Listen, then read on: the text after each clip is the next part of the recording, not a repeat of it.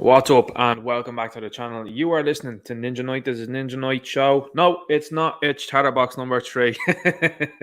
So what I've been doing is I've been talking to you in the last couple of weeks and I've been saying the channel was going through a little bit of a rebrand just to re-up things and to change things around a little bit just to see what the story is with the algorithm, because the algorithm over the last while has been a bit iffy. It's been a bit teshy. So I said, do you know what? I'm keeping an eye on what some of the bigger guys are doing. And that's exactly what they're doing. They're starting to change things around. They're starting to rename things because, as you already know, that if certain things are named or certain things are said, these people don't really like that and they don't want you to be promoted as such. Now, what's very interesting is I've gotten over 2,000 views on the recent video about Enoch Burke, which we'll be talking about here tonight. And again, as I always say, there's a small incline in subscribers. I think it's funny that you get 2,500 views nearly at this stage, and there's a climb of about 65. Oddly enough, though, as I do always say, and as I pointed out, I think it was on Instagram, that you've got a situation at hand, which is you have a public broadcaster, state broadcaster, as far as I know, they are state broadcaster. Perhaps they are not. Perhaps I am not correct in my terminology there, but certainly a broadcaster anyway, we shall say, in News Talk that keeps gaining subscribers. They're at 55,000 now at this moment in time. And that Enoch Burke video that I did actually had more views than a lot of their most recent videos. So I think that's kind of funny to point that out. But also I think it lets you know where people's hunger are and indeed where their interests are for current stories and the truth.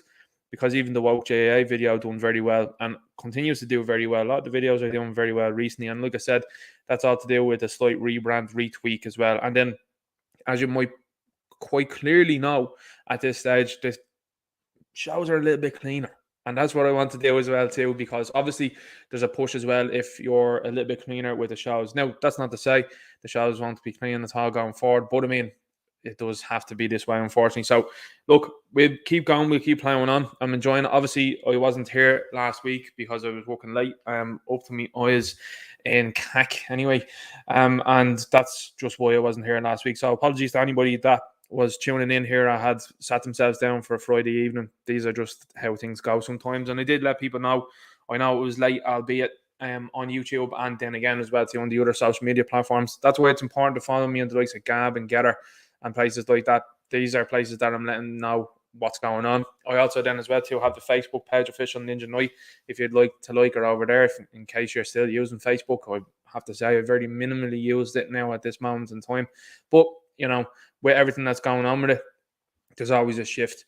So we'll talk about some of the stuff that's going on this week. And, you know, it's been a bit of a boring weekend since I last talked to you in the last two. Nothing's really happened. Oh, wait, no, it has. Lots has happened. So we'll get in and talk to it now. Well, we'll talk about it in a few moments. But what I'll do is I'll jump into the chat and say hello. Remember as well, too, if anybody would like to help out the channel, links are in the description down below.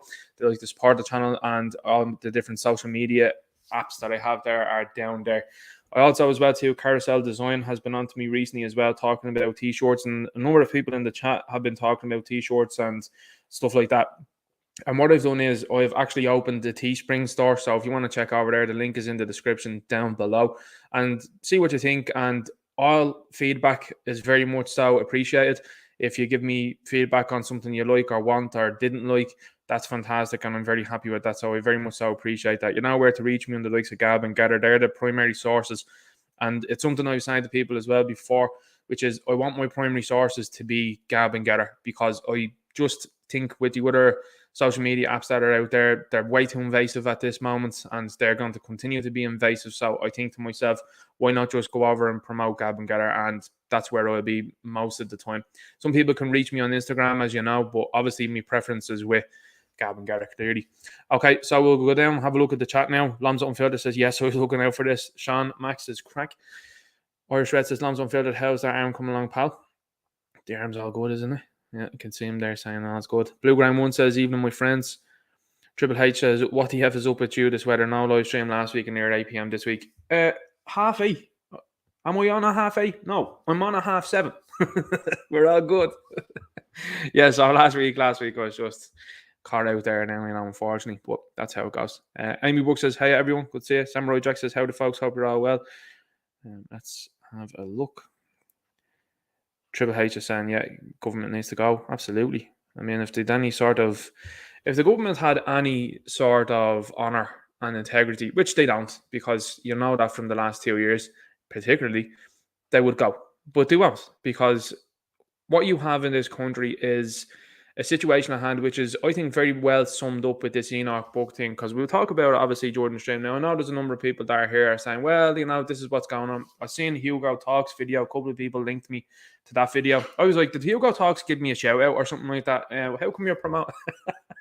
Anyway, at that point, I actually don't mind when people have crossover. And I mean, Hugo Talks does do a lot of good videos. I thought his video was interesting, and I thought the way he framed it was quite interesting about talking about the family. But I don't think he quite understands Irish parish politics.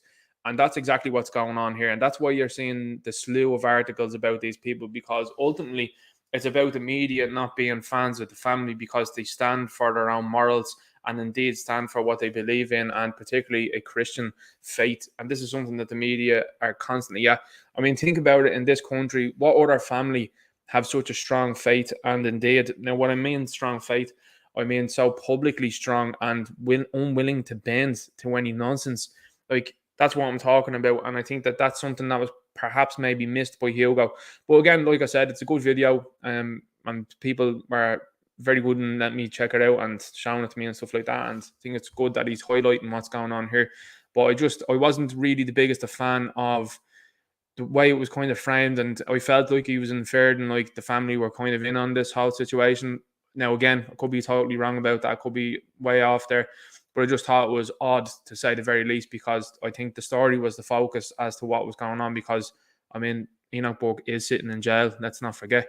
Was they have the likes of Luke O'Neill and various other people that are out there now that should actually be in jail are still roaming the streets. So that's what I like to highlight and what I like to show. And I have to say, anybody that's been looking at YouTube for the last couple of days, when you see someone like the Quartering who has a lot of subscribers pick up on that story, I'm sure Salty will pick up on it at some stage. The Quartering has over 1 million subscribers.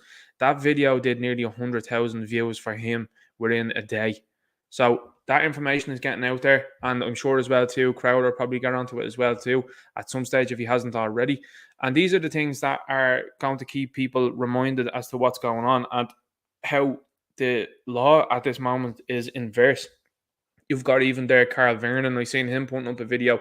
Now, we would have loved to see him talk at length about it, but he has this brilliant montage video. It's called Clown Planet. I absolutely love it. The music, even, Jordan, is just hilarious. It just hits right, and Carl Vernon's done very, very well with it.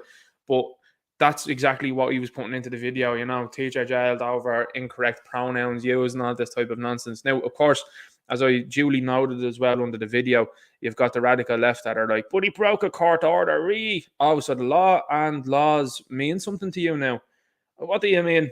Well, you certainly weren't interested in the likes of the Nuremberg Code or the Geneva Convention for the last couple of years. You were flagrantly abusing that, and you thought discrimination, segregation was okay.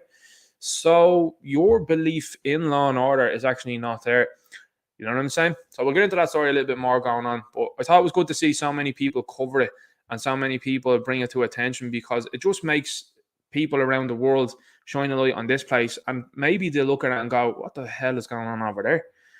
I've got an invitation as well too to the Plastic Paddy, his live stream. So I'm looking forward to that. I think it's supposed to be on next Wednesday. I'll keep you updated on that.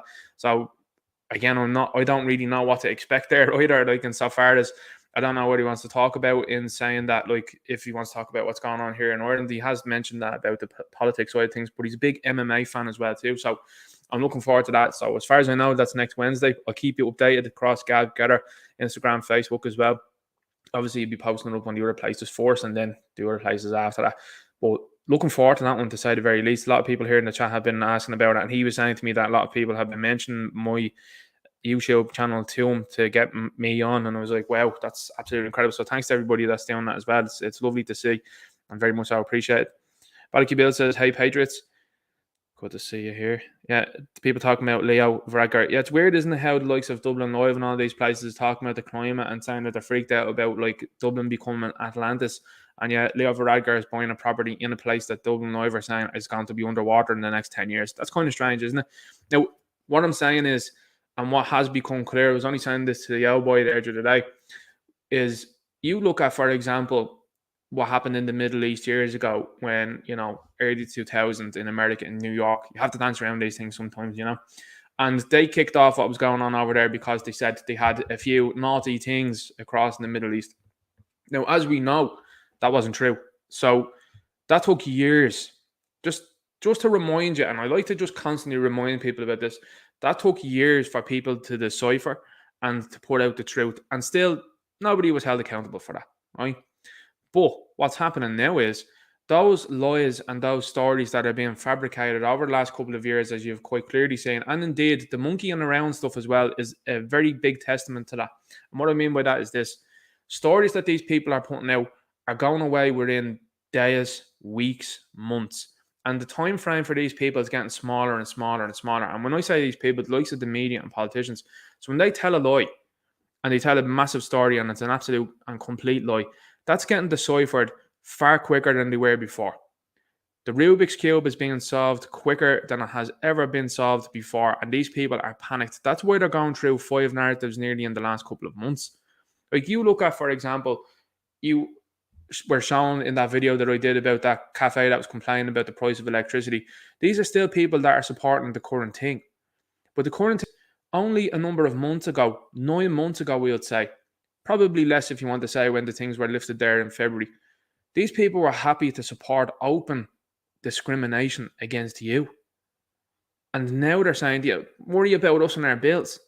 Well, actually, no, because when you have a look at the hotels and you have people like Philip Dwyer, Derek Bloig, Satirical Soldier, and Dave Cullen, and the various different people that are out there. And I'm talking about even citizen journalists now that are coming out. People that are just ordinary heads. Like Derek Bloig as well too is taken off very well because he's someone that's just speaking as it is. The same with Philip, same with Satirical Soldier, and the same with various other people that are out there. Because now people are starting to go, oh, here, I'm not having this anymore. What are we going to do? We're going to land down to Parky Quiv. There was another great video there out last night. I might not get the name correctly. I think the man that was recording was perhaps Sean, if I'm mistaken on that. But he was talking to people and he said, oh, sure, look, where are you from? And they were telling him, oh, it's Somalia. And he said, so you're Erden from, the place up beside Russia there? They're like, no.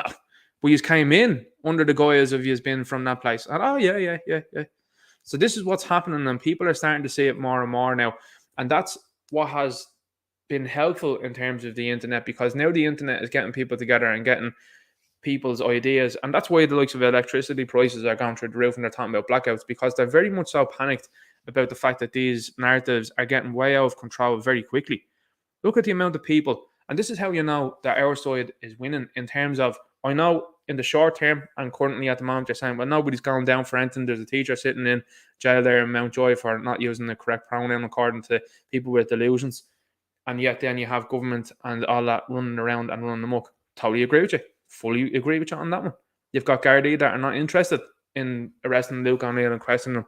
I mean, that's a guy that thought there was 11 billion people on the planet, an alleged scientist. Do you know what I'm saying? So these are the type of things that should be looked at. But what needs to happen is exactly what's happening now, which is normies are seeing what's going on. And they've been looking away from the car crashes, I like to say, for a long time. But now they're rubbernecking. And we're already at the crash. We're the firemen at this stage. And we're going, we actually have to be telling you. We've been putting the sirens on and telling you, here, look at this, guys. And now they're looking. And it's hitting them in the wallet. And when the likes of situations are happening at the minute as they are, which is prices are up, inflation is through the roof, and lofty leftism ideas go straight out the window. Happens every time. And this is exactly what you're seeing now. People now that are getting stung for things that would have supported the nonsense before. Like Joe.ie, for example, they actually put up the post of the woman who owned the cafe that was paying nearly 10 grand for the electricity bill. Do you know what Joe.ie did? They actually edited out the Ukrainian flag. Why did they do that?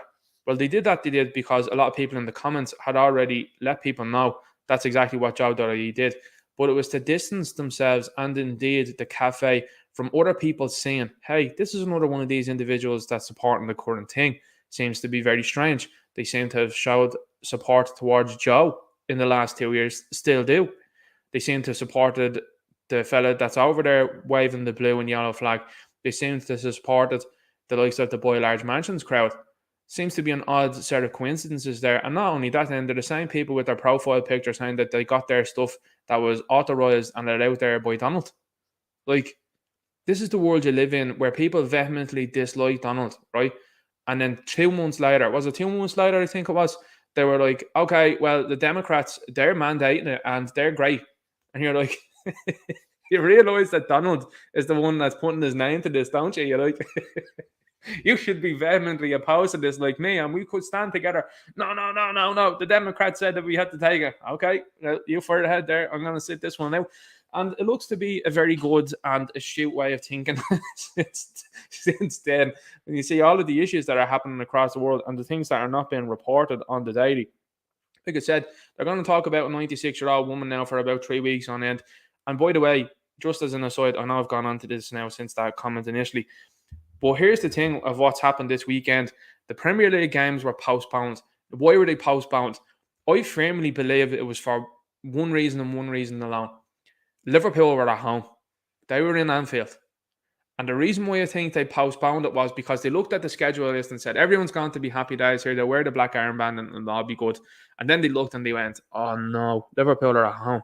Now, Liverpool have a serious beef to do with the UK government and indeed with the monarchy. So it's very interesting to see. And I personally believe that's the reason why they did that. I don't think there's any other reason. Now, here's the thing. If a week goes by and a further week goes by and they decide to postpone more games, I think you could look at that and say, well, maybe they took that reasoning for a different view. However, if they just postpone this week's games, which I think they will, and then go next week, I think it says an awful lot. And I think Liverpool fans are still going to sing the chants. There was even there, I think it was a Dublin Live, and this is how you know that the media here is totally and utterly compromised. You've got Dublin Live, allegedly, will we say allegedly, that are putting out an article saying Sligo Rovers fans were an absolute disgrace in what they were saying last night. They were chanting about Lizzie. You are an Irish outlet. That's what's supposed to be done. Do you not understand this? Do you not get this at all now? 70-year reign that encompassed an awful lot of negativity that happened in the north of Ireland. Not only that, but you're covering for a woman that has some very suspect relations, to say the very, very least. Not only that, but also a woman that would have known about Jimmy that was in the BBC.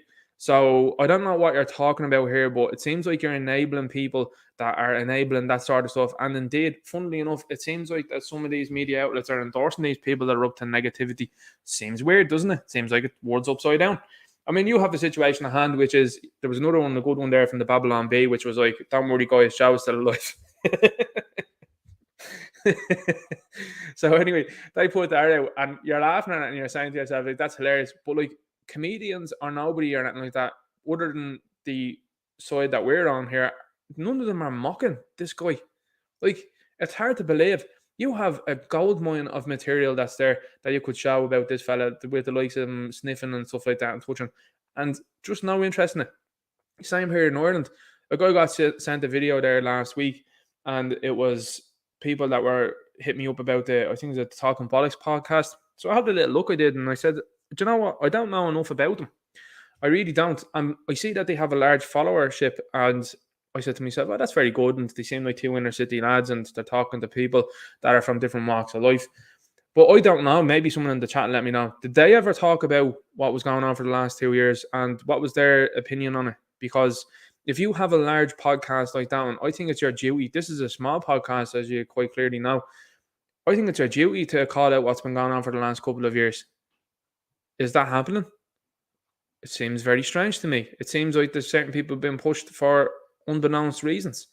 Now, that's not to say the lads aren't doing good. That's not to say the lads' podcast isn't good.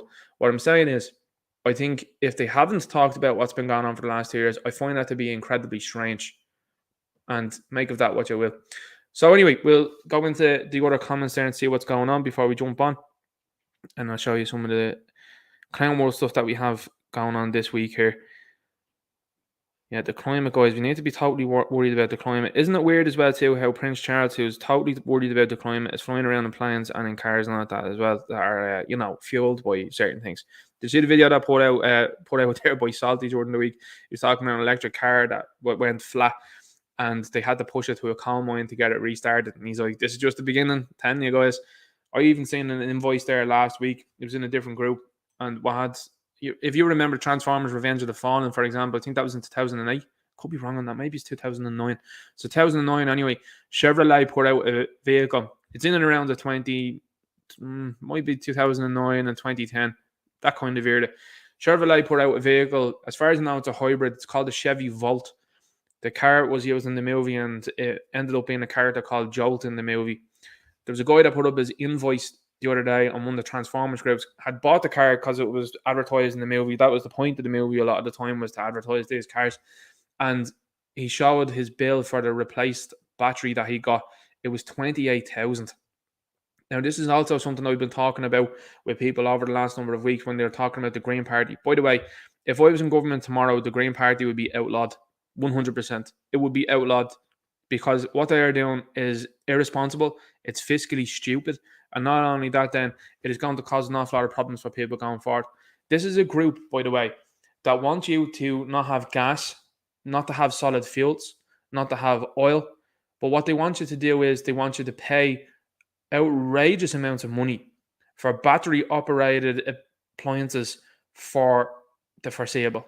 So that means then you'll be paying about 15 to 20 grand every 15 or so years. Like, do you want to be doing that? Absolutely not. And this is why it all works for these individuals and why they're talking about, oh, there's going to be blackouts, because that's the next thing that they're trying to scare people with. We'll show you as well. The Germans at it again, 2 knocks and never disbanded, and now they're running the EU. I find that to be incredibly interesting. So anyway, that's what I would do. If I was in tomorrow, it'd be Green Party gone out there. And I mean, look at some of the members that are involved there. Oh my God. You've got Eamon Ryan, who's more like Father Dougal Maguire than he is any sort of credible politician, and saying outrageous stuff. I mean, here's the thing. There was an investigation there into various different people that were telling the truth on YouTube by Garcia Connor, but no investigation into Eamon Ryan when he was talking about democracy being suspended and dictatorships being good. No interest in that one at all. Funny how that one works out, isn't it? Anyway, Barry Bill says, see, Coveney doesn't want to be neutral. Give him a tin hat, a rifle, and one-way ticket to Russia. Yeah, absolutely. If you want to have a problem with those gang, head on. Like, here's the thing. That's what caught the lefties as well, too. Lovely is when that whole thing kicked off, they're like, go on to support the Ukraine. Yeah, go on, head over then. You go on. You've been looking for a knock for the last couple of years. Why don't you head on over there? They're saying, they're saying the Russian man bad and he's all for all things there from the 1930s, 1940s Germany. Weirdly enough, though, these are the people that are employed by the place with the blue and yellow flag. Weirdly enough. Oh, I don't want to go. I think you should. I think they should conscript you. I think that I'm out and I think you should go in my place. No, I have to stay here and talk about what Philip Dwyer's doing. No, I think you should head on. I think you should go to Ukraine. I really do. You take yourself, Jedward, and the various other government ministers. They're flying in and out of the place, by the way. And you stay over there and you join the front line. Set a bit of an example for everybody else. You know what I mean? Anyway. Keep going anyway. Oh, by the way, as well, Derek McMahon always says it in the chat as well, in fairness to him. Hit up at Ninja Night in the chat if you have something for me to be asked about in the end of the show. That'd be great. Ninja Night, hope you're well, man. Says Samurai Jack. Oh, it's good. Baliki Bill says I split with the GF yesterday over Enoch lols. You see, here's the thing. We've been doing well and so far as people are starting to eye up the current situation, and indeed your values are very important. I would say that is no loss to you, Baliki Bill, but you have definitely rid yourself of some serious problems in the future, because if someone doesn't support common sense, not worth going out with, not worth listening to, not worth being friends with, you know what I mean? And that's the way I am at this stage of the game. I just don't take any nonsense anymore. Sainton Scottish says, hey, good to see you here. Tony Lynch says, how many Ukraine flags are still up? Way too many. I've seen a lot of people in Italy, for example, their video and individuals gone around taking those flags down. So I think that's fascinating to say the very least. Right, we'll jump into some of the stuff that I have for this week. Obviously, it's going to be, I'm going to try and not make it a mammoth stream or anything like that. But what I want to do is I want to show you some of the things that are to be highlighted, I think, and show you the clown world that's going on here now at this moment. It's absolutely outrageous. But like I said, the information highway as such is becoming very, very clear to people now, and they're starting to really realize how the game is being played. Like I was only saying to the old boys today, like media literacy has been something that's been lacking for, I think, a lot of people in the last sort of decade to 15 years maybe. But now people are starting to get what's going on. They're getting how things are said. They're getting how it's been promoted. I mean, I knew Thomas Tuchel was going to go before most people did, because I was like, well, the things that he's saying, the statements the club are putting out, don't seem to look like they're right to eye. And surely enough, he was gone. So things like that. But then you see things like this, and I'm going to show you this now. I'm just going to pull it up here. This is from the Twitters. And I'll show you what's happening. Obviously, we'll be talking about things as well as they go along. I was watching the Transformers movies there as well by Michael Bay only recently. And some very interesting things to happen in those movies, particularly in Dark of the Moon. But what I always found interesting, because, you know, just as a person that has a deep interest and love for the Transformers, you've got people at the time were very upset about how Optimus Prime behaved in those 3 movies, and indeed the subsequent 4th and 5th movie. And you're looking and going, all right, these are the same soy addicts that are then telling you, well, he shouldn't be a pacifist. His home planet's just been ruined by Megatron. And you think that he's just going to say, shake hands, all is done after what Megatron has done? Like, you have to get a grip. Like, that that version of Optimus Prime is my favourite, because he takes no messing. And then indeed, I'll talk about it now in a few moments. In the 3rd movie, it's just very interesting what he does. So anyway, this is Department of Housing, Local Government and Heritage here, Depart Housing Ireland on Twitter. Now, this, as you can quite clearly see, has 17,000 followers. Now, as you will know, this is totally going to get 17,000 likes. They say, we're very happy here. We are secure. We have a long-term rent, says Bernardo. That's totally an Irish name, as you know. Who was moved into one of 74 cost rental homes officially opened by Minister Dara O'Brien, TD, today. So, Dara O'Brien, 17.2 thousand followers. So that's a serious amount of followers amongst both of them. And now on hashtag there, along with Meridian Street, let's see how many they have, 62.9 thousand followers. To a Housing there has 3,000 followers. Now, it definitely got a lot of likes. Oh, look at that, 26 likes. Now, here's the thing. I get more likes than that. This Gonzo channel, this Gonzo production that's on social media apps that these people don't want me to be on, because I'm already gone off Twitter. I'm already gone. And for reasons which I know why, which is when you call someone a donkey, that's definitely worse than some of the behavior of what the leftists are doing on the Twitters. It's definitely not. Anyway, I'm being sarcastic, because I know lefties that listening to this are like, he's acknowledging it. No, you're stupid. So anyway, you've got this here, 26 likes. How is that possible? Before we even kick into the video and what's going on here, how is it possible that an account with 17,000 followers only has 26 likes? How is that possible? How can you not even crack 1,000? This has 15.4 thousand views. Who do you think is watching this? People like me. People like Philip Dwyer. People like Satirical Soldier. People like Derek Bloig. These are the people that are watching. Dave Cullen, Mick O'Keefe, various other individuals that are out there. These are the people that are watching this and are looking at what you're doing. And now I'm going to show what you're doing to everybody else that's watching here. Housing for all. Now look at this. The Department of Housing Ireland follows are mentioned can reply. So these fellas at this account here bottled it. And what they did was they said, shit, if we put this video out and people quite clearly see what they're going to see here in this video and comments below, it's not going to be good for us. This is how you know that, and as I said earlier on, this is how you know that we're winning. I know that people would say, well, hang on, inflation's through the roof. Government ministers that have done negative things are still on release, and the likes of Luke O'Neill still walking around as a free man. I understand. But this is how you begin what's going to happen in the future, which is when you take over the information sphere, which is what is happening right now, and you start to mock and laugh at these people and start to say to them, you're banging over order here. It's only going to be time. And I'm happy to wait and bide my time until base patriots start coming out and start applying for the various different positions that are out there. Here's the thing. You've got parents and indeed a board of management that is totally out of order with the Enoch Burke case. Not enough parents, if I've seen any, have come out and spoken in favour of Enoch Burke. That tells you an awful lot about what's going on right there. But here's the thing. Here's the game plan later on down the road. That's going to happen to other boards of management around the country and in various different skills. So what do you think?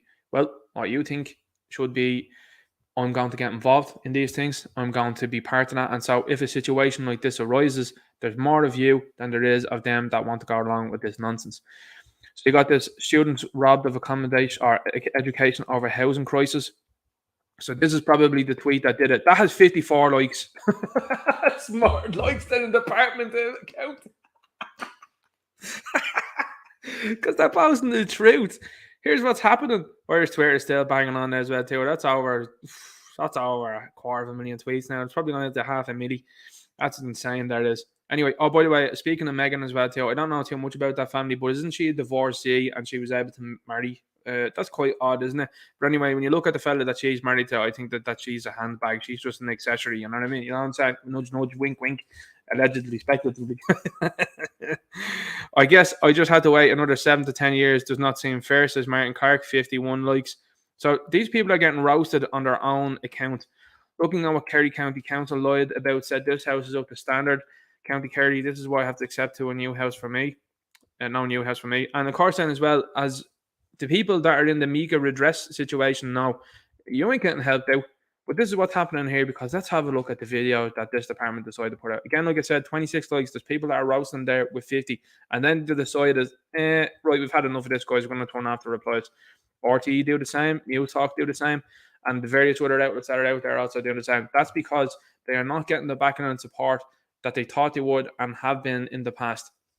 Seriously, look at likes of Facebook and all of that, and that's their platform, that's their territory, which has quite clearly been out there last week or the week before there in the Joe Rogan show.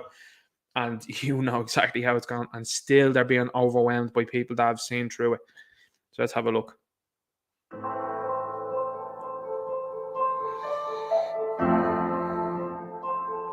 Clearly we're going to see a Paddy here now in this video. You know, you're going to see a white fella there now with freckles, you know.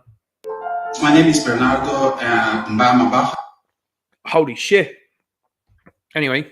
I'm from Equatorial Guinea, a country in Africa. So before we moved to this apartment, we were staying in rat mines in a small place. Okay, just to put that out there, right? Rat mines, you want to see the rent for rat mines. Rat mines is outrageous. My question is this, and it's something that's been posed by a lot of people that are out there, which is this. You've got fine-sized Georgian houses there in the inner city in Dublin. And these are huge houses. They are very, very pretty to look at. They probably would command an awful lot if they were to be sold. But these houses seem to be filled full of Roma. Now, I don't know about you, but that seems to be very strange to me. How is it that a house that should be, and I mean, no house I don't think is worth £1 million. Maybe if you look at some of the stuff that's on Cribs, I suppose you can see the value in it. But anyway, some of these houses will probably fetch in and around £1 million. Yet these places are being filled with people that don't seem to contribute anything positive to society, especially not here. I mean, I know friends of mine that are Romanian, and they're saying the same. They're like, we can't believe Ireland has taken these people in because they grew up to all sorts. So that's not to say each and every one of them. However, it does seem like a strong majority of them get up to no good. And these people are living in massive houses here in Dublin. I mean, the way to explain it is this. That would be like a group of people that are very much so known for not working and contributing anything productive to society, living in, I don't know, Times Square or like central London. Do you know what I'm saying? That's just to put that out there. And maybe in Canada, you might be living on the best street, the main street in Toronto or Ottawa or somewhere like that. So how is it possible that these people that seem to have very little, now, we know that they don't, obviously, because they'd be going out and doing the begging amongst themselves and clearly getting an awful lot of cash for it. How is it that these people have been housed in places like that rather than what should be happening has been posed before by politicians and indeed Donald that seem to know what he's doing when it comes to this sort of stuff, which is, all right, guys, if you want to come over here, you're going to be out in an area over there. And if you don't want to work, you're going to be in an area over there. And that's where we're going to keep all of you. There's none of this sort of mixing it amongst middle-class people that are paying out through their eyes for houses, and then someone lands in next door who hasn't done a day's work in their lives. Like, that's outrageous. But that's what's been done here in this country. And multiple young couples that I know have been outbid for properties and houses in Dublin by the likes of the City Council and by, how can we say, a group of individuals that seem to be from the Far East. And what they then do is they sublet them. And those people, or what I should say is they let the house, and then the people in the house sublet the house then, which means that there's about 40 people in the gaff. So that's not conducive, and that's not helpful to anybody that's living around the area, because if you've got elderly people, for example, they're going to be more so inclined to be a bit fearful of multiple people running around there to stay who they don't know and who could be up to no good, because as we know, and as Micheál Martin himself has stated, they haven't done any security checks coming into this country. So you've got a fella here that's either coming over from Rathmines. I mean, Rathmines' rent is way through the roof, and he's been given a place here now. Weird how they're promoting this. I mean, this is the thing here with the department. If they had have put someone, I don't know, Jane from Clondalkin or something out here, most people would look at this and go, that's a good move. But the fact that they thought this was a good PR move to post this says an awful lot. And the ability to try and normalize things, which is what they are doing. They're trying to normalize this and say, yeah, you shouldn't have a kick up about this. I mean, if I knocked over to Equatorial Guinea in Africa there, I'm not sure if I'd be treated in the same way. You know what I'm saying? And I mean, recently we've seen Nigeria bans models and voiceover artists there that are not from Nigeria. Of course, on Western media, if that was a Western country that did that, they'd be called all sorts of isms and istophobes, not that. But Nigeria was just left alone. You know what I'm saying? I even actually I posted that in there. Posted that on Instagram, and I had some agent that came on, and she was saying what Nigeria is doing isn't ist. And I said, no, listen, hang on, you would be the first people that'd cry about it if it was happening to you. Like, let's just get that straight. And literally 2 minutes later, she cried about me saying that Sam Wilson is not Captain America, it's actually John Walker. You know what I'm saying? These people don't possess any sort of intellect whatsoever. But anyway, this is what the department are choosing to promote. And people in the last number of years have been uncomfortable with stating facts and stating the truth and pointing this out and saying, here, this is taking the mick here. But now it's starting to happen where people are looking at this, as you can see, with 15.4 thousand views, very low likes, and are starting to get disgruntled. And I mean, seriously disgruntled. People that have to leave the country to go and find work, people that have to leave the country, have to leave their own county so they can buy a house. And then they're saying this here. It's not good. Africa. So before we moved to this apartment, we were staying in Rathmines in a small place, but the place itself did not suit us, me and my family. So we had to apply for a cost rental apartment, and then we were chosen. So what does this? So you're chosen. So that means that and this is again part of the problem. Like I say to you as well, you have an issue at hand, which is you've got idiots that are in various different jobs that are going, oh my God, I'm going to support the current thing. Am I going to be supporting Jane McCarthy? Absolutely not. Here's Kelechi over here. I'm going to give it to Kelechi. Do you know what I'm saying? Like, that is happening in every walk of life now at this moment. And I mean, that's why the psyop as well too with the likes of the Ukraine situation is happening, which is people have been gullible enough to go, oh, well, support is not, no matter what. No. You support your own, you do. And after that, then you can maybe take a look at supporting someone else. But the fact that you want these people to jump the queue and everyone else, like with the homeless here in this country, you've got in and around 10,000 homeless here in this country.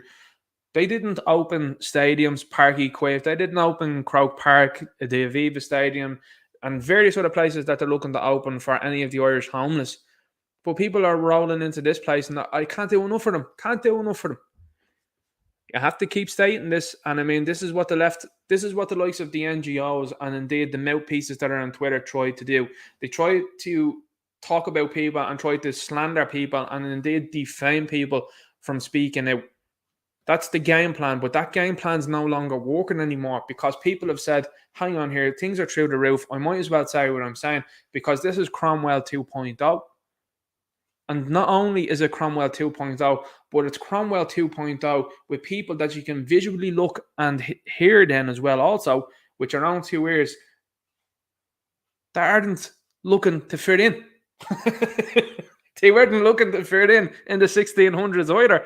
But here's the thing, they could get away with it from some point in time because you said to yourself, I'm not sure whether they're Scotch or they're Welsh or they're English or whether they're Irish. I'm not sure here. It's as clear as day now. You only have to look at O'Connell Street and look around. The country, our city, it's overrun. And I'm talking about people that are hanging around in the likes of the street that's coming off Tar Street in towards the Spire, just have a look around there. Statues that are there, all-time statues. The fact that the government want to give 240,000 over the next 3 years to people of a foreign nationality for Moore Street. Like, think about that. Moore Street, they want to give nearly £250,000 to people that are already overrunning Moore Street, a place that should be a cultural and historical hotspot, overrun with stupid shops. I'll fix your iPhone. I'll put braids on your hair. Stupidity is being run in Moore Street. Instead of that being a historical spot where people can go. I mean, here's the thing. Use it to your advantage.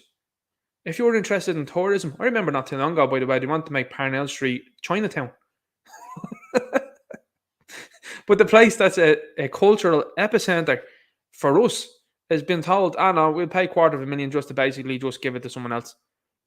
I mean, part of you would love to have a time machine and just go back and say, right, Collins and a few of the others there, come on now, Harry Bowland, come on now, come to this time and see what you think now. Do you know what I'm saying? Looking at this, our own Irish out freezing on the streets, our own Irish then that are struggling to buy properties. And that's happening, by the way. Irish people are starting to look around and starting to say to themselves, I'm paying through the nose here for a house, and next of all, people are being landed in beside me, or behind me, or in front of me, and they're socially way out of order. And of course, then you've got the Gardaí that don't want to deal with that, because you have a story that I looked at there last week or the week before, I think I might do a video on it, of a fella that was nearly taken out in uniform. And the fella that had done it was back out very quickly. So the Gardaí are looking at that going, am I going to take the pucks, or am I going to go and annoy people here with a speed gun? Well, I'm not taking the pucks, so I'm going to do the speed gun. So then you have another problem at hand. Also as well, Ireland seems to possess no immigration control whatsoever, and you've got the Department of Justice and indeed the Justice Minister that is looking to give out citizenships to people that have only arrived in the place and are here hanging around for 4 months. Meanwhile, she's telling you that you're an istophobe. Anyway, what I'll do is I'll strike that from the record. I don't think she said that. But what she's saying is there's anti-refugee rhetoric. Yeah, because people are starting to see the likes of this now and they're starting to get annoyed. And I'm telling you, they're only beginning to. This is why I think, and in my firm belief, I don't think any political party that's currently here now at the moment is going to do anything. There's way too much inaction from certain people, and also as well too, the opposition have showed us over the last 2 years that they are not there. For example, the likes of Sinn Féin, they have totally sold out. And then opposition that could have gathered momentum over the last 2 years didn't do enough, in my opinion, and indeed cast out one of their best members, and especially one of their best known members. I still stick to that, because that was somewhere to grow, and you did that. Bad idea. So yeah, back to square one when it comes to things like that. But what I do think it is important, and what I think is going to happen in future is you're going to see someone, a base patriot that has a lot of money that needs, and this is how you do it, to combat this, needs to set up their own broadcasting service, needs to set up something that's rivaling RTE, and is going to report about what's going on. So that's why America has been very interesting to watch, because they've had CNN, but they've also had Fox. Now CNN, because it's in control by David Zaslav, it's starting to turn the corner. Got rid of Brian Stelter, and then what it did was then it posted out an article, I think last week, saying the Lord of the Rings, Rings of Power is woke. That's a huge shift. So that means that they now, in Zaslav, have both stations, CNN and Fox. Because Zaslav has openly said he has supported Donald in the past. So that's very interesting to see at the very least. And that's what needs to be happening here. Could you imagine the ratings that would happen if people like on a very similar station here were pointing this out, like I am doing now, and saying, look at this. You ain't going to get this on RTE. You ain't going to get this on News Talk. I'm not going to be pointing this out. I'm going to be pointing any of this sort of stuff out. I'm just going to keep running with the narrative. So very interesting times coming ahead. And here's the thing, as I always say, I don't mind if you are a skillful individual that's going to be helping out this country, and that's fine. But if you're someone that's doing a job that's to be done and has been done in the past by people who needed it, that are now sitting on the likes of the dole, well, I don't think that that's needed. I think you're surplus to requirement then at that stage, and I think that I would much rather our own people are able to get on the ladder for monetary gain and going forward than letting the world into the place and then saying to people, right, by the way, the average price of the house here is 500,000. That's where it's going. Like, you're getting houses that are selling here now for 500,000 that are nothing to look at. Nothing to look at. Like I showed you there a couple of weeks ago, 375,000 for a house in Inchicore. I want to see the gaff that you can buy in the likes of Florida and Texas for that money. Mansions, nearly. And yet you're being told, we're going to be in an attached house there in Inchicore for 375,000. It has to be off your rocker. But that's what's going on, because supply and demand is working in the favour of the government, who are also some of them landlords, which works for them, and then are also related to or involved with estate agents. And they're all delighted because they're all absolutely creaming it. And then you have this rental stuff. And like I said before, if there's an economic collapse in this country, which a lot of people seem to think there will be, I think it'd be interesting to see if there is or if there isn't. But if there is, you've got a lot of people that have come to this country that are economic migrants that are filling up these places. Like I said to you before, friends of mine from Romania, they've already told me, like, if things go to the wall here, I'm out. So that means there's a vacant property then. And like I said to you beforehand, if you've got vacant properties, then you're going to bring the likes of antisocial behaviour and all sorts of other issues that are coming with that. Like, there's a serious lack of forethinking here and a shoving in of multiple things whilst also destroying our own heritage, culture and history. I mean, there you go. We've got Micheál Martin that said it before in the Dodd backwards way of looking with sovereignty. Like, what are you talking about? So anyway, we'll keep going here on this. This means to us, actually, it's a happiness. We are very happy here. We are secure.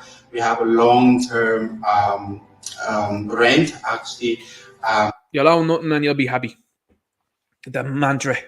Now, you're starting to own nothing. Are you happy? You're seeing the likes of payment that's been offered out, because I keep my finger on the pulse when it comes to these things.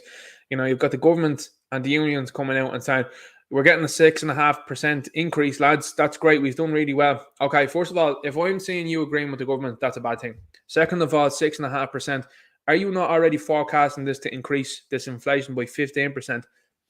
So people are currently losing money, and they're going to lose money now again in the future. And it's the spin. It's the spin every single time. Well, that's as I said to people before. It's up to people to start up grassroots organisations. I mean, indeed, if you don't believe that your union is working for you, why not band together with people that think likewise and start off another union? Because that's what works. These people then say, oh, shit, the money's going over there. It's going to have to get the finger out. Otherwise, they have a monopoly.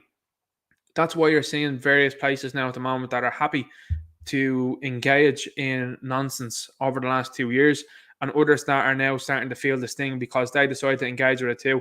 And what's going to happen is your local shops there are going to go away, because people will remember that Joan that's sitting behind the counter, or Max or whatever it might be that's there, that was haranguing you in the shop. You're going to remember what they did, but you got a faceless, nameless corporation that thing slide it did. And you're going to go, oh yeah, that's grand. They didn't do that to me over there. And then monopolizes then. Like I mentioned before, I'm staying with my partner, our little daughter, and yeah, of course, yeah, we are really happy. Look, a really great day today. 118 new homes here in South County Dublin with Tua. Curious how much of those 118 homes house people that are Irish. Cost rental, 35% below market rents. Long-term state-backed affordable rents with long tenures. Great week for cost rental, by the way. Another 50 coming up for application now in Kildare. And we've hundreds.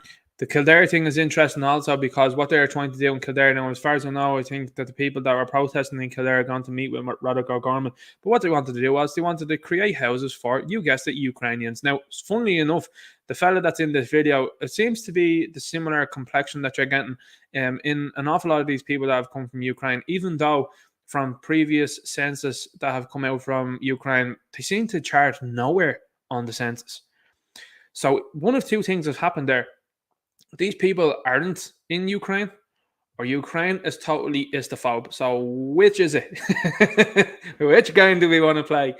So this is what you're saying. And what we would like to know is how many people are in this estate that are Irish? How many people in this possible home that you're going to give now in Kildare? How many of them are going to be Irish? These are the questions that need to be asked. Hundreds more on the way. We're committed to cost rental and delivering this new form of housing tenure through Housing for All. Whilst we're doing that, delivering more social homes than we've ever done before, and affordable homes to purchase for the first time in a generation through our local authority bills and our first home scheme.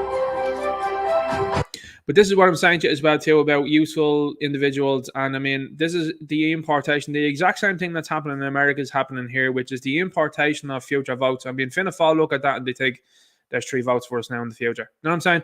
The Paddies are telling us they're not going to vote for us anymore, but there's 3 more. You know what I mean? Like, so they've offset the votes that they would have lost there with new votes. Now what you're seeing is the influx of this is to, hopefully for them, from their point of view, create a new base of voters that are going to support them in the future. You're seeing the same thing happen in France. Like, you've seen Macron be supported in France. A lot of French didn't turn up for that election, which was the wrong thing to do, because I think you need to turn up for everything. And I mean, you need to contest every ball. That's something I was always taught. I was always growing up. You contest every ball, even though you might think it's not on. You do it. You have to go with it. And that's why, you know, sports are very important here for men, because you got to contest everything, no matter if you think it's not going to go your way or not. And I mean, obviously, you look at the last number of years and say to yourself, it's very strange things that are happening. I mean, they're even talking about referendums, and I think is it the 2nd of September that they were talking about there, that they were like, well, we're going to put forward a motion for a referendum on housing. You can all see where that's going. It's all going with the ideology of, hey guys, we used the census there to figure out how many homes are in your house and how many are vacant, and we're going to shove a lot of people in it, because you know the houses that have 30 odd heads living in them, well, it seems like you can do that too. It seems like people are paying rent, and this is where it all goes and where it all stems from, because it's all spin. Hey guys, we can see that in likes of Georgian houses there in Dublin 1, there's 40 people living in a house that have 4 rooms, and sure, like, they can do that in your house too. I mean, some people will probably be listening to this and saying, yeah, that sounds exactly like the 60s and the 70s and the 80s. That's what they're doing. They're just going back again. I mean, it's incredible to think some of the things that are happening are just history repeating itself again and again. Like I said, the Cromwell plantation, and indeed the plantations that were done here in Ireland, are just happening again. You're seeing it in front of your very eyes. Irish have been treated badly. They're not getting anything in their own country. And people that are invading the place are getting everything and anything they can. And they're offsetting it by letting these people have as many people as they want, in terms of if they have babies and that. And they're getting paid for each one. So they're outbreeding Irish people too. Because you've got people here in Ireland that think that both parents have to work. And what they're doing then is they're having 1 or 2 children and that's it. And then they're paying half their wages. So one person's wage has been paid entirely to childcare. Some people employing au pairs and nannies that are not from Ireland. And I mean, that's going to be one going forward. But you've got now people that are looking at it and saying to themselves, well, hang on here. If I'm having 2 kids and your man over here, Mohammed there, is having 8 kids with the wife, it's totally going to be more than them eventually than there is of us. You just got to look at the CSO, by the way. Have a look at some of the CSO names for babies over the last 20 years. You want to see it. The 90s, it's all, you know, Sean's, John's, Michael, Gabriel's, and all that sort of stuff. And then in the 2000s, it slowly starts to creep in 20 Mohammeds. And then there's like 2 different ways of spelling Mohammed. So that's 40. Do you know what I mean? And you just start looking at that and you start saying to yourself, like, that's slowly but surely creeping up. And it's going to keep going. So let's go on into the rest of what we have here. This has been some hilarious stuff that's happened over the last while. Now we get into some of the more serious stuff later on, but we'll take a bit of a palate cleanser here with some clown mold. This comes from the Irish Daily Mail, and this is what they've decided to do. Now, this is what I'm saying to you about print and these papers being way behind on what's going on. And when you try to push the agenda, it's not working. Because like I said, these people will come out long after stories come out. As I said, that video that I did has around 2,000 views. I'm sure that's probably more than some of the buyership that are going to buy this paper. But, no, speculatively, allegedly. But what I'm saying is, that video was a hot topic at the time, and now they're coming out weeks later and are going, well, you know, it's not really that much big of a deal. Done. Story's done. You're in trouble. Finished.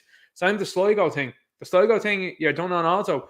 The way you try to memory hole that and say to people, don't worry about Sligo, forget about Sligo, forget about Ashton Murphy, guys, but we totally should be against Enoch Burke, guys. That has woken up so many people. You don't realize what you've done here. And this is the game that these people do not understand in the slightest. They don't understand the truth, first and foremost, and they don't like to tell the truth, second of all. But not only that, third of all, they are way behind, because what they have to do is they have to go through multiple knuckleheads and they have to put out statements and articles like this to try and rein people back in and try and bring them. They're already done. Most people that look at this with their own two eyeballs will go, this is outrageous. Because like I said, what happens if this book here shoulder charges some young one or something like that and breaks a collarbone, or even worse? Like, is insurance going to pay out? My view on the whole situation is that the 15 of these guys that are over here, these ladies, should have said, no way, we're not playing, and walked off the pitch. That'd make a bigger statement, and then it makes a bigger kerfuffle out of the whole thing. The ladies GAA met after this. I'm not sure what the outcome of that was, but the IRFU were very quick to ban this sort of nonsense here. They were like, no, not doing this here. You got the Rose of Tralee that's telling you, yeah, we're going to induct men that are like to cosplay as women now next year. That's going to be hilarious. Because here's the thing. People, and indeed women, and indeed the feminist movement, maybe it's a counter movement in itself, have been telling you that they're equal. Not when fellas are winning the likes of these bench pressing and Olympic events, and the GAA here, this fella allegedly scoring 2-9. Of course, the media were out straight away. He didn't score 2-9. Were you there? Were you there? So anyway, and it's also wording as well too. He didn't score 2-9 from free kicks. No. Nobody said that. They said he scored 2-9 from open play. We're going to admit that. All right, fair enough. Well, everyone can see that has a bit of media literacy. Anyway, going on this. What's going to happen is, as I said, you're going to have a ladies' GAA match that's going to be played by 30 blokes, because that's what's going to end up happening. You've seen it in the weightlifting. The weightlifting has been a bit of mess in there. The person that came second done that on purpose, in my opinion. You've got the swimming situation that's happening also in America. And women are now slowly but surely starting to understand that you are actually not physically equal to a man. And that's happening. It's not only happening, but it's happening rapidly. So this whole situation of we're totally the same, it's been taken way out of context, because as you can quite clearly see here, the female here with the male pattern baldness is much larger. So this is what they say. Transformer GAA player speaks out. I wish to leave lasting legacy of inclusion. But this is what I'm telling you. The likes of the Irish Daily Mail are giving time to this nonsense. They're giving time. Don't consider me a safety risk. I can't do things I did before. What is this person talking about? Like, there's no comment or anything that doesn't seem here that says, listen, this is absolute and utter nonsense here. This is way out of bounds. They're just going along with it. To try and normalise this. Now, to me, there's a larger part that's happening. And you quite clearly see this when you see the likes of Andrew Tate, who blew up across social media and on YouTube, talking facts, talking about masculinity, and talking about strength and what's to be expected of men and what men should expect in life. And he's taken off these platforms. Meanwhile, this shit is being promoted. It says an awful lot, doesn't it? You've got the H3 Productions there, Ethan Klein, as someone that's been regularly promoted on this platform. They absolutely love him, they do. But Tate was deemed unnecessary. Tate was deemed too dangerous. Was it not H3, Ethan Klein, that was posting out a threat, to say the very least, towards the NRA? He's still on the platform. Tate isn't out, because he's telling you what to expect from a woman and what a woman can expect from you. Like, the baseline of what he was saying as well too is, if someone breaks into the home, who is it up to go downstairs? And he's like, me, because I'm the bloke and I'm going to sort her out. She's not going to be of any use here if there's a 6'6" intruder that's coming in with a weapon. And you got some fruitcake down from Canada that's like, well, she's like this, super sniper. Yeah, no. That's not happening either. Like, that's not going to work here. You know what I mean? But common sense has totally gone out the window. And fair play to the Irish Daily Mail for playing along here with lack of common sense, because people that buy this now are going to go, what did they say? Now, am I mistaken, or am I correct in saying, wasn't it the Irish Daily Mail, again, speculatively, allegedly, were they the ones that were saying there was some sort of war on people that didn't want to take the Voldemort? Was it not them that said that? Was that not them? It could be, possibly, speculatively, allegedly. So it's absolute nonsense that you're saying here. The lasting legacy here is dudes shouldn't be playing women's sports. Look, here's the thing. There was an article that was out there yesterday. This is the only thing that's gathering in interest, I would say, for the women's game. There was an article out yesterday, the day before, on one of the platforms. I think it was like the Lad Bible. Lad Bible, it's done, by the way.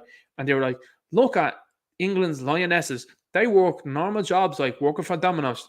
Okay, so what you've admitted is then that these people don't bring in the revenue that you say they do. That's fine.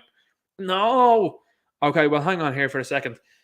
The same ticket for the women's that was £50 just to be put out there. The £50 ticket that was there for the final is £950 for a men's game when the men play in the same stadium. Who do you think is more supported there? The men. The men bring in the revenue. That's what they want to see. What's going to happen here, though, is you're going to get people that are going to turn up and talk out to these things for the laugh, and that's what's going to gather the interest. Nobody gives and nobody gave a rat's about women's GAA until this happened. And now you've got a huge talking point about it because this guy is deciding to get involved in it and the paper is deciding to give him some sort of support. The support is not there. Like I said, when you've got the video about Enoch Burke out there, I could probably count on one hand the amount of negative comments there were towards him. The large majority of comments were positive because people were looking at it and going, all right, yeah, that's enough now. We've had enough now. And that's only the first instance that I think of this that's happened. So anyway, we'll have a look at this one here. This is another one that blew up, and the eventual situation that happened here I think was quite funny. Now, we've reported on this fella before, and this guy is allegedly a comedian. Now, this is a fella that likes to say, like, I think as far as I can remember now, might be mistaken on this, I think he was kind of gloating over the fact that Andrew Tate was banned and calling him a misogynist. This is a fella who is known for posting videos of him shouting at a woman. Now, I don't know about you, but that seems strange. Now, I know his type of comedy, if you can call it that, and the people that follow are like, well, it's actually owning the toxic masculinity. It's not funny, first and foremost. And second of all, he's just looking worse for him. But to give you a little bit of a background on this fella is a bit of a media darling, he is. Now, this fella was involved with a drink driving incident where a man, as he knew him as a friend, got onto the back of a motorbike after this fella having a day worth of drinking, and he lost control of the video and ended up seriously injuring himself, and the other fella passed away. Since then has been getting a lot of media attention. Are you starting to realise that there's a bit of a pattern amongst the people that these people like to promote? It's never anybody that's sound. It's people that have a bit of something going on here in the past. This fella then admits in various different articles that he used to drive around his local town at top speeds, and the Gardaí had pull him over and say, oh, no, you can't be doing that anymore. Weird. How come he wasn't arrested? How come he wasn't charged for any of that? How come he's not off the road? You know what I mean? Like, does that not seem logical? You know? Anyway, you see this type of post that comes out here. This fella is as left as they come now at this moment. But the reason for him being left is probably because he's not possessing much there above, but also because he's invited onto the likes of the Late Late, where he cries about a situation and all, and is promoting his own comedy. And people are going, I sound brave speaking out about what happened to him. Brave? He filled himself full of gargling and caused an issue. Like, what are you talking about? That's not bravery. That's pure stupidity. That's the clown world that you live in. Pure stupidity has been promoted. Anyway, this is the type of stuff that he's coming out with. Now, this fella was nowhere to be seen from what I remember, I think, from the Sligo incident. Now, what the usual game from these people is to say, oh my God, I can't believe that you're talking about the left and the Sligo incident and the fact that it's a Muslim guy. You just must not like Muslims. No. Okay, listen, you have no clue about what's coming, and people that have gone and ventured to these countries and indeed know anything about the culture know what it's about. What people are trying to do is they're trying to protect people and indeed future generations of Irish women also, particularly from what is an oppressive religion. I mean, this guy has absolutely no clue about what this is. So anyway, this is the type of rhetoric they're coming out with. Now, here's what's going on recently, and what's been happening as well, particularly on Gab, is they've been calling these people anti-Christians. They've been calling them Christian phobes. So when that's aimed back towards them, using their own language towards them, they don't know what to do. And they go, well, Catholic Church, no, hang on here for a second. Nobody's endorsing what was going on there. And if anything now, most people are starting to step away, and indeed have already stepped away from the institution. They still believe in Christ though. Where are you at now? Yeah, no, you're done. You're a Christian phobe. You're an anti-Christian is what you are. And people now have started to get wise to the tactics, because that's what they've done for the last number of years. They've put out this sort of stuff. Oh my God, you just don't like this. No, I can cite why I don't have any interest in the Quran, why I don't think places in the Middle East that have done very oppressive things, do very negative things, that you people seem to not want to visit at all and sort out, even though I give it the big one here in Ireland. These people there, for example, that I've showed before, that Beyond Video, I think, with a BBC documentary, when a woman asked one of the fellas that's running the show there, will there ever be elections with women involved, and they just laugh at her and tell her it's one off the cameras there, because that's how they do things. But we don't want to acknowledge that whatsoever. So anyway, you've got his post here from the Burke family are Christian fundamentalists who have been against every social move forward in this country for the last 50 years. So, well, that's not really worked out, has it? Because when you're talking about social moves, here's what you're talking about. You're talking about this fella here now, potentially playing against a woman who could be a daughter, a mother, an auntie, who could be something to someone, could be a wife, could be a fiance, could be a girlfriend. And you're telling me that when she's in hospital, allegedly, speculatively, when someone like this gets a serious injury, that's just a social move. The social move is right here. You starting to see what I mean? You have important danger. And this is where it happens then with the likes of Rosa Tree, inducting and introducing men into that. If you were a fella, and you were a fella that was probably a decent looking fella, what do you think you're going to do next? This is where it's going to go with the messing then, by the way. Fellas are going to go, there's women getting changed in there? All right. I identify as a woman. And then you're going to have people in there leering at these women, and these women going, what do we do here? Because that's eventually going to happen. It's already happening in America. Libs of TikTok very much so documents this stuff constantly. But this is your social move that he's talking about, right? He's talking about these people saying, no, this fella shouldn't be playing in the women's game. I think that's reasonable. But that's a Christian fundamentalist. Well, I think you're an anti-Christian. I think you're a Christian phobe. That's what I think of you. So what was the end result of this? Well, the end result of this was this situation. Everything I said would become a lightning rod tonight, so I deleted the statuses because the comments were becoming vicious and hate-filled. As always, people will read what they want to read into what I post, but my God, I doubt that now. Some of the comments were abysmal, and that was from both sides. Done. You see what I'm saying? This is what I'm talking to you about. This is their own platform. He's a blue check mark, and he had to get rid of statuses, had to get rid of them because he said something completely ridiculous and stupid. Because the tide is turning, the momentum is with this side, the pendulum has swung, and this is what's going on. I mean, there's articles that are out there about this fella that say he has 500 million views on YouTube with videos that are very poor, in my opinion. Now, again, content is subjective. People might look at this, and they do. And they say, I don't like your content, I don't like this, I don't like what you're saying. Yeah, that's great, that's fine. But the overwhelming majority of people that check into this content give it a like, they comment positively, and the like ratio is very high. It's over 90% generally on this channel. So I'm doing quite well here, and yet then you're here posting a status like this and getting absolutely rinsed on it.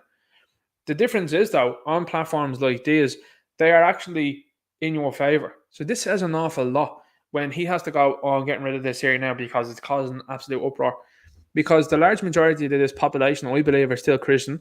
And when you decide to target Christians and indeed don't talk about incidents like the ones in Sligo, people are just going to go, oh, hang on here, you didn't want to talk about what went down in Sligo, and that's not just like an isolated incident. These things happen all of the time. And if you look at Britain, for example, these things are regularly happening. So the pendulum has swung, and I think it's a good thing to see. There's another thing as well too with the Enoch one. I thought this comment here was funny. I just think it's very funny. So Alf Lundgren here commented a couple of times on the video, got very upset he did because he was one of these, well, actually, they actually had a court order out about him. Yeah, which stemmed from him not using nonsensical pronouns. I mean, here's the thing. That's ridiculous, you know? But this is what the left are concerned with. I am more concerned that this case might become viral. It already has. The Quadrant has commented on this. He has made a video, and various other people out there that are huge have made comments about this and put videos out there. If when people who don't know much about the case watch this video, want there to be, again, poor, there's always poor comments from these individuals. I want there to be some comments that describe the actual case. So I laughed at a previous one there. Question for what did he get that injunction? Hean says Mrs. S. And I said, the story is already viral. You lefties are done. But that's what they're concerned about. They're concerned about becoming viral because it doesn't look good for them. Why does it not look good for them? Because that is what this issue stems from. And what I've said to them previously as well is this. These would be the same people. Let's just make no bones about it, right? These would be the same people that will tell you Rosa Parks was a hero. Yeah, listen, you'd be the fourth person there if you were there back in those times telling her to get off the bus, to move our seat. The likes of me wouldn't. The likes of me understands that was wrong and would have supported her.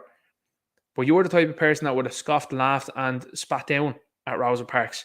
So don't go on and tell me that you're virtuously a little bit better than anybody else or you're a virtuous signal. The likes of you there would have been standing in uniform looking at what happened to Bobby Sands and letting it happen. The likes of you as well too would think that situations that have happened before in the world that are entirely and completely wrong, you would have stood over them. Well, it's because the court said the courts in this country and in various countries around the world have been up to no good. And when you see people, as I like to say, memo files, getting lenient sentences, being let off, and yet you have a fella then in jail, which is what it stems from, not using an incorrect pronoun, that's when you should be like, hang on here, let's hold the phone. But instead, your stupidity knows no bounds, and you want to keep going with it. Like I said, you're the same people that would scoff at Rosa Parks. You're the same type of people. You know, there was one out there, I think recently, I can't remember who said it, but they said that it wasn't the fall that killed them, it was the flower. You know, these type of people. That's the type of people that will actually total nonsense. You're absolutely and totally wrong in what you're doing and what you're saying. And these people are consistently, have you noticed this, by the way, they're consistently on the wrong side of history. Every time. Oh my God, you should wear the mask. Oh my God, we totally agree with lockdowns. Oh my God, I can't believe inflation is happening. Oh my God, look at the price of electricity. Oh my God, we support Ukraine. Oh my God, I can't believe Russia is hanging on to the gas and is causing problems for the power grid. Every single time you seem to be on the wrong side. So that says to me that I'm on the right side consistently. And indeed, that you are a very negative influence on society that, in my view, shouldn't be listened to and shouldn't be gaining positions of power. This is where it comes to, folks. You need to be in grassroots positions and you need to be running elections against these people. Leo Varadkar thinks he's going to run an election in the future. Why not run against him in his constituency and start posting out ads and based stuff? People that support you. That's what you need to do. But this is what these people are concerned about. They're very worried that more of this stuff is going to come out and people are going to see it for what it is, because it puts what they want under threat. And a lot of these people, by the way, are funded then, not the people that are commenting there specifically, but there's people that are being funded to try and stifle these stories because they don't want people to know how ridiculous things are going. Because like I said, you have a guy sitting in jail, which stems from him using a pronoun that is correct and refusing to abide by nonsensical, delusional pronouns. Meanwhile, just to be clear yet again, Leo Varadkar was under criminal investigation. The DPP chose not to prosecute him. That doesn't absolve him. That doesn't say he's innocent. They just chose to do nothing about that. Micheál Martin has seen over a reign of absolute terror, in my opinion, in this country, along with other government ministers that voted for it. You've got Luke O'Neill that's out there that was talking about the fact that he had the monkeying around stuff in his lab, was contacted by the US agents, and nothing there, no investigation whatsoever. He openly was talking about it on News Talk. No investigation into News Talk either. You've got Drew Harris, someone that's from the PSNI. So people are starting to look at it and starting to say to themselves, right, so Varadkar's going to be back as Taoiseach now. You've got a fella that's running the police force in the PSNI. You've got the deputy there that's going to be investigating some of these things there is also from the PSNI. Seems like Cromwell 2.0 is very much so on, lads. And this is what's going on. You're seeing people persecuted for religious beliefs there, but at the same time, there's articles coming out being like, well, we don't know if Youssef is going to be charged or not now by the DPP. That was 2 weeks ago. I don't know if there's been any updates since then. Has there been any update as well on the guy that fired the rocket man there at the Gardaí in St. Stephen's Green? Was there any update on that at all? Don't think so. Not since the last time I checked. Kind of weird, that one, isn't it? It's kind of weird how that story just went away. You think they'd make something about that. But no. They want to talk about Enoch. And what happened with the media then was the media actually misunderstood what was going on. They thought that a lot of people were going to support them and going to say, yeah, they're totally right to be doing what they're doing to him. It's been the complete opposite. And the longer that fella stays in jail, the more power he gains. And this is what the likes of the establishment are afraid of. They were hoping, because through the articles, you can see the fear. They were hoping he'd turn around and say, yeah, no, I purge me contempt and I'm just going to do what I'm told. And he's like, nah, I'll stay here as long as, because he knows the longer it goes on, the worse for them it looks. And that's what I'm saying to you about people standing up and taking a firm place. A lot of people out there will say, nah, you just say sorry and just get on with it and, life's to be moved on. No, it's not at that point now, though. It's not. It's no longer at that point. You can't just say, well, good game, we'll let evil win. No. People are standing up to it, and what's happening is it's echoing around the world, where you've got Sky News Australia reporting about it, you've got the Quarton reporting about it, and multiple other huge organisations and people that are reporting about it. Piers Morgan was talking about it too. So this is echoed around the world. And what has happened now, it's been a PR disaster for the government. And the longer that he hangs around where he is, regardless of contempt or not, when he exits that, it's going to be massive. It's going to be huge. Because people around the world know about him now, and they're going to go, what's going on here? You've got Dr. Jordan B. Peterson that's coming and doing a speech here in Ireland, I think, over the next couple of days. Huge, for a similar reason. So you think that this is just going to go away? You're wrong. You thought Bannon Tate was going to do anything. There's 500,000 subscribers that are across there on Rumble now that are following him. And that's the rhetoric that they were going with. This guy is misogynistic, and he's someone that people shouldn't listen to. Yeah, but H3 is then on this platform. You know what I mean? So you want to apply the same logic? Let's do it. But this is very good. And the longer this goes on, the better it does. And that's what I mean. This is setting panic into these people when he's gone, nah, I'd rather be a Christian that holds on to my values rather than someone that's going to be a pagan and go against what I believe in. Awesome sort of stuff. Very interesting to say, the very least. That's the Department of Housing one there. Russia indefinitely suspends Nord Stream gas pipeline to Europe. Kremlin says supplies will not resume until collective West drops sanctions on Russia. I tell you what, guys, right? I'm not someone that's happy with the energy prices and not happy with the heating thing. But what is going to happen is this fella has played a masterclass in terms of chess with these people. They thought they'd go in with the sanctions. The sanctions haven't worked. You've got the Sun, I think it is. It's an article that I'm going to probably do a video on. Has showed all of the things that are down in Russia. Prices are just down across Russia. Fuels, electricity, gas, the whole lot, all down. Meanwhile, everywhere else around the world, up 18%, 20%, 15%, 13%, and massive problems around the place.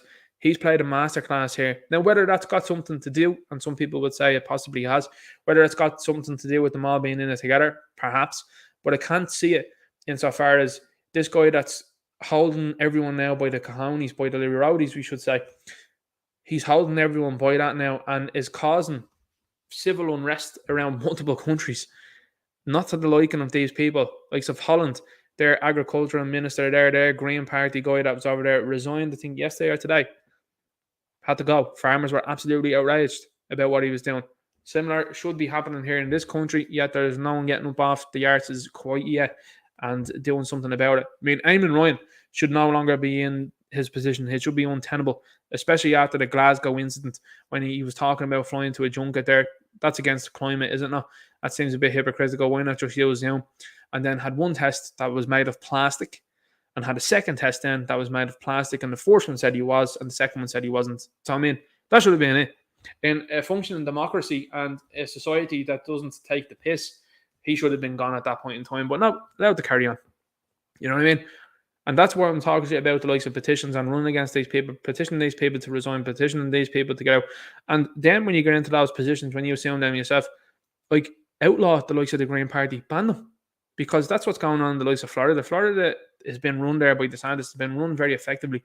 They find out there's an attorney general, as far as you know, that's taking money from a certain group, certain forums and certain people. And he just goes, all right, you're out. Done.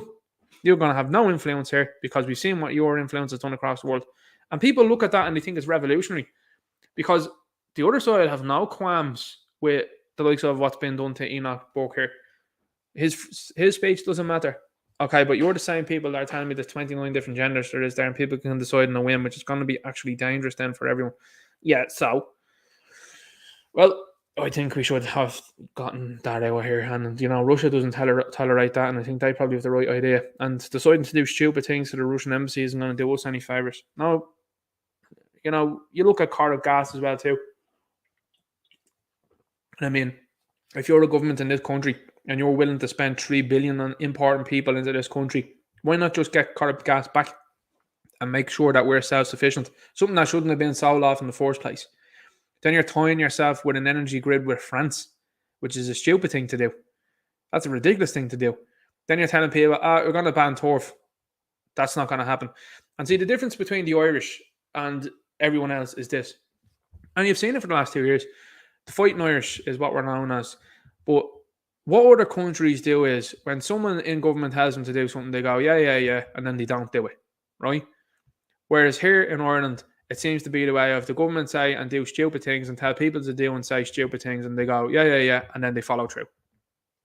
That's now not happening anymore. It's starting to break down. People are starting to go, no, I'm not having this now. Now, you're saying in the likes of Britain, which I think is a great idea, in the likes of the 4th of October, they are not paying their energy bills collectively. There's over 100,000 people now that have joined that movement. That's going to be interesting. Italy, they're burning their energy bills the yard outside government buildings. Very visceral, very much so, something you can see, and these people can see too. So that's something that needs to be happening here. We're now into September. It is going to begin to become cold, which it is. You've got the government now that's telling people, well, public buildings, you're going to have to shut off the heat in about an hour or two before you close.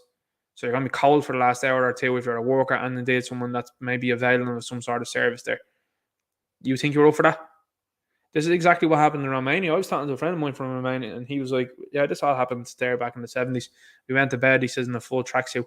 Do you know how fucking sad things are here in this country? I always talked to people recently, and they were like, we're out to buying sleeping bags now for the winter. I said, what? And they said, yeah, like, bought a sleeping bag there now just in case it gets real cold. You should be outside places, because I'm telling the likes of Eamon Ryan, Micheál Martin, Leo Varadkar, Radical Gorman, the Sinn Féin gang there, Paul Donnelly, Mary Lou McDonald, they ain't going to be cold. They ain't going to be sleeping in a sleeping bag. You know what I mean? So like I said to you before, you've got all that sort of nonsense that's going on and people not willing to take it. You've got all sorts of nonsense that's happening consistently to generations now, which is you've got old people that still believe in the nonsense of the last couple of years. And here's the thing. People might seem to think it's disrespectful or whatever like that. You need to be out straight with old people now. You need to be taking on messing. Tell them it's a spoof. Tell them it's a hoax. Tell them it's a joke. Tell them it's a scam. What have you got to lose? Because they don't care. They want to follow stupidity. Tell them it's ridiculous. Then you've got younger generations then as well too. You've got people that have just retired or maybe are close to retirement, being threatened with the price of a pint becoming a tenner. Stuff that you wanted to do and enjoy when you're at the point in a hard shift in life. Your money and your savings are being eaten away at by the likes of inflation by these people. And now they're telling you, the price of a pint is going to be a tenner. You happy with that? They're also telling you as well too that they're not going to give you heat and there could be blackouts, not that. I doubt that's going to be happening to any of these foreign people that are coming into the country, these invaders, these Cromwell 2.0 disciples. That's what's going to happen to them. So, you've got then the younger generation too, who have been told, and this is what gets me the most, which is this is the conditioning that's been done to people as well. And when I talk to people, a lot of people 30s, 40s, 50s, 60s as well are very, very unhappy about what's going on. People in the likes of their 20s and all, like I've been here up as well too on the likes of different platforms, likes of Gettr and Instagram, and people have been saying, I'm after getting a flyer in the door there from Trinity College. I'm after getting a flyer in the door there from DCO. I'm after getting a flyer in the door there from UCD. Colleges and student unions that are asking residents, people that have paid for their homes, taxes, and everything that they have done in their lives, are asking for a room to rent. My answer is this. When are you going to grow some Lee Roadies and take your campus back? Because that's what you should be doing as a student union. That's what you should be doing as a student body. This nonsense of, I'm going to not commute to college anymore. I'm going to actually camp on the campus. Where is the room that you were staying in last year? Because I can guarantee you this. I'm going to make no further comment. Because that's something that really gets me. Well, anyway, what you should be doing is, you should be going to like your student union and indeed the college at large. And this is what should be happening if you're going to be someone that's going to be organised and the student union aren't doing it for you. Collectively say, all right, guys, we're not paying fees here now. College have to do something then. They'll have to move these people on. They'll have to do something. But at this moment, in the video that I showed you previously, a woman is telling you, we don't know where we're going to put students. They're going to have to maybe go to people's houses from around the way in UCD. And then UCD is in an article only a couple of weeks prior telling people, yeah, we're taking all these people in there from a country that seems pretty illegitimate at this moment in time. And they're just living in the houses and they're living for free. The wider scale of what's happened to has woken a lot of people up. How can it be that people that have moved into this country are getting things for free and living for free and actually are being paid to go out and buy stuff? And how come people here in this country that have worked and paid and did everything they could to be employed in this country, how come they're being pissed on? How come they're being hit with high electricity bills? How come they're getting nothing for free? You see what I mean? And this is where the discontent is starting to go. And the discontent and the disgruntlement is starting to get people very much so agitated. But the government ultimately fear, because whilst they're trying to stoke division amongst peoples and people that are going to come into this country because it's a handy number. By the way, Bengal Roy, he put out a post there of people that were on Facebook, Ukrainians, that were telling people that were in their own country how to scam their way into this country. That's all happening. So division is happening amongst people. The government are trying to side with people that are not of this land, very Cromwellian, in my opinion. And instead, people are starting to band together and go, well, we're having none of it anymore. You need to be running for positions against these people, because these people will continue the clown world, they continue the circus if they can run against them. And this is exactly it here now. The likes of the Germans there in 2018, I think it was, when Trump gave a speech in the European Union or in some sort of European conference, he told them, guys, you know, you will rely too much on Russia. Russia is, if they turn off the gas, you're done. And the Germans are sitting there laughing, going, oh, look at him, he's very silly man. And they're looking, they're laughing at him. And he was proved right. The Russians, them in China. So anyway, he's been ultimately proven right here on this situation, because the Russians just went, yeah, we're going to knock her off there, lads. You just want to say something about us? Yeah, you're going to be cold this winter. Now, this isn't going to fly with other European countries. It's not going to fly with the likes of France, Holland, and probably Germany. They're going to be out in the streets. They're going to be angry, because they're also seeing what's happening to them. Will it be the same here in Ireland? Possibly. You've got the lefties as well too that are putting out a protest there. I think, is it in around September, is it? We'll have a look now later on. I can't believe it. The lefties are like, well, actually, we're going to actually, protest about what the government is doing. Wow, it's all the people that have been supporting the nonsense that has led to this that are out protesting. You're protesting your own policies. That's hilarious. Are you not far right now? Anyway, gigs being cancelled around the country as cost of living crisis hits ticket sales. Campaigners call for support from musicians and entertainers. Now, you've known my feeling on this situation, which is I feel that a lot of the last 2 years, when you're talking to people and that, and when the likes of tents and all that, which is what they've repurposed an awful lot of these places as, or these centres that were there, I am going to speculate. And I think a lot of people that were in those queues, to make it seem like there was a lot of people there, were in this industry. This industry was really quiet, which was weird. It was very quiet for the last 2 years when they were put out of work. Super quiet. I couldn't believe it. The Gaiety Theatre, the likes of Borgosh and all that, and all the people that are working there, and the various other places, all very quiet in acting as well too. What's the story there? How come you're only upset now? Were you not upset at being out of work there for nearly 2 years? Even though the likes of The Rock and all that was able to fly around on jets, and he's totally worried about the climate, and he's able to make the Black Adam movie, and Pierce Brosnan was there too. He's totally worried about the climate, lives in Hawaii and all that, and he was flying over to do that. These people are all super duper scared of the sniffles, by the way, and are continuing to promote that sort of stuff. Hollywood's done, by the way. Everyone's starting to realise what's going on there, and a lot of negativity surrounding it. I mean, they have to turn the corner very quickly here. Like, that Rings of Power being a disaster, as I said to you, I think that's the beginning of the end for this woke stuff. But it's another one that's just hitting home. Recently as well, I watched The Boys. And the people who write The Boys are so inept at what they do that they've actually made Homelander into a hero. Like, when you watch that series through a gaze of what's going on, Homelander is the hero and the boys are actually the villains. Now, what the Boys TV show tries to do, just so you know, because you might say, well, Homelander's done some negative things. For example, in the 4th season there, where he's drinking the milk and all that, and he's mad about your woman, that wasn't him in the comics. Who that was Mother's Milk. So the fella that's in The Boys there, the black man that's there in The Boys, he's called Mother's Milk for that reason. So he's a grown man that likes that. You know what I'm saying? Then you've got the relationship with Stormfront.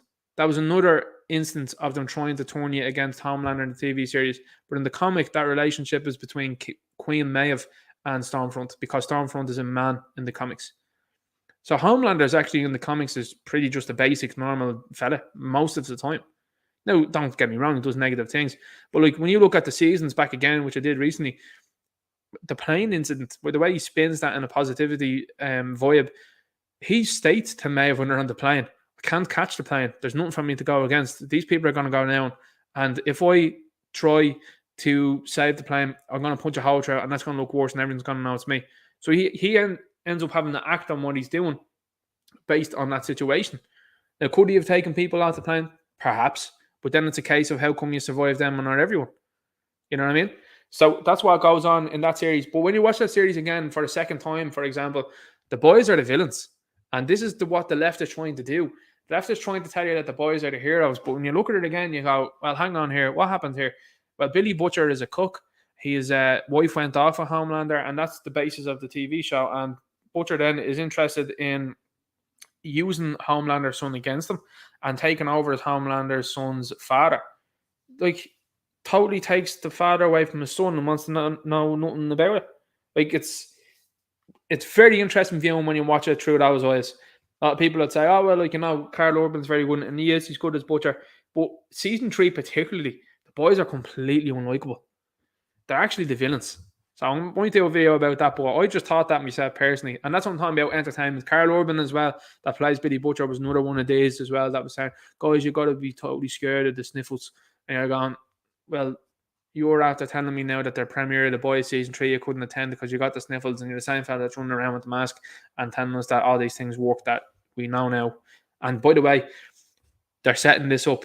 They're setting up the fact that you can say that these things don't work anymore because they're going to try and blame your man now in 24. The people that mandated all these things and are doing it again still in New York City. I've seen Cecil says, put up a picture there earlier on in New York Comic Con where they're like, guys, you're going to still wear masks. All right, that's a Democrat-run area, so, you know, where are your energy going to be when it comes around to November and people are like, nah, not having anymore. But this is a result of this. And like I said, where was this type of uproar when these people were out of jobs for the last 2 years? Seems very suspect, doesn't it? So we've got this here as well. Fresh supermarket eating area construction wear ban highly insulting. You know, the people that just keep this country going, that do everything to build things, don't come into our place. Is that not discrimination? No. I mean, here's the thing. You're putting fellas out that are wearing construction gear. What about other people that are wearing certain outfits that you can't see their face or anything like that? What about that? What about people that are entering the store with certain dresses that an awful lot seems to fit into? Have you banned them? No. Well, the reason why you haven't banned them is because, guess what? You're probably getting negative feedback from the likes of the journal start here, the journalists, as they like to call them. But this is the type of stuff is ordinary, average working lads that are working around this area have been told don't come in. Absolutely outrageous. Sweeteners not healthy and safe alternative study. Researchers have identified a possible link between artificial sweeteners and heart disease in a new study published in the BMJ. Isn't that interesting, isn't it?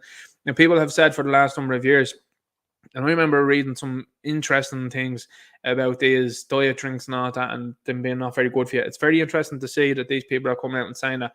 Now, because it's linked to heart disease, you and I both know why they are making this type of statement and why they are making this type of article. This is not by mistake.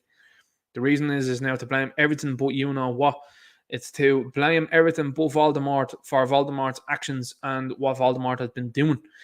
You know, when you've got an article that's been out there and it's talking about the clocks moving forward causing heart issues, that should have been it. You know, he should have been like, listen, you're an illegitimate station there. You're an illegitimate journalist outlet. Nah. But this is what's going on. So that's been promoted, by the state broadcaster, just to put that out there. A former Dublin mayor writes in Brady on becoming a US citizen and voting Republican. That's an interesting one, I have to say, at the very least.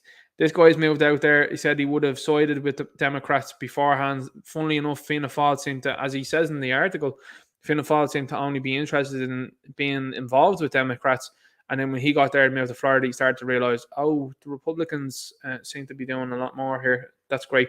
Now, I mean, he becomes a US citizen. What if he brought this type of, you know, MAGA attitude back to Ireland? You know, I don't think a lot of people would be opposed to that. I mean, look at the current situation. You've got your man there who was ousted for the Robert Troy, who was ousted there for the rent issue, and they replaced him with Dardy Caleary, who was involved in Golfgate. So you've replaced one scandalous minister with another. Clown world. And you see this then, he's like, nah, the Republicans seem to know what's going on. Great. That's great. Minister for Justice voices concern over rising anti-refugee sentiment on Ireland. No interest down the rising crime levels. No interest in people's homes being under threat when this woman is talking about people being forcibly put into your homes. No interest in that whatsoever. Again, leftist policies, leftist people that are running the show as well, that want to say one thing, which he was talking all about, putting a refugee into a whorehouse, and then was like, well, actually, we did think about it, and we live too far from anywhere. That's got nothing to do with that. And you have a bed now. You have a room now. Well, we don't have the space. Mate, listen to me. You need to be running against this woman in elections. Seriously. This woman's got to go from an electoral point of view.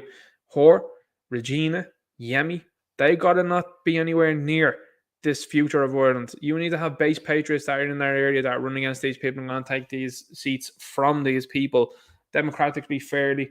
And indeed, if these people are to be re-elected, if you have a large contingent of people, an overwhelming large contingent of people in the likes of Mead, you then have to ask questions as to how. Do you know what I mean? This is where we're going. Like telling, and I'm fully with you, telling people that things are shady and you shouldn't engage in it. I agree. But what you can do is you can go to these places and do what Trump is doing, which is going to various cities and states and having hundreds of thousands of people lined up to see him speak. And then you show the other fella that can't fill a high school hall.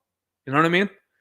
And go, there's the disparity there in people that actually support this fella, hard-working people that generally don't work support the other guy in the high school hall that seem to can't get anybody there to it, can't string a sentence together, is being handled around the place by multiple people, shaking hands with people that's not even there. Can't remember 30 seconds previously when he's not shaked hands with the likes of Chuck Schumer. This is a guy, by the way, that Micheál Martin was saying was a great fella, talking to him on Paddy's Day. Images and videos that are out there of Joe very clearly doing very negative things, to say the very least. And Micheál Martin's there going, oh, it's great, isn't it? So talking to Joe. Look at me there. And I was telling him that I didn't want Donald to come here and play in golf, and I didn't want to meet him at all. Well, it's very clear to me to see where you're at and to see why this country's in the state it's in. So anyway, this is what's happening here. Oh, you can't be worried about what these people are doing. What about the rising anti-Christian sentiment? You weren't worried about that. You weren't worried about that for the last number of years. You're not worried about the rising anti-white man situation that's happening here in this country. You weren't worried about that at all. Weird, isn't it? You weren't worried about how your selection process for the job that you had an application for, that you put out there, seemed to be very discriminatory. And not worried about that at all. Weird, isn't it? So that's what's happening here in your own country. You've got your own justice minister that's totally AWOL when things matter and is doing stupid things regularly, is championing the likes of the stuff going on in June there. It doesn't want to acknowledge the fact that Leo Varadkar was under a criminal investigation and the DPP failed to act on that one. Doesn't want to acknowledge that a fella is being put into jail now for refusing to state biology. I should say, refusing to state what is biological fact according to him, and instead what's been put over him is someone's delusion. Don't want to talk about that at all. Not interested. Because if we had a Minister for Justice that was somewhat clued into the situation, they would read the writing on the wall, which this woman doesn't. And this is why I'm saying to you, these people are not that intelligent. The Minister for Justice, if they realise what's going on here in the writing on the wall that this is creating with Enoch Burke, is very bad for these people in the future in terms of elections, and indeed for what they've supported. Because, like I said, you only have to go back a couple of months ago where this woman allegedly, is it allegedly, or we have to say it is, Ray Coyle allegedly gave this woman an awful lot of money. That story seems to have gone away since Ray Coyle passed on to the other side. Kind of weird, that one. Kind of weird how people that are fairly integral to this person kind of go away, isn't it? Father, Ray Coyle. That's kind of strange to me. Anyway, I'm just going to say to you that I'm at the happiest I've ever been in my life. Just putting it out there. Because anyone that seems to sort of question mark this person, it seems to be very, very strange. So anyway, this is what I'm saying. This person is more concerned about this sentiment here than actual crime in this state, actual stupidity going on with the policing of people, and indeed stupidity in discrimination and segregation openly being promoted and voted for by her against her own Irish citizens. She's more upset about this. This is where we're at. The Minister for Justice is more upset about people being pissed off, about people that are fake UGs coming into this country and getting things for free and getting things hand over fist, than she was about you being discriminated against and you being segregated. And the psyop and the terror that was posted continuously, day from day, online, in the media and everywhere that permeate it. You got another thing coming. People are reading through that. You understand? And this type of stuff that you're saying, oh, I'm very concerned about people being... No. You weren't concerned about reality there for your own Irish citizens not too long ago. Don't give a rat's about what you're saying now. And indeed, what is happening now is this is an attempt by the media and the minister to try and quell that. Because the next thing they're going to call people is they're going to call people openly, by the way, they're going to call people istophobes. It's not going to work. It didn't work for Star Wars. It didn't work for the Rings of Power. It's not going to work now. Because people are not afraid of being called names that they are not. They are vehemently not. I mean, when some muppet would say that to me online, oh my God, you're an istophobe. Have you not seen the video that I've done that commemorated Chadwick Boseman? Have you not seen the video that I've done that commemorated and the absolute legend that is Denzel Washington that was back in Law and Order? Didn't see that one, did you not? Didn't see the video that I backed Eric D. July, who's earned over $3 million now, that surely DC and Marvel are going, how did he do that? That's all tall black man. And the various other things that are out there that I've done, and indeed the action figures and all of the things that I support as well too, with no discrimination whatsoever. I mean, I have absolutely no issue. But you want to then say that about people that support common sense here? Yeah, you're done. You're out. People don't care about what you're talking about because you're the same person as well too that thinks a man can dress up as a woman and then suddenly a woman misses out for you. You know what I mean? Get out of here. You're a moron. So anyway, Germany dims the lights as energy shortages loom. Or the Germans as well too, 2 knocks and now disbandment of that country, and that country is now running the EU. Very funny that, isn't it? But this is what they're at now. Oh, we're dimming the light there because of our own stupid decisions there in government deciding to sanction a country that's far more powerful than you are and then holds the keys to everything. Stupidity of the highest order. But like I said, it's interesting to see what the ultimate game plan is. Is it the ultimate game plan to ultimately take away national governments and install a one-size-fits-all crowd there like the Forum? I believe it could be, because I think these things have now accelerated. I think their plans have been messed up. Like I said before, when you have a situation at hand, which is people starting to get stories taken apart quicker. Like I said, the monkeying around thing, for example, was out and done within 3 days. They announced it, people took the mick out of it, they laughed at it, and they were like, shit, can't go back to that. Then about 3 months later, they went back to it, and videos and all that came out taking the mick out of it again. So it wasn't a runner. Wasn't a runner at all. Now what they're going to try and do is they can't go to the monkeying around. What they're instead going to do is, guys, you need to turn this off. Blackouts are going to happen here. This isn't good. The same rhetoric, because you'll see it now in a few minutes. But Germany acting the goat yet again. It's no surprise to me.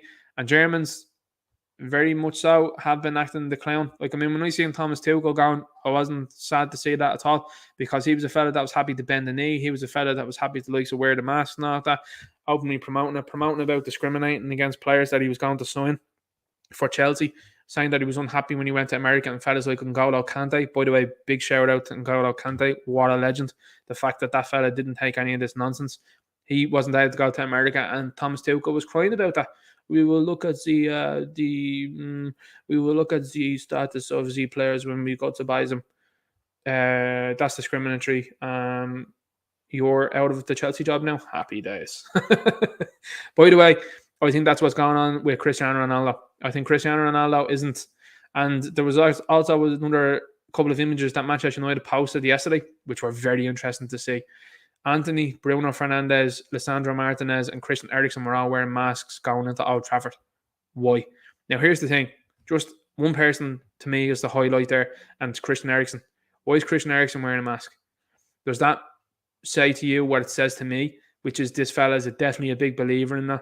And if he is, that means then he's took you-know-what, which then would correlate with what happened in 2021.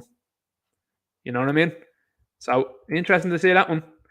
Finnegan thinking to focus on how the party can stand up for working people. It can stand up for working people by doing what's happened in America, which is average normies, Joes, base patriots need to be going into this party and taking her over. I think that it only takes 4 or 5 people that are going to be a strong group together to get into that party, and particularly one person with money like Donald there in America. You've seen how that's been broken, that party, because there's actually 4 parties in America right now There's always been the big two, which is the Democrats and the Republicans, and in the middle has been the Libertarians. So the Libertarians have been getting a good bit of support over the last while, and I think there's a Green Party there, but they don't get anywhere next to near the other two. But the third faction that's opened up is the MAGA party within the Republican Party, and what they're doing is they're starting to take it over. So what's happened now is the Republican Party is becoming the MAGA party, and the Republican Party is dwindling in support, and that's becoming the minority there. So that's what needs to be done, in my view, here in this country. I mean, you take a Sinn Féin that probably have more support now than ever because the policies and the issues that are happening here with Fine Gael and Fianna Fáil are so bad. You got the Greens there that still, I don't know anybody that voted for them. Nobody seems to ever come forward and say that they voted for them at all. Maybe it's out of shame. Maybe it's out of embarrassment. I don't think so. But it seems to be that I've been on this platform for 2 years and I haven't got one comment that's like, I'm a vehement Green supporter. None. Now, if I put out a video maybe about Fine Gael, you will get one or two that'll go, oh, no, but you know what I mean? So anyway, I think it takes 4 or 5 people to get in there. You look at Sinn Féin. Look at Sinn Féin for the moment. Mary Lou is there. My opinion on her. You've got then Owen O'Brien, and you've got Lynn Boylan, who are together. You've then got a couple of other individuals that are trying to work that angle too, where you've got Paul Donnelly there, and now is after introducing his wife into the party. Is that not nepotism, guys? No? Is that not nepotism? No? And various other people that are there within that party now are the general mouthpieces and spokespeople for that party. In particular, Mary Lou, O'Brien, and Boylan. They're the big three for that party. You've got Pierce Doherty, I suppose, well, too, that's there. But I don't know whether he's at odds with what's happening there and he's just kind of going along with it. I don't know, but if it was me and I was him and you were the base patron, you see what Sinn Féin have been at, I would have been challenging leadership away with him for much longer.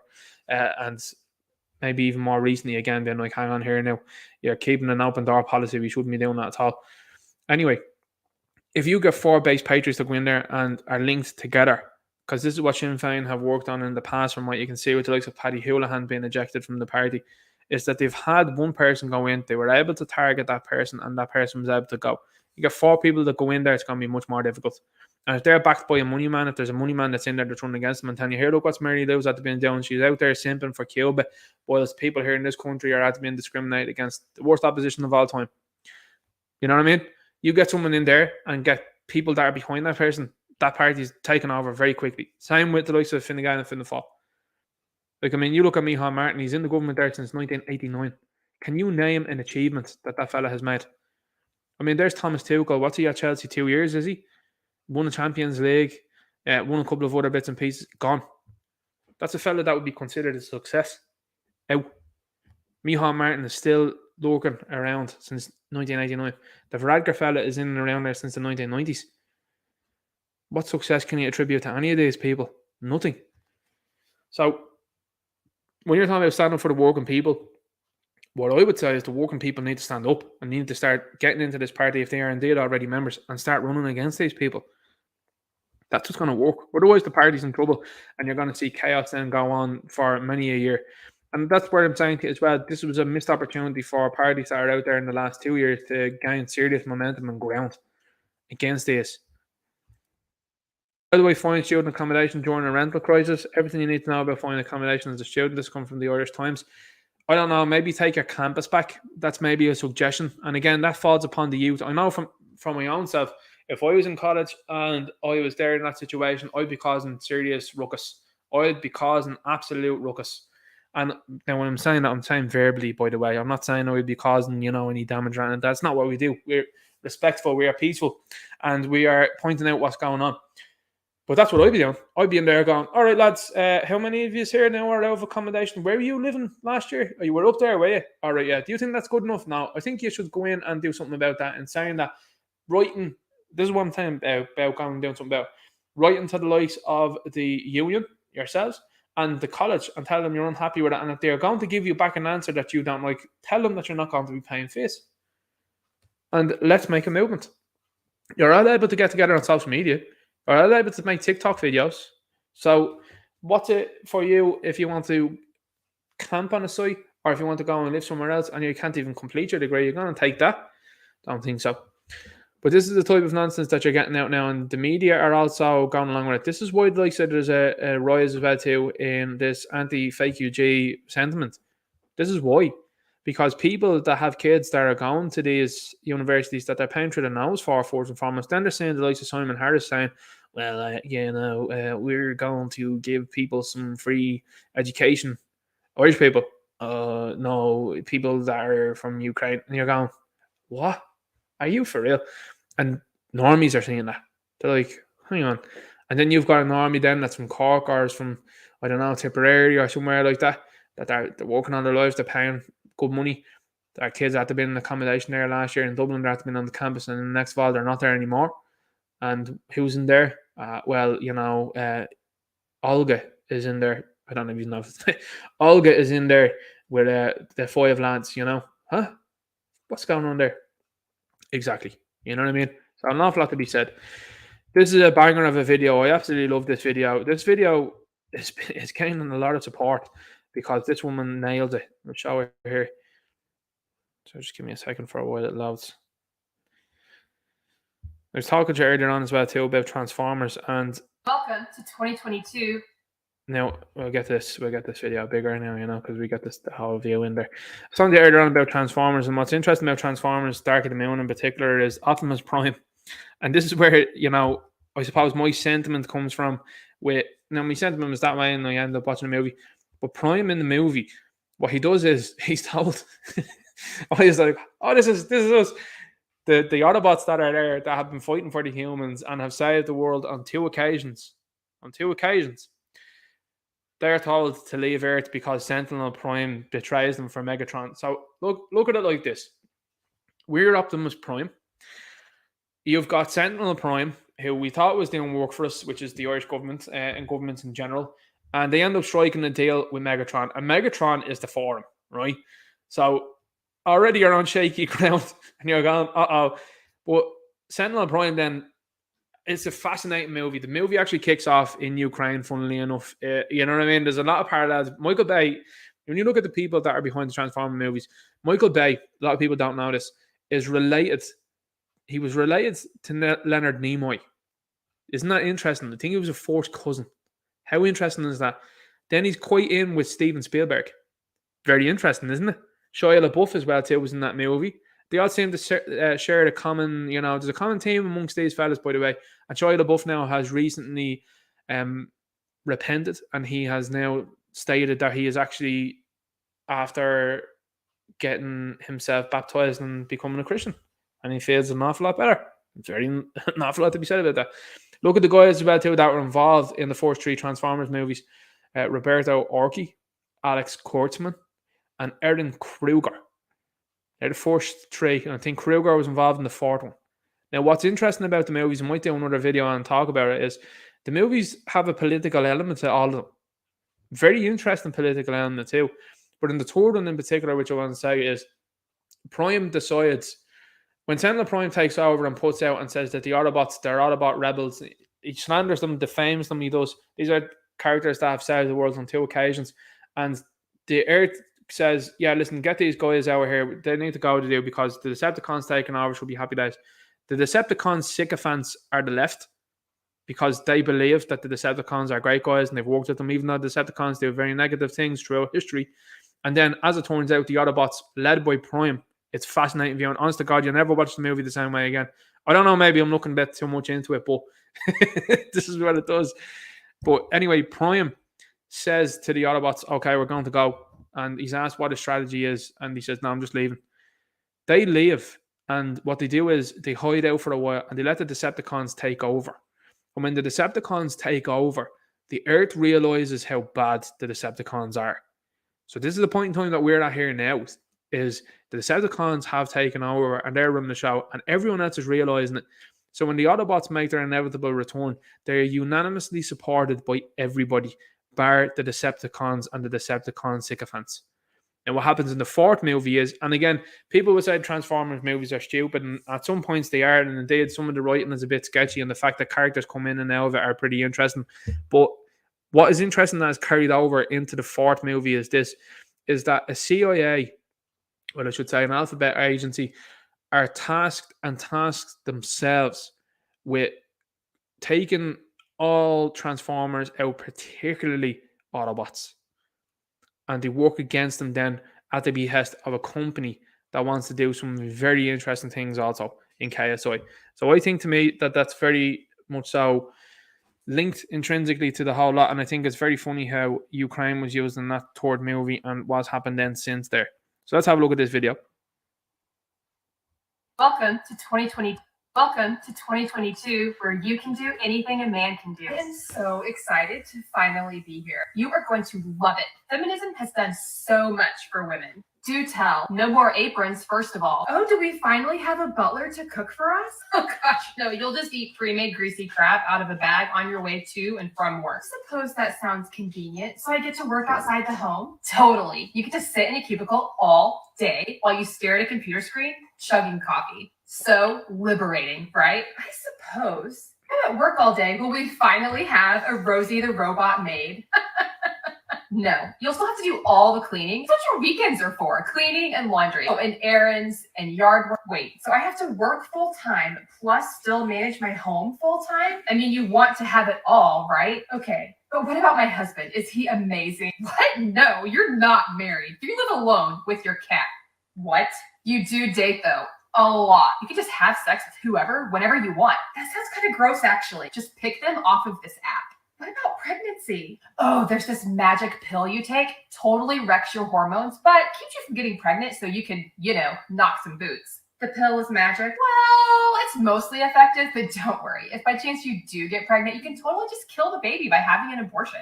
Why would I do that? So you can get back to work. Duh. Someone has to fill that cubicle space. Okay, am I at least happy? Yeah, as long as you don't skip your antidepressant pill, another magic pill. Gotta cope somehow. I think I'll just stay here. Get to have purple hair. I remember a couple of weeks ago I was asking the chat there about like, oh my god, it's going to return to the 50s, and was that the way you want to be? Yeah. This is a perfect video to sum it all up, and indeed, like, you look at some of the things that have been said over the last few years, and indeed, as I had said before, 20 years now, there's articles coming out saying, okay, guys, we can regrow teeth. That still hasn't come out. That's still not a reality. Why is that not a reality? Because that's the way these people want to keep it. There's way too much money being made in other things rather than the benefit of society and for the betterment of society and for people's happiness. These things aren't out there. And similarly, this is what's happened now. Very, very good video.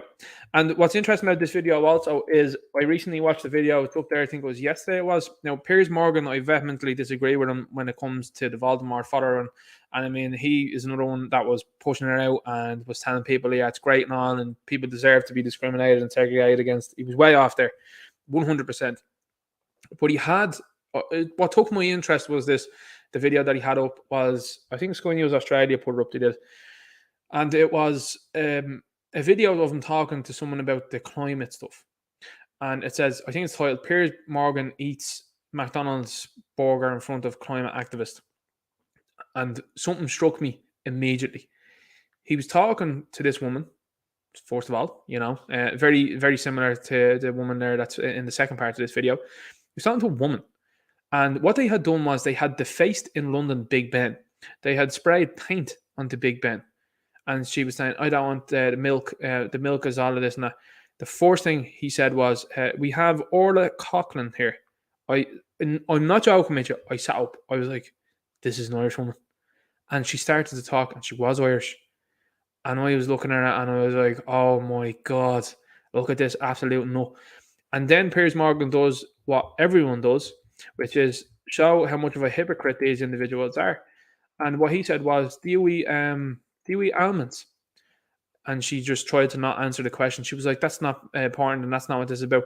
Okay, he says, do you eat avocados? And she said, she kept trying to get away from the question. He asked her again and again, and you could see her shaking her head. You could see her nodding. And he said, do you eat avocados? And she said, yeah. And he goes, okay. So she was done. She was done at that point. Now, what's interesting in the video is when Morgan starts to shout over her, which is what he does. And I think it's obviously very effective because she can't get a word in edgeways then. And what happens then is she starts to get emotional. You start to hear her voice crackle towards the end because she starts to get emotional because he's exposing her so badly. And he says, okay, he says, you want to talk about the climate. You're all upset about the climate. She says, do you believe in the crisis? And he says, yeah. wrong thing to say. That's why I'm saying Morgan, again, was one thing is a good thing, heavily compromised that on the other. He turns around and says, well, here's the thing. We're an avocado and almonds, he says, 7 billion bees, he says, die every year then, according to figures. He says the bee is the little animals. What about the little guy? She doesn't care, not a job. And he says, and then those things, he says, are flown from California all the way over here so you can crunch on them. And she starts getting real emotional then because she realizes what a hypocrite she is. And I had no shock in me when I seen, first of all, it was a lefty, and second of all, it was a woman. I was like, well, I'm not surprised here at this kind of carry on because it's complete and utter rank hypocrisy. Oh my God, you guys are meat eaters.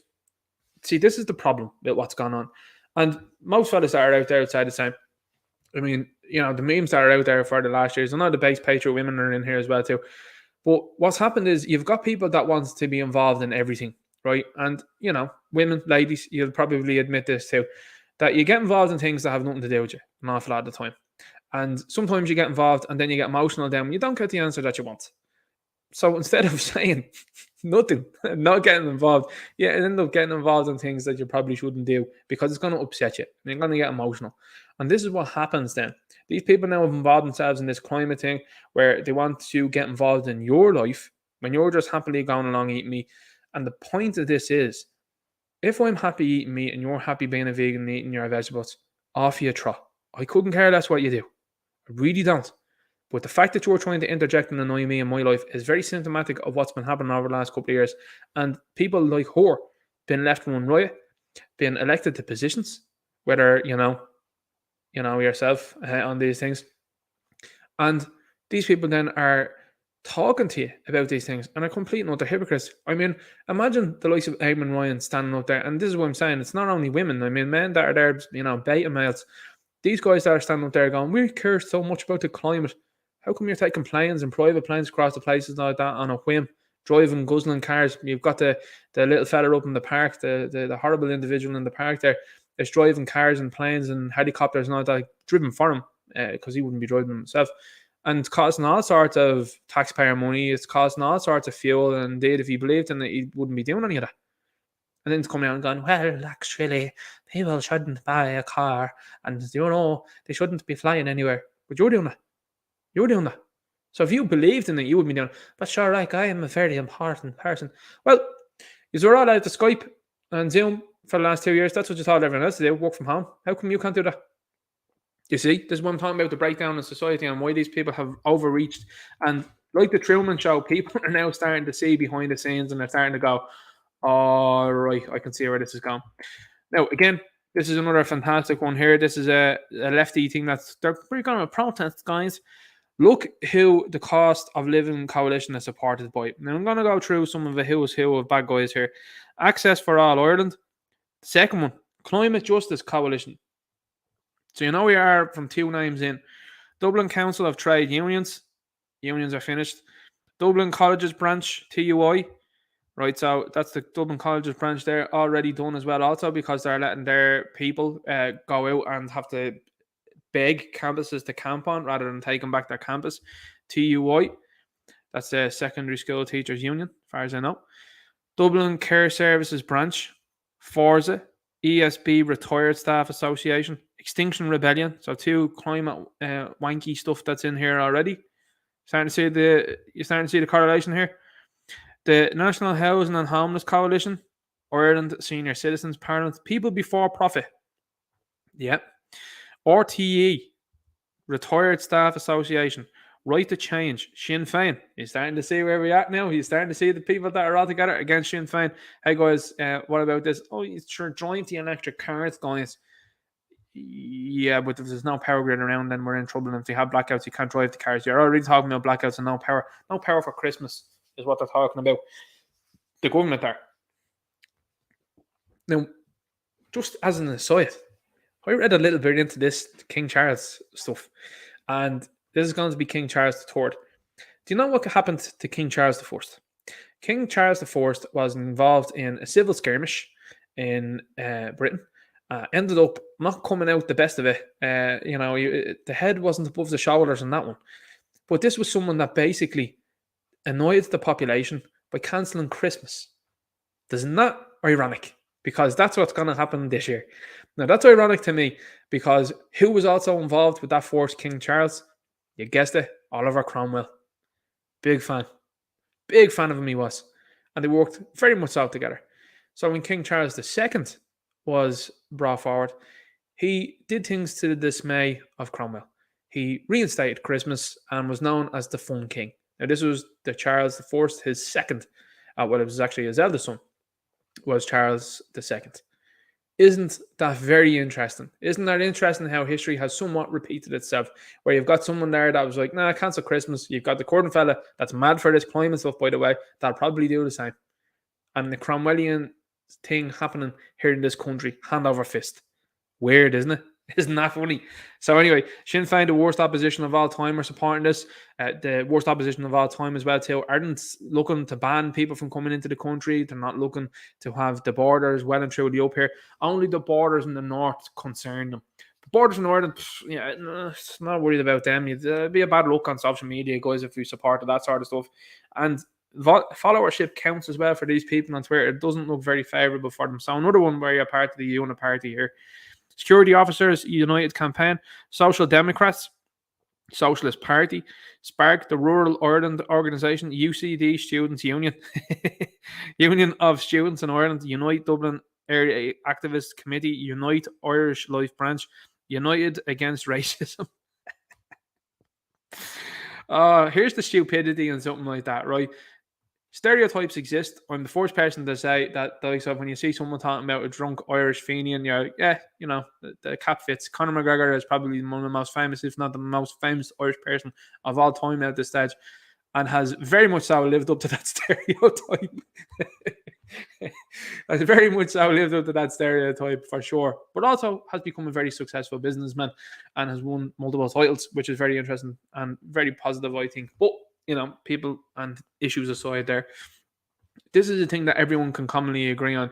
What happened with this, like, United Against Racism stuff is people turned against it because they were too in your face. Everybody at a base level agrees that that's bad, okay?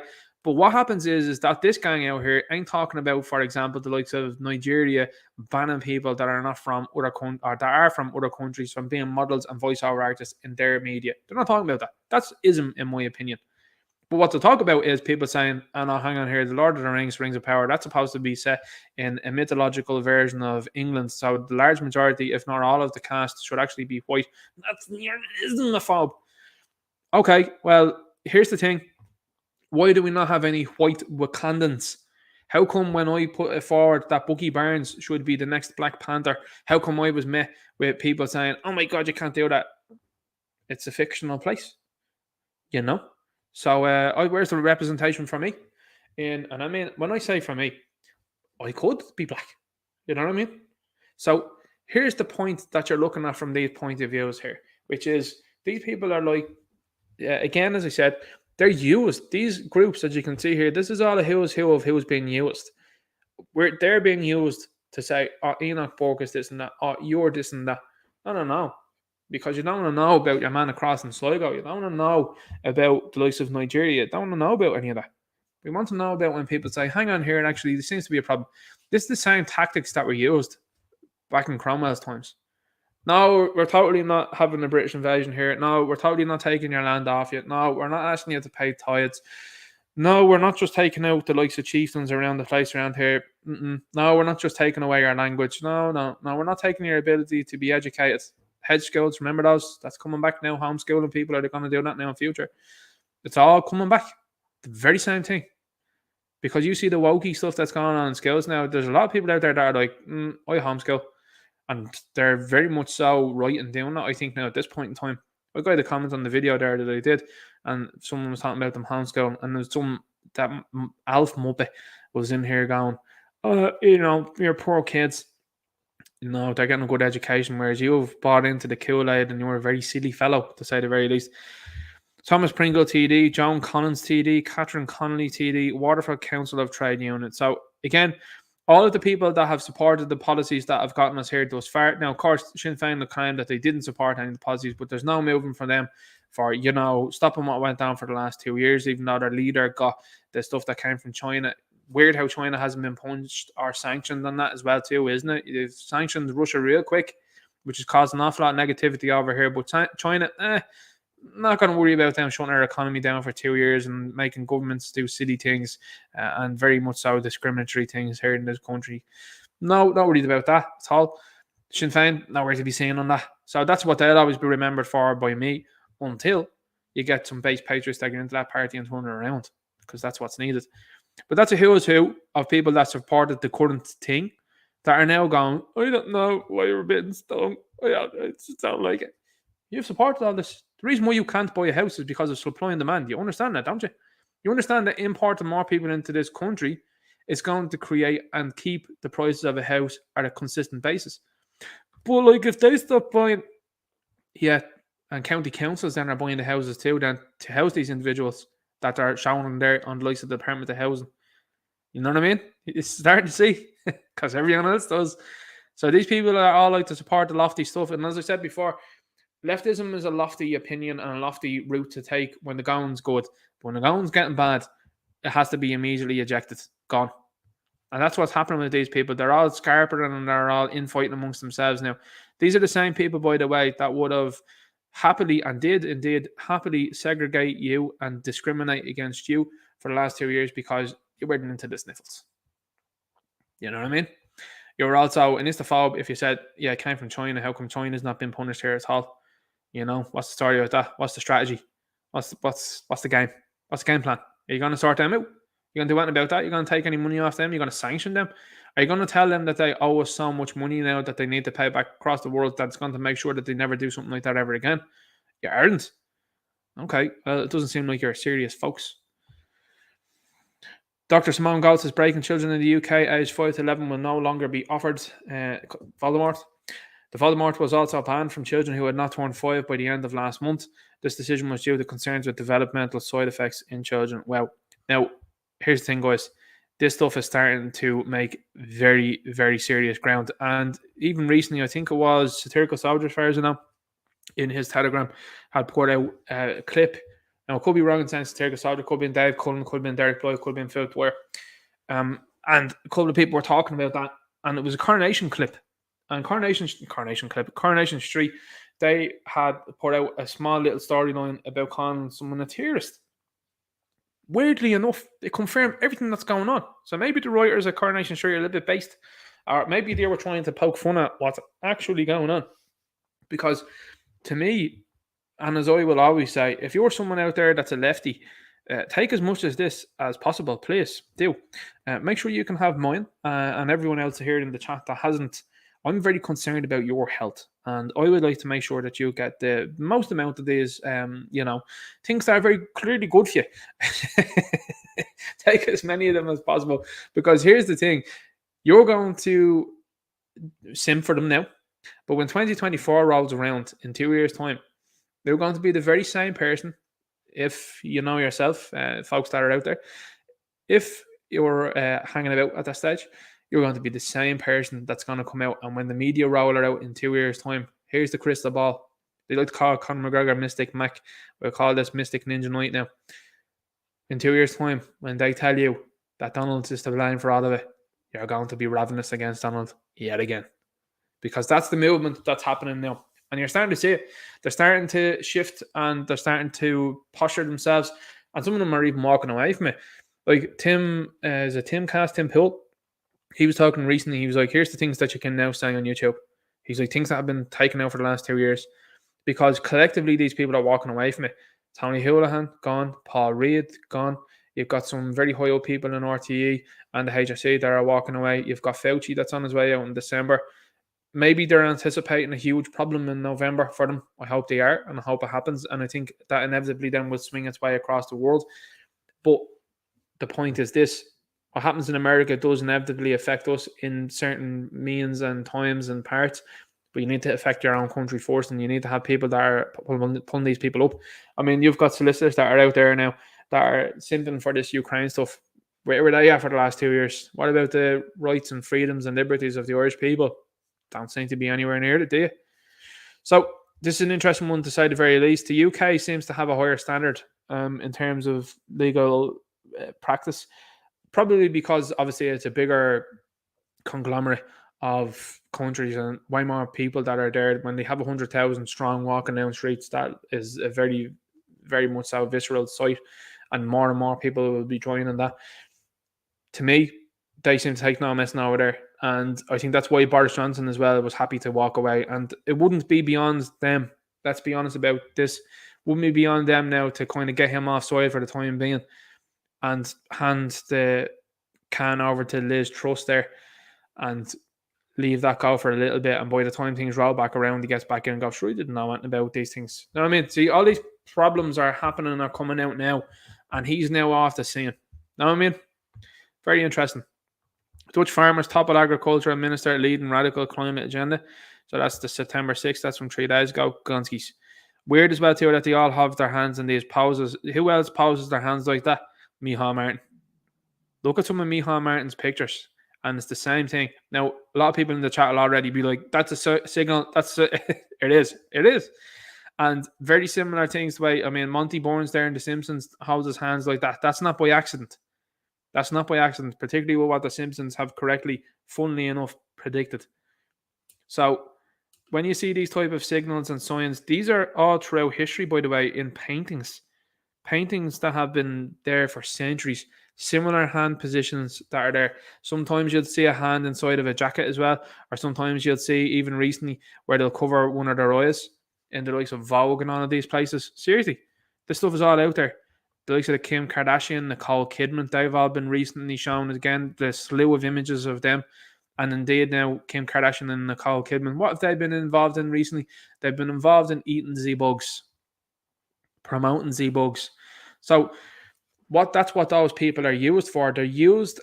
See, the world has changed. When people were growing up like my mum and dad, they would have viewed... they would have looked at Hollywood and they would have looked at Lisa John Wayne and what he was saying and stuff, and they would have taken it seriously. And a lot of other people, like the Catholic Church was an awful lot of it for them, and they were able to tell them kind of how to think. And indeed, that's what's happening now with the likes of the media. The media has now told people how to think. But what's happened in the last, say, 20 to 30 years, there's been a very big making of celebrity and what celebrities think and feel. Most of them morons, most of them just adult pretenders, as Nerdrot I could call them.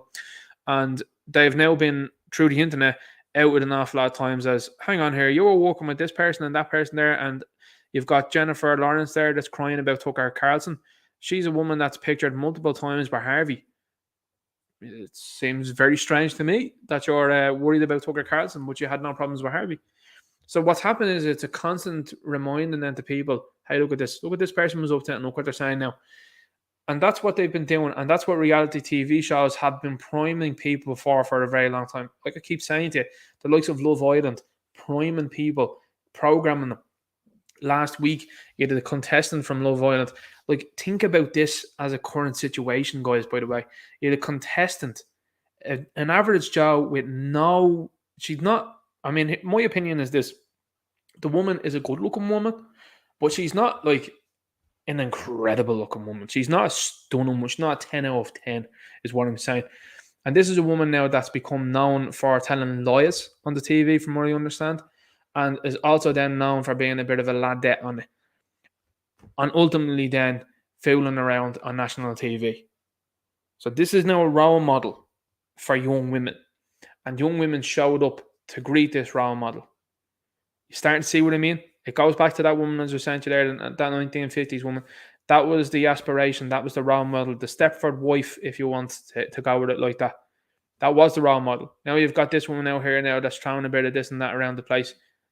You know what I mean? And then these people then are the same people that wonder then when they get older, when they've been up to naughty things and they've been, the town bike, they're wondering then, how come fellas won't settle down with me? Well, it's very obvious. It's very clear, because men want to have someone that's going to be loyal and faithful to them that hasn't been around the town. It's very simple, because that's the values and opinions that men predominantly hold. Like, it's always amazing to me when you see, like, for example, a program, a TV show or something like that, and someone has a bit of baggage there, and you're looking at this other person, and you're going, what's the strategy here? To me, there's always game plan with these things. But going back to what I'm saying is the imagery here, very interesting, isn't it? These far left wanted lockdowns and reckless immigration causing cost of living housing crisis. So there you go. All the usual suspects there. Cost of living and housing crisis, demand action. You are the people that want unregulated immigration into the place. So like you don't want to admit that. So how are you going to stop it? How are you going to change this? You know?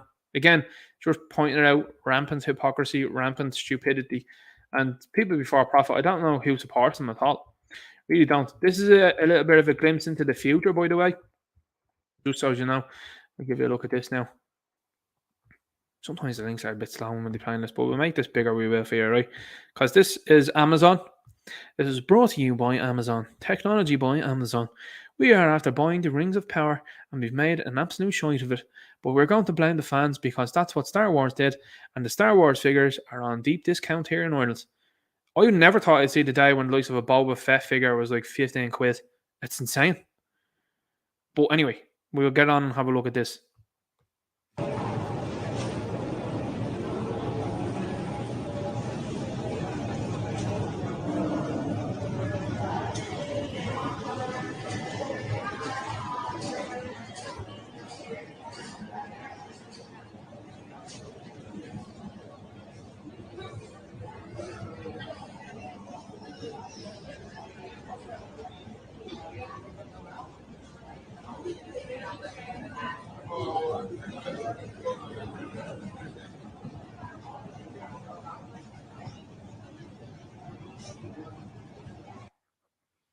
So that's a glimpse into the world, what they want to do.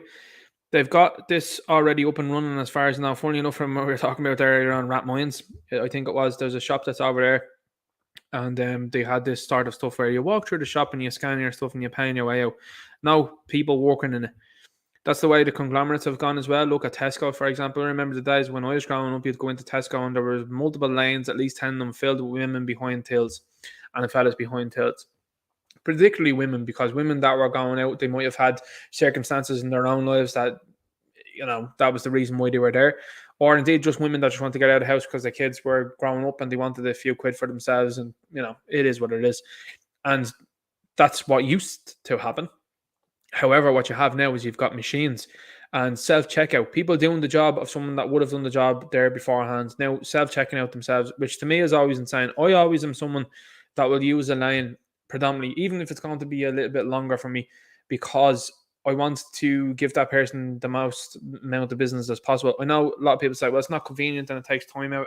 I agree, but that's what should be happening. You should be having the likes of a Tesco overwhelmed with people at the lanes and them going, well, the self-service checkouts are, no, not interested in that. Because if you've noticed as well with most of the self-service checkouts now, particularly in Tesco, they are now majority card only. They actually are saying that on it. I think there's one or two that are accepting cash there. So if there's 8 of those self-checkouts, 2 of them are using cash. So 6 of them are using card only. Now, that's larger point links into this here. Now, you and I both look at this, and humans, particularly here in the West, are very accustomed to this sort of stuff, and you're going, oh, that's negative. Here's the thing. You look at it from a different point of view, and sometimes my brainwave will go towards, well, that's something people will follow because people like rules and all that. But if you're someone that doesn't follow rules, you're getting over that no bother. You know what I mean? Like if you're going in there and you're going, right, I want a gang of eggs there and I want some bottles, out you go. You know what I mean? And that's what happens when reality sets in. When reality sets in and people can't feed themselves and when they can't feed their families, and that's the reality of the situation. Not we'll scan up here and we'll pay for it and all that. Because you see, they'll roll out this digital technology and as they did in the last 2 years, they rolled it out and it didn't go the way they thought it was going to go because they thought everyone was going to sign in and sign up to it. It didn't happen that way. That's why pubs and all that and restaurants are panicked. They panicked at the time and were giving it a large dent to the government. The government let them go a little bit and now they're just hitting them in a different way and they're taking the business away from them. I've read 4 articles in the last week of little shops and I feel sorry for them. I feel sorry for the likes of your tourist attraction shop in the likes of a Mayo and a Galway. Now, I feel sorry for them to a point because obviously if they're someone that engaged in discrimination, segregation, I don't feel sorry for them. But I feel sorry for a local shop that was a trinket shop or whatever like that and that has to go now due to the bills. But that comes from people being inactive with what went on. Instead of saying, this is all nonsense, open up, ignore this, nonsense that's been told to us now. Because ultimately, when it came down to it, that's what Stephen Donnelly said. Well, we didn't get the compliance that we wanted on the likes of public transport, so we had to knock it off. You know what I mean? Like, he gave you a very big insight into what's going on and how things work. If you don't comply with it, it's not going to take off. And similarly with this here, if this is not complied with, and there's, as I would say, allegedly, speculatively, a lot of thievery going on here, that's not going to pan out. You might get the odd person that'll walk in here, and this is the way of the world at the moment. You might get someone in their 50s, 60s, even indeed 30s, 40s, that'll walk in here and they follow, oh, look, it's a little red bar. Look at that there. Oh my God, I can't go in that way. I'll have to go around this other way. And I'll have to scan myself in and out. There's other people that are out there that aren't going to think like that. They're going to go, sure, I'm just going to walk through that. I'm going to jump over it. I'm going to go under it. We might even do a bit of a salsa underneath it. What's that thing that goes limbo? How low can you go? Do you know what I mean? So these things all look scary in practice, but in real world situations and in functionality, like, here's the situation, right? Because I think about it from multiple points of view. And what I'd say is, okay, right, if you've got security on the scene there, right? If you're someone that's hungry and you decide to just eat this stuff, like, if they catch you, that's it. If they can't catch you and they call the Gardaí, I'm not endorsing any of this. I'm not supporting any of this. I disavow anyone that does anything that's criminal behavior. But, like, I'm just saying, like, from an abstract point of view, from thinking out loud here, like, you call the Gardaí and someone's out there nicking something here, they're not arriving for at least an hour here. Like, that's just not happening. Pizza from Domino's will arrive quicker, because they're understaffed. And indeed, they don't want to do things like this, because if you're going to get involved in thieving, they're probably not going to mind getting involved in a bit of a row. So they think to themselves, better off with the speed camera there around the corner rather than doing this here. You know what I mean? And that's the society you live in. So, like, that's what I'm saying to you. Like, look at this, laugh at it, mock it, and this is what's going to happen. You're going to see this being ran out here in some place, and I don't know, like Detroit or somewhere like that. You're going to just see people just walking and taking the gear and going, and nothing going to be done. You know what I mean? And what you're going to start seeing now, I believe, is you're going to start seeing people painting their faces up, like they did before, and they're going to go in and engage in activity like this, so that, like, with the current legislature there in America, if you're a certain complexion, if you rob under $9,000 worth of stuff, you're just to be left go. People respawning in New York all of the time because they're posting bail that's very small. Cops overrun over there. That's what's coming. You know what I mean? So, like I said, it all sounds good in theory, but in reality, it's a negative thing. Now, this is another one. This is from RTE. Just I have to look at a couple of the heads here. Isn't it interesting how they keep themselves masked up and with the hoods up? Look at this fella's hood here. Isn't it interesting? This fella here didn't get the memo. Hood. Now, they're all wearing good gear, by the way. Fresh runners, white runners there as well too. Probably cleaner runners than the large majority of the runners that I own. These two guys here.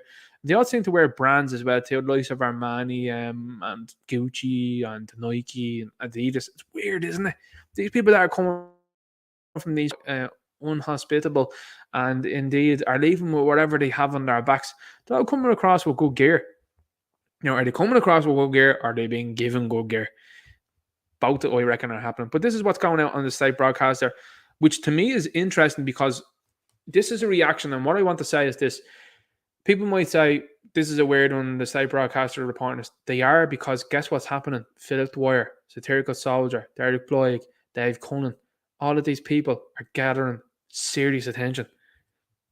Because when they go along and they record this and show people what's going on, that delegitimizes this. So this is panic from the state broadcaster, because they're going to themselves, oh no, there's your man Dwyer there, there's your man Bloig, there's Satirical Soldier, oh no, there's Dave Cullen. And they're out there recording this and going, look what this is, lads. 30,000 views on the video, it's been put onto Anything Goes. Like, oh no. So this is what they're trying to do now. But what they're being forced to do, which is, I think, a good thing, they've been forced to do by the citizen journalists exactly this. So the normie is looking at this, and people that buy into it, and they're looking at the complexion of these fellas, and they're looking at them mostly being military-age males, as you can see here, and they're saying to themselves, that doesn't seem right. You know what I mean? This is the corner that the state broadcast has been forced into. This is a win. It's incredible. Outside the International Protection Office in Dublin today, a large group had gathered. That fella's totally from Ukraine. That fella definitely. Look at these guys here. I mean, there you go. You just have a sweeping image. Look at why is his face covered like that? There's another fella there and below there as well, clearly from Ukraine. Why is he covering his face like this? Why is he standing outside with a mask? Why is this happening? What's the memo? What's the strategy? What have these fellas been told? So this fella's so afraid. Let's just put this out here. This fella's so afraid of the sniffles that he's crossed multiple borders to get to this country to hang around outside in Dublin. Doesn't seem logical, does it? All were applying for international protection in Ireland, and all had been told there was no accommodation available for them. Just pull it around there, you know what I mean? Like, you're not supposed to touch it or anything like that. There's holes on the side of it, which has already been proved by Professor Carl Hennigan. Again, his is under his nose there. If you're not wearing it 24/7 amongst everybody, that's it. It's not worth it, you know? It's funny as well, too, in World War II as well, they had these gas masks that were able to encompass your whole head that had a little rod that came out the side. But this thing, the most dangerous thing in history there, that's able to protect against it. Very interesting. All hoods up as well also. Now, if you were walking around the place, it doesn't seem like it's raining out here or anything like that, you know. And these fellas are all supposedly coming from a cold climate, much colder than here, and they're all wearing hoods. That's weird, isn't it? That's very strange. For them. Many have been sleeping rough for several days. Several days? What about the people that have been sleeping rough in this country for several months, several years, several decades? What about them? No, we'll pick up on this fella here now. He's wearing a decent outfit there. Someone probably know what that is there, what type of brand that is. That G? It's not G-Star, is it? Anyway, it's a decent enough looking short. I've been like sleeping in the street, and the second day I spend it in a bus. You've been sleeping in the street. All right, I'm going to put this out here now, right? As someone who knows barbering, okay, you have a fade. You've been sleeping in the street. You're very well groomed. You've got a fade there because, as you can see here with the hairline, I'm just going to probably impart a little bit of knowledge amongst people as well too, because I always watch what people's hair looks like. Like Salty Cracker there was talking about it, and he grew like a mullet for the last year and a half, and he's like, I look homeless. He did. But then he got a haircut and looked much better. But you're homeless and you're sleeping on the street and you can still find time to get a fade. How? Now, a fade, as you can see here with the beard here, the length here is growing a bit more. That is recent through an electric appliance, so through an electric razor. It goes up here now, and that's also a lot shorter than it is up here. And see the way why it's called a fade is because, as you can see, as it progresses up here, the fade is normally knocked out in and around here. There's usually a line, you can see it here very faintly. There's usually a line that goes around, and that sort of blends it in down along the top, and the top of his hair there is short enough. But he's been on the street for several days. How? Now, I'm going to put this out here. Given the length of the hair there, I would say he recently got a haircut. I'd put it in between the last 2 to 3 days with the looks of it there. That's if it wasn't the skin fade. So, you know what I mean? You're on the street several days. Your name is Mossad. It's not very Ukrainian to me, you know. Mossad definitely doesn't seem like one. And again, you know, very well groomed. Very nice outfit that he's wearing also. And the second day I spend it in a bus. And today is my third day. I don't know where I'm going. Go home then, you know, if you're not happy. All military age, man. Look at them. Hoods up as well too. Look at there's the guy again. Like, if you were walking around the city centre like this, that's Emporio Armani, by the way, just to put that out there. That's EA. As far as I can see there, that's Emporio Armani. That's a very high quality jacket. That's also a very high quality jacket here. You can see with the types of way they are. That's not from pennies or anything like that. They're decent. Look at the way that's pulled across. That's very good quality, but that's Emporio Armani. That's probably a couple of hundred, that jacket. So, if you're here then, how come you're looking like that? If you're walking around the city centre, right, and you looked like that, where you had this thing pulled up around you, the Garda would be on you like that. They'd be on you. Why have you got that? That's a suspect look. If you're walking around the shop, they'd be on you. But this fella here is pulling this up. Very strange. The Department for Children, Equality, Disability. Look at this fella here. He's doing the same. Mask on. This fella here, you can't see his face. This guy over here now is pulling this over his head, which is nonsense. Weird, isn't it? Disability, Integration and Youth yesterday confirmed that since last Thursday, around 130 newly arrived asylum seekers could not be offered. Like, look at the cleanliness of that shoe there. That shoe is cleaner than any of the shoes that I own. Look at the whiteness of it. This is a dirty street. Like, Dublin is dirty. Let's be honest about that. It's dirty, it's wet, and it hasn't been cleaned. And this fella's shoes here are gleaming. You could eat your dinner off that. But they're telling you, he's been homeless now for a few days there, guys, you know. This fella's wearing boots as well too, is he? They Timberlands. So you involved with these guys? Thursday, around 113 Yeah, he is as well too. They look like Timberlands. newly arrived asylum seekers He's wearing the Adidas there as well, you know. could not be offered accommodation due to the current shortage. The Irish Refugee Council said last night it had itself tried to find housing for around 25 asylum seekers who it had come in contact with. Fortunately, we were. There you go.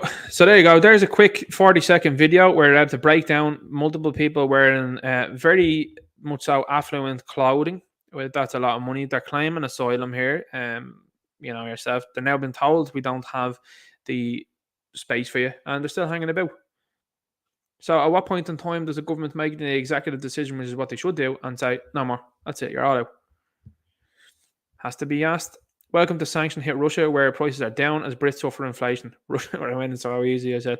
Welcome to Sanctions Hit Russia, where heating bills and fuel prices are a fraction of those in Britain. Fuel costs are also coming down every month. They're winning. And what he's doing is he's playing 4D chess, and he's going, okay, you wanna say negative things about us? I'll open the Pirate Bay here for Russia. Games companies shit themselves. They're like, what? In movies, yeah, I'll open her up. You don't need any of that stuff. And now he's banned Ben Stiller and Sean Penn from entering this place. Because here's the longevity of this, is that if Ben Stiller's in the movie and he wants to either film it here or promote it here, he can no longer do so. Sean Penn the same. So you got like Tom Cruise that filmed over here not too long ago for one of the Mission Impossible movies, was used as a plot device. Those guys can't go there anymore. They'll have to use a green screen. But this fella is winning. He has played a blinder of a game. Now, I don't know, again, as I said, if they're all in league. Of course, they're foreign members as well. But this fella seems to not be playing by the rules of the game. Neither is the fella in Hungary. They seem to be doing their own thing. And Poland is starting to do its own thing. You're starting to see it now in Italy as well, where there's serious momentum behind the Nationalist Party that's there. America, as you can quite clearly see as well, is also moving radically behind, and what I should say, radically behind the lefties are even like, things were a lot better under Donald. Yep. But we're staying in the middle though. We're not going to vote for him. Well, you know, yeah, sure. Anyway, this is what you have here. The Sun.ie. Now, Liverpool fans are like, oh my God, can't believe the Sun. They're the only ones that are reporting this sort of stuff though. Serious stuff. Now, I'll get a video out on that one because that one is chef's kiss. It's incredible. And the fact that they're actually acknowledging, look what's happening over here. Driving lessons, people are priced out by astronomical cost. The cost of a theory test, a mandatory eye test, and a learning permit are ramping up costs. So as I said, all part of the plan. They don't want you driving down in the car. If they do, if it's going to be an electric one, that they control how far you go, where you can go, and that you're linked intrinsically then to the city. But when you see these things, I mean, the prices for driving here in Ireland are astronomical, and yet how is it possible that here in this country that a foreign person can come into this country, score lower on a driving test or score lower even on a theory test, and an Irish person has to score higher than them? How does that make sense?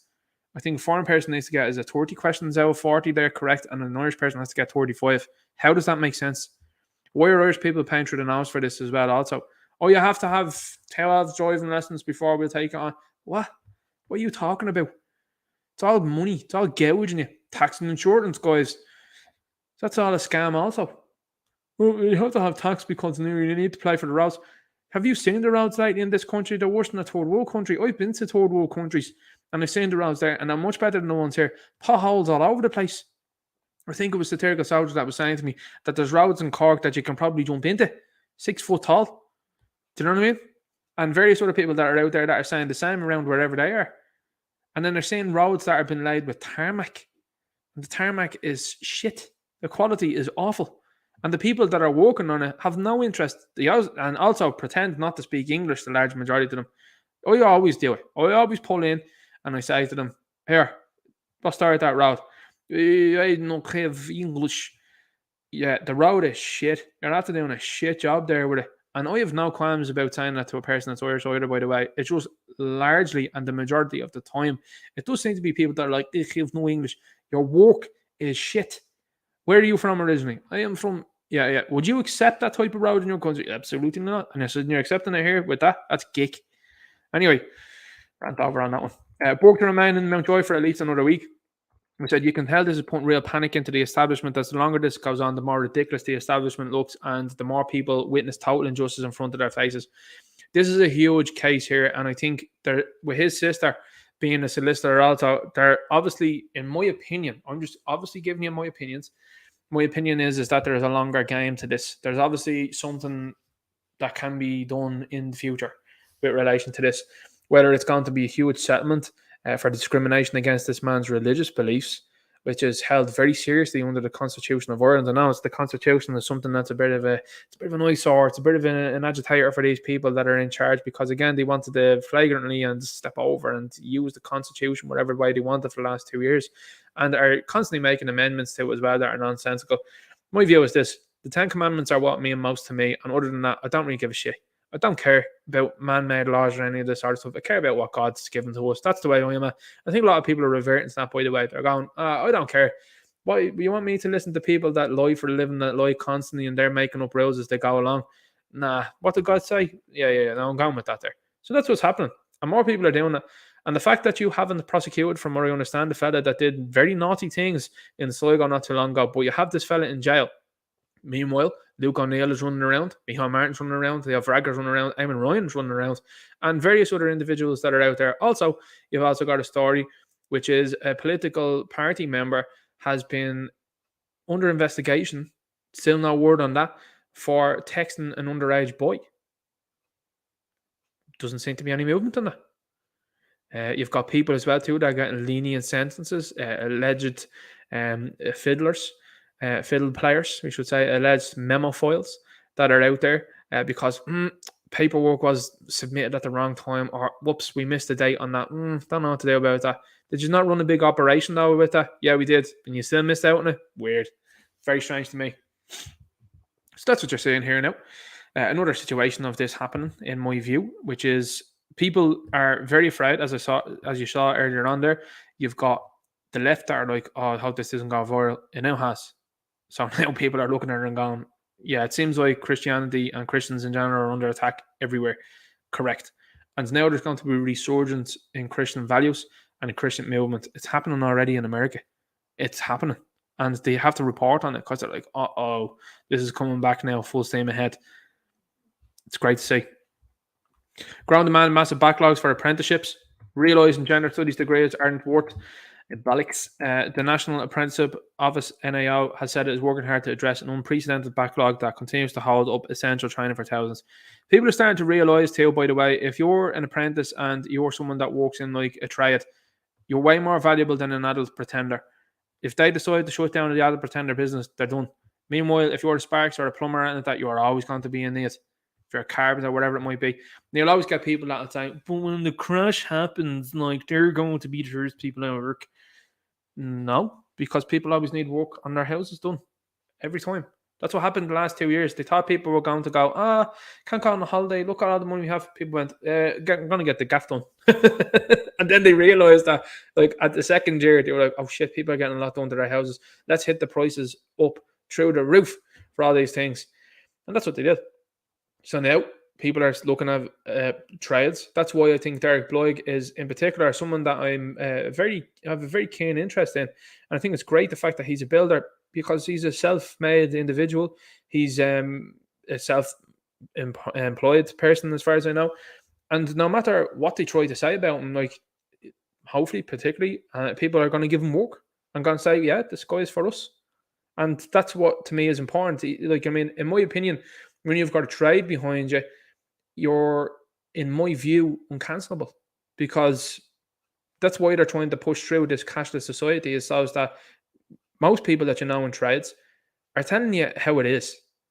You know, when you were in the likes of a civil service job or whatever like that might be, or various other things that are, you know, lefty leaning and an awful lot of them, when you were in these places, these people have all these lofty, crazy ideas. But when you were out there in the cold rain at 6:30 in the morning, you're pulling a wire through a place, you're going through an attic and you're covered in all sorts. And indeed, if you're a plumber and you're covered in all sorts, you're in the real world here.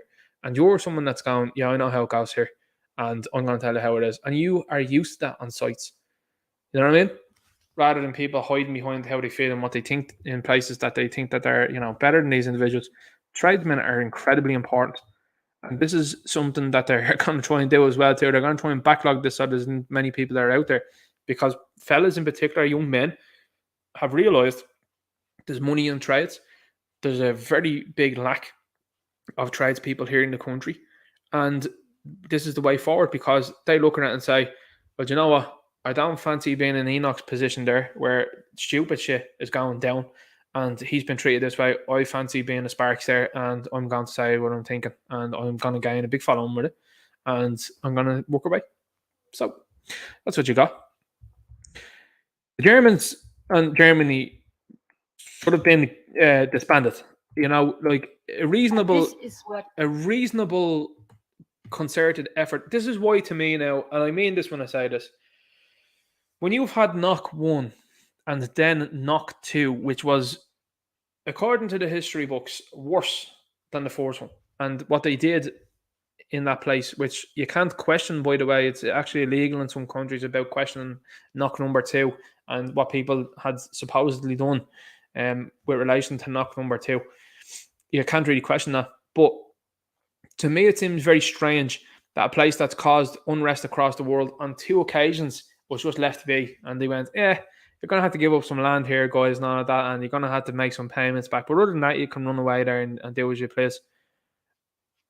You've had 2 Barneys with these people. You've had 2 Barneys with this country. Why has this country been allowed to ascend to a position of power yet again? It's just done it through a financial means rather than a physical means. This is how the world and warfare has changed. This is what I'm saying to you about informational technology, and indeed the kinetic stuff is possibly in the past. Now, I mean, they're threatening kinetic stuff all the time, but the people that threaten the kinetic stuff all of the time are the very people that won't want to know.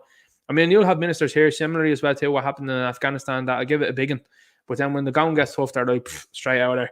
Sri Lanka the same. So this is a similar situation that you're seeing now, is financially and through melting out of them, Germany have moved themselves into this position where they're actually ruling Europe. And now they've done stupid things. It's too stupid to be stupid, by the way. Like, the German people are not stupid by and large, I would imagine. However, they've been up to naughty things in the past. They're up to naughty things yet again. And it doesn't seem like anybody's coming in and going, hang on here for seconds. There seems to be a big problem. This place should have been disbanded after the second knock, and that should have been it. You know what I mean? So anyway, here's what they're saying. And this is what is expensive, because in these peak demands, the expensive gas comes into the market. So what we have to do is flatten the curve and avoid the peak demands. We will propose a mandatory target for reducing electricity use at peak hours, and we will work very closely with the member states to achieve this. Very similar terminology to what has been last 2 years, isn't it? So like I said, they had to skip over the monkeying around to get to this, because the monkeying around wasn't, the people weren't playing ball with it. I seen a video there last week, and it was a fella, and he had like one of those face changing apps, and he had like a Planet of the Apes appearance he had, and he was taking a mick out of it. Like, that was it. It was done within a couple of days. So this is the way they've gone about it now. And, you know, as I said, the Russians have played a blinder when it comes to this here. And what they've done is, through even early days here, when they have their own guys that were treated poorly here, they've just done the same. They've gone, you want 3 hour fellas not giving them heat and oil there during the summer? I mean, that was a stupid thing to do from this country's point of view.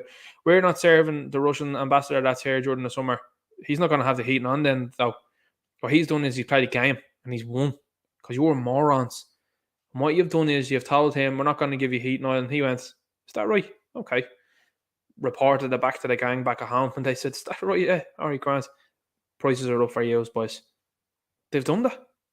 So, similar terminology that's coming out. This woman as well too, how she's still in the position that she's in after all of the scandals that have come out about her, baffles me. Particularly with her relationship as well too to the fella who was running the company beginning with P, and the fact that they have a very long criminal history with big criminal payouts. Still not out there. What's the story with that? So anyway, you've got this is starting to bubble over. People are sharing this video around, and I think again, these people were left alone in beforehand with the likes of the forum and stuff like that when they made these statements and videos, and people paid no heed or attention to it. They're paying heed and attention to this now. And this goes back to what Trump said in 2018.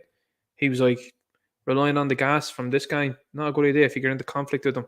And he was basically calling people like this stupid, and people that would basically write their own downfalls, which they are doing, because I think the Germans aren't going to take much more either, because their country is, there's a lot of similarities between the Irish and Germans, because the Germans take an awful lot to do, and they engage in stupidity, and they've engaged in stupidity on 2 occasions, and you're seeing it yet again, and now they're going, oh no, we're having this again. But interesting to see how that one shakes out. This one here as well, say another one that's getting wheeled out. Very similar looks, by the way, these 2 people, they're all very akin to the Emperor from Star Wars. They're now on the offense. We had to keep supporting them, helping them. He's been a true leader. That should tell you everything you need to know. Really should. Canadian junior hockey captain passes Jordan tournament game. Totally normal. Safe and effective, 12 quarters back on the bog as the man soars. Back to it. EU plans cap on Russian gas in retaliation for Ukraine war. That worked out nicely, didn't it? Because a couple of days later, the Russians said, yeah, you're out here. He'd questioning of his principle at work, suspension and ignored court order. How Enoch Burke was jailed for contempt of court. Oh, translation. Oh shit! You can't believe the overwhelming support Enoch is getting, and it is. He's overwhelming. The diversity hires as well too that have been in the pictures have been quite interesting to say the very least. Public sector bills to turn off heat 1 to 2 hours before closing time. Teen who stole double-decker buses remanded on bail. Enoch Burke is sitting in Mount Joy though. You know what I mean? This fella was from a care home, by the way, so says an awful lot. It was done for theft as well beforehand, from what I understand. He's out on bail though, Enoch Burke though, on the other hand, fella that says I'm not calling a boy a girl and I'm not calling them gay, jail. Oh, but the court it's the court told him not to go to work. Yeah, no, look, Rosa Parks was told not to sit where she was, and she did, and that led to a big change. I think Rosa Parks did well there. I fully support her. You would have been the type of person though that wouldn't have, because you said that was the law. Same for the last 2 years. Seems to be that you walk the same line every time. Campus not able to open for asylum seekers tonight. The Sport Ireland campus at Abbottstown in Dublin will not be able to open to receive international protection applicants today. Department of Children and Equality said it won't open for Irish homeless though. It hasn't in the past. Landlords could be offered budget tax breaks if they give long leases to tenants, reaching into your pocket yet again. And not only that, then who are the landlords? A lot of people that are TDs, so working for themselves. Early analysing info that could help prosecute key members of Kinahan cartel. As I said before, the Kinahans never stopped my liberties, freedom, and anything else. They didn't make me forcibly take a substance or indeed engage in QR nonsense. These fellas, like I said before, my whole worldview has shifted in the last couple of years, and I don't care what these fellas do. I really don't. Am I supporting and endorsing them? No. And I wouldn't have anything to do with what they're selling, allegedly. Again, speculatively. But I don't care. I don't care what they do, because they've not stepped on my toes, and that's my view. You were doing whatever you were doing. It's not harming me. It's not doing anything to me. And happy days.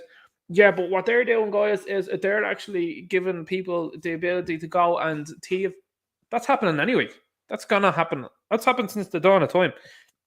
People that are thieves are going to be thieves. It's only when consequences directly affect those thieves very severely do they then not do what they're doing, or are put out of circulation into jail, is what I mean, And I don't care what these fellas are doing. I really don't. What I do care about is here's the thing, when you just sit about and think about it just for even 5 seconds, what these people in the political circle and the likes of Luke O'Neill and the media have done.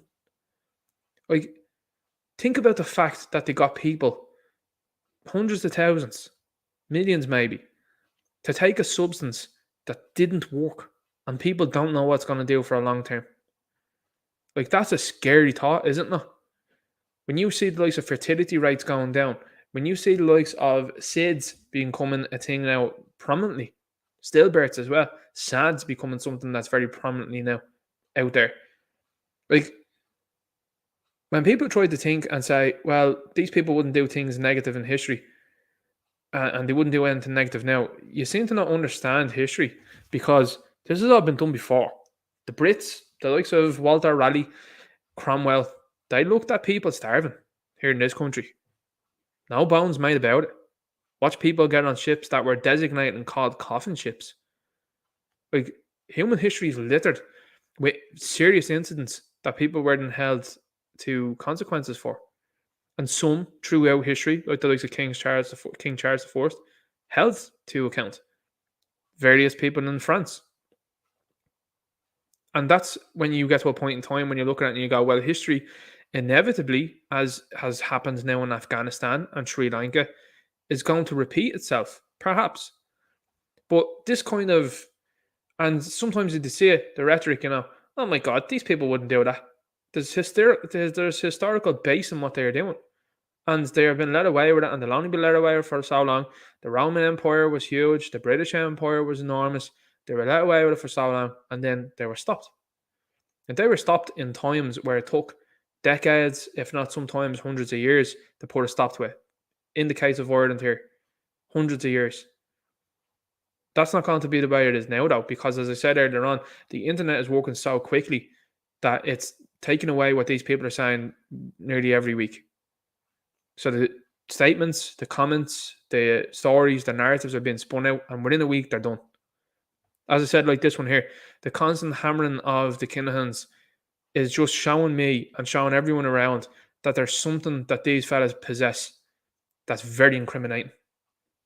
And not incriminating for them. You know what I mean? Why is Tyson Fury banned from going into the USA? Why is Tommy Fury banned from going into the USA? Where are people that are associates of these fellas that have no criminal records? Why are they being banned? But you've got people that are out there that have shut people into their homes for the last 2 years, have introduced things that have caused severe problems, and, as you know, passing on to the other side, and they're gallivanting around the place. 3-letter agencies up to no good in America, constantly and consistently, outed recently by the fella that's running Facebook, on Joe Rogan. So you're coming to a point in time that's probably the most important time in history.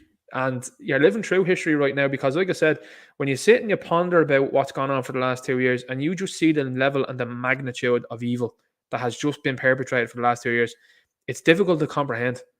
And it is very difficult to reason with yourself how they could do this. And you have people that are out there that are saying, well, these things happen and, the passings not. There's been 18 passings in the JA, I think, since January. That's never been done before. People that are having accidents since been reported as well as a heart issue. Like, that's going to become more frequent. This is only year 1, by the way. And already there's issues happening all over the place.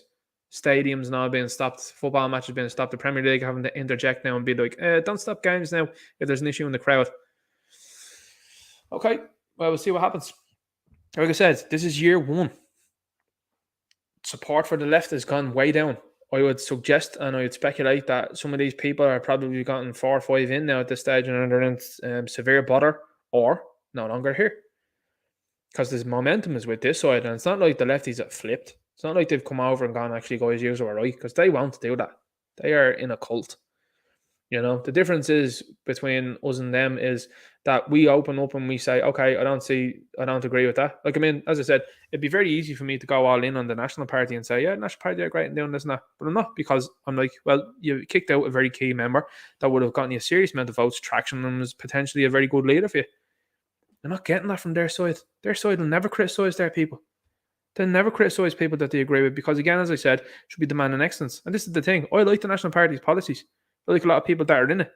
But when you have an issue at hand, which is you've got a very popular member and a fella that's doing an awful lot of work, and you decide you're out, you're not doing the right thing there. It's not clever. But like I said, when you go back to this here, there's no interest in politicians, the HSE, NEFIT, the media, nor Luke O'Neill. Zero interest. But they're analysing info for these guys. They can tell you they had Weetabix with some honey for breakfast. But Luke O'Neill talking to the USA and saying he had the monkeying around in his lab, nothing to be worried about. And then what was 100 cases then in this country about 2 weeks later? That's not suspect to you? Is that not weird? What about the funding that Luke O'Neill got as well too from Bill? You want to investigate that at all? No. This is why I'm saying to you, it's important for you to take over positions, because only then are you going to then investigate those things. That'd be what I'd be doing. If I was running the place, as I said earlier on, I would come in and I would outlaw the Green Party first of all. Second of all, anybody that's involved in the forum, they'd also be outlawed and banned. They'd be gone straight away. I'd look to get out of the EU. I would make sure that the Gardaí then actually act on people that were doing corrupt things and have done negative things here in the last 2 years. And it also involve a very serious immigration agency. I would probably create that, and I would make sure that they were out there doing a job. And that would be giving jobs then to people. Also, it would be creating jobs, and people that would be vigorously going after that then. That's what I do. Also then, at the same time, I'd probably reform the judicial system and create a very big change there. So to me, there are things that you can get done. You can get done very easily. The fact that they are digging the heels in and don't want to do that says an awful lot to me. And I mean, these are things that would benefit everyone greatly, but they don't want to do it. So that's what I'm saying. You've got to run against them. Martin Redface started a muck blunder vowed substantial cost of living plan. Insub Jung, CEO of Hanwha Energy Corporation. That was just someone that popped up in the article. I seen him in the picture, and I was like, that's the story. What is the fella from the Soul over here involved in this? Very odd, you know. There's a TikTok. This book is called My Sister Daisy. It suggests to kids that they can be another gender and discusses a transformer toddler. A follower sent this to me and said her 7-year-old came home from school with it. Keep an eye on what's been shown to them, guys. Seriously. I mean, you're already seeing it here, being introduced in Ireland.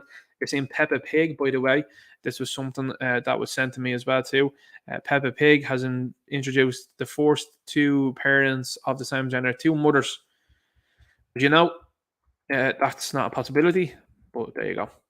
Andy Christian, of course, as I said, teacher who refused to use gender-neutral pronouns jailed in Ireland. He wasn't jailed for misgendering. Seems to be, very funny. He wasn't jailed for misgendering a student. The headline isn't accurate. He was jailed for ignoring a court order, which again stems from the fact he wouldn't use the incorrect pronoun and incorrect name for someone that is clearly very delusional. But like I said, anti-Christian. Once it's a Christian, there's already people that are out there ready to go. Of course, you can't criticize them. To me, though, there's a lot of talk as well too about critical theory for those people. And Mel Gibson allegedly making a movie about the foundation of their state has them very panicked. Dozens of pools and closed in France over high energy costs. I see Klaus's foreign members doing a cracking job. Meanwhile, important people not left, right, and centre over there and giving them orders. Government will advise households to use appliances outside peak hours as attempts to conserve energy ramped up. This is Martin should be in prison. I mean, this guy should be in prison at the very least. I mean, this fella should be inside a 6x6 cell there instead of Enoch Burke. You know what I mean? Like, what this fella has done to this country. And then, by the way, the media are doing it too. I think I'll probably post the article down below. They come out every 3 months. You'll notice it, by the way, now. And particularly when his tenure now is coming to an end. They probably do it before December. They wrote out the story again about his 2 children that passed away. Now, here's the 4th thing I'm going to say.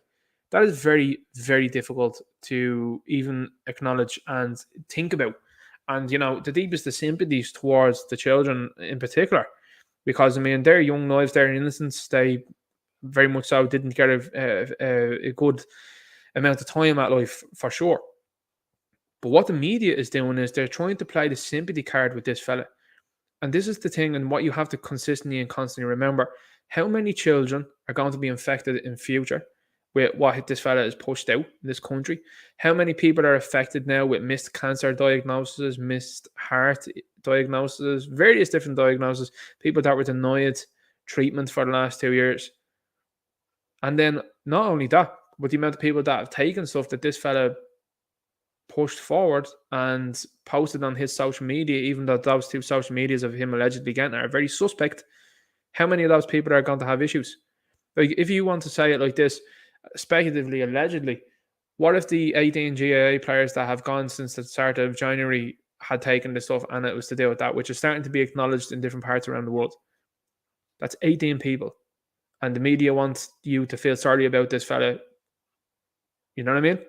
What do you think? And this is what I always like to do. I want to say, what do you think? And this is what it's about. It's about cutting through the bullshit. It's about cutting through what the media are trying to do. And they constantly do it. They constantly try to make you feel sorry for these people. These people that are, in my opinion, megalomaniacs. These people that are, in my opinion, sinister. This fella have no qualms about calling people that are patriots, that are nationalists, sinister people. Wouldn't have qualms about it. People that are on the front line, people that are in very big debt due to what the government and policies of this government and successive governments have done over the years. But this fella then will have the gall to call you all sorts. You know what I mean? So this is what I'm saying to you. You have to separate yourself too from the sympathy culture that's out there. The sympathy culture is out there, and I mean, it's like, as I like to call it, the X Factor culture, which is someone would come on and they'd have a sob story, and that person had to progress all the way to the final because of a sob story. What was your man's name? Your man Garrett, wasn't it, or something? The same year that Will Young was singing in it. And your man Garrett got through with the fact that he was coming out and he had a stutter. Now, everybody knows after the fact, your man said, I no longer have a stutter now because I got speech therapy for it. No, you were faking. That's from what everybody in your area said. You were telling us that you didn't have a stutter at all. And Will Young, who was the better singer, I think, did he win it? Or did your other fella win it? I'm not really sure. I can't really remember. But your man was into a final with Will Young. And Will Young was a much better singer. Like, by far.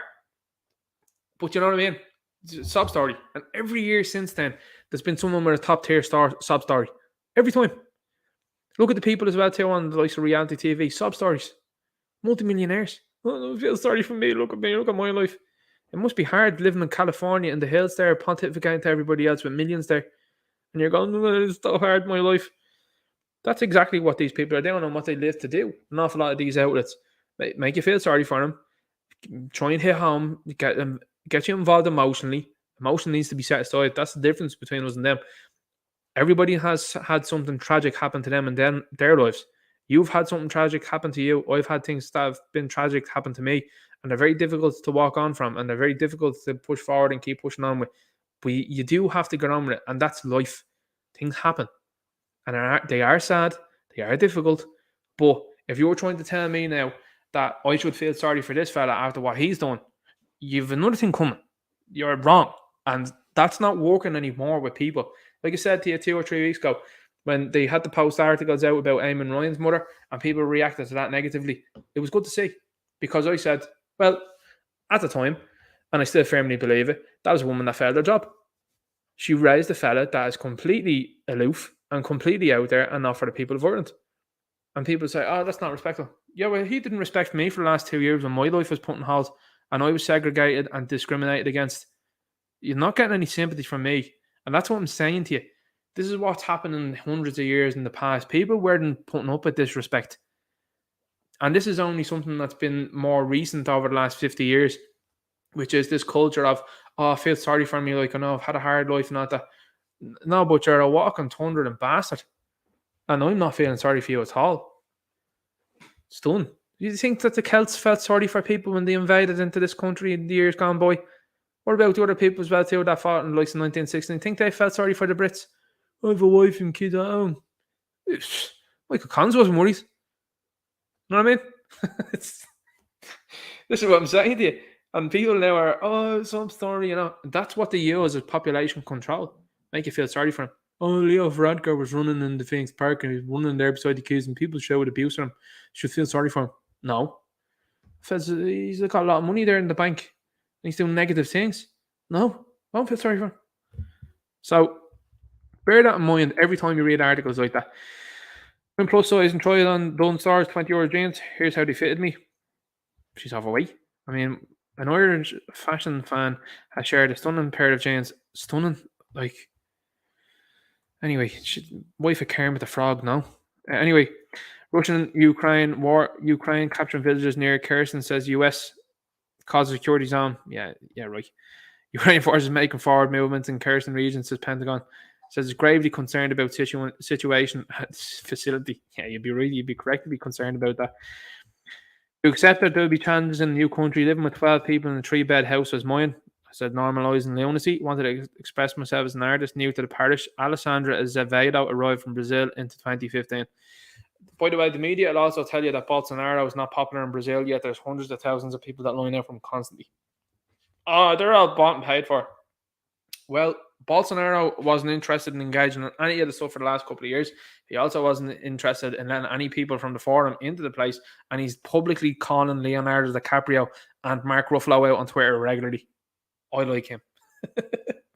I like what he's about.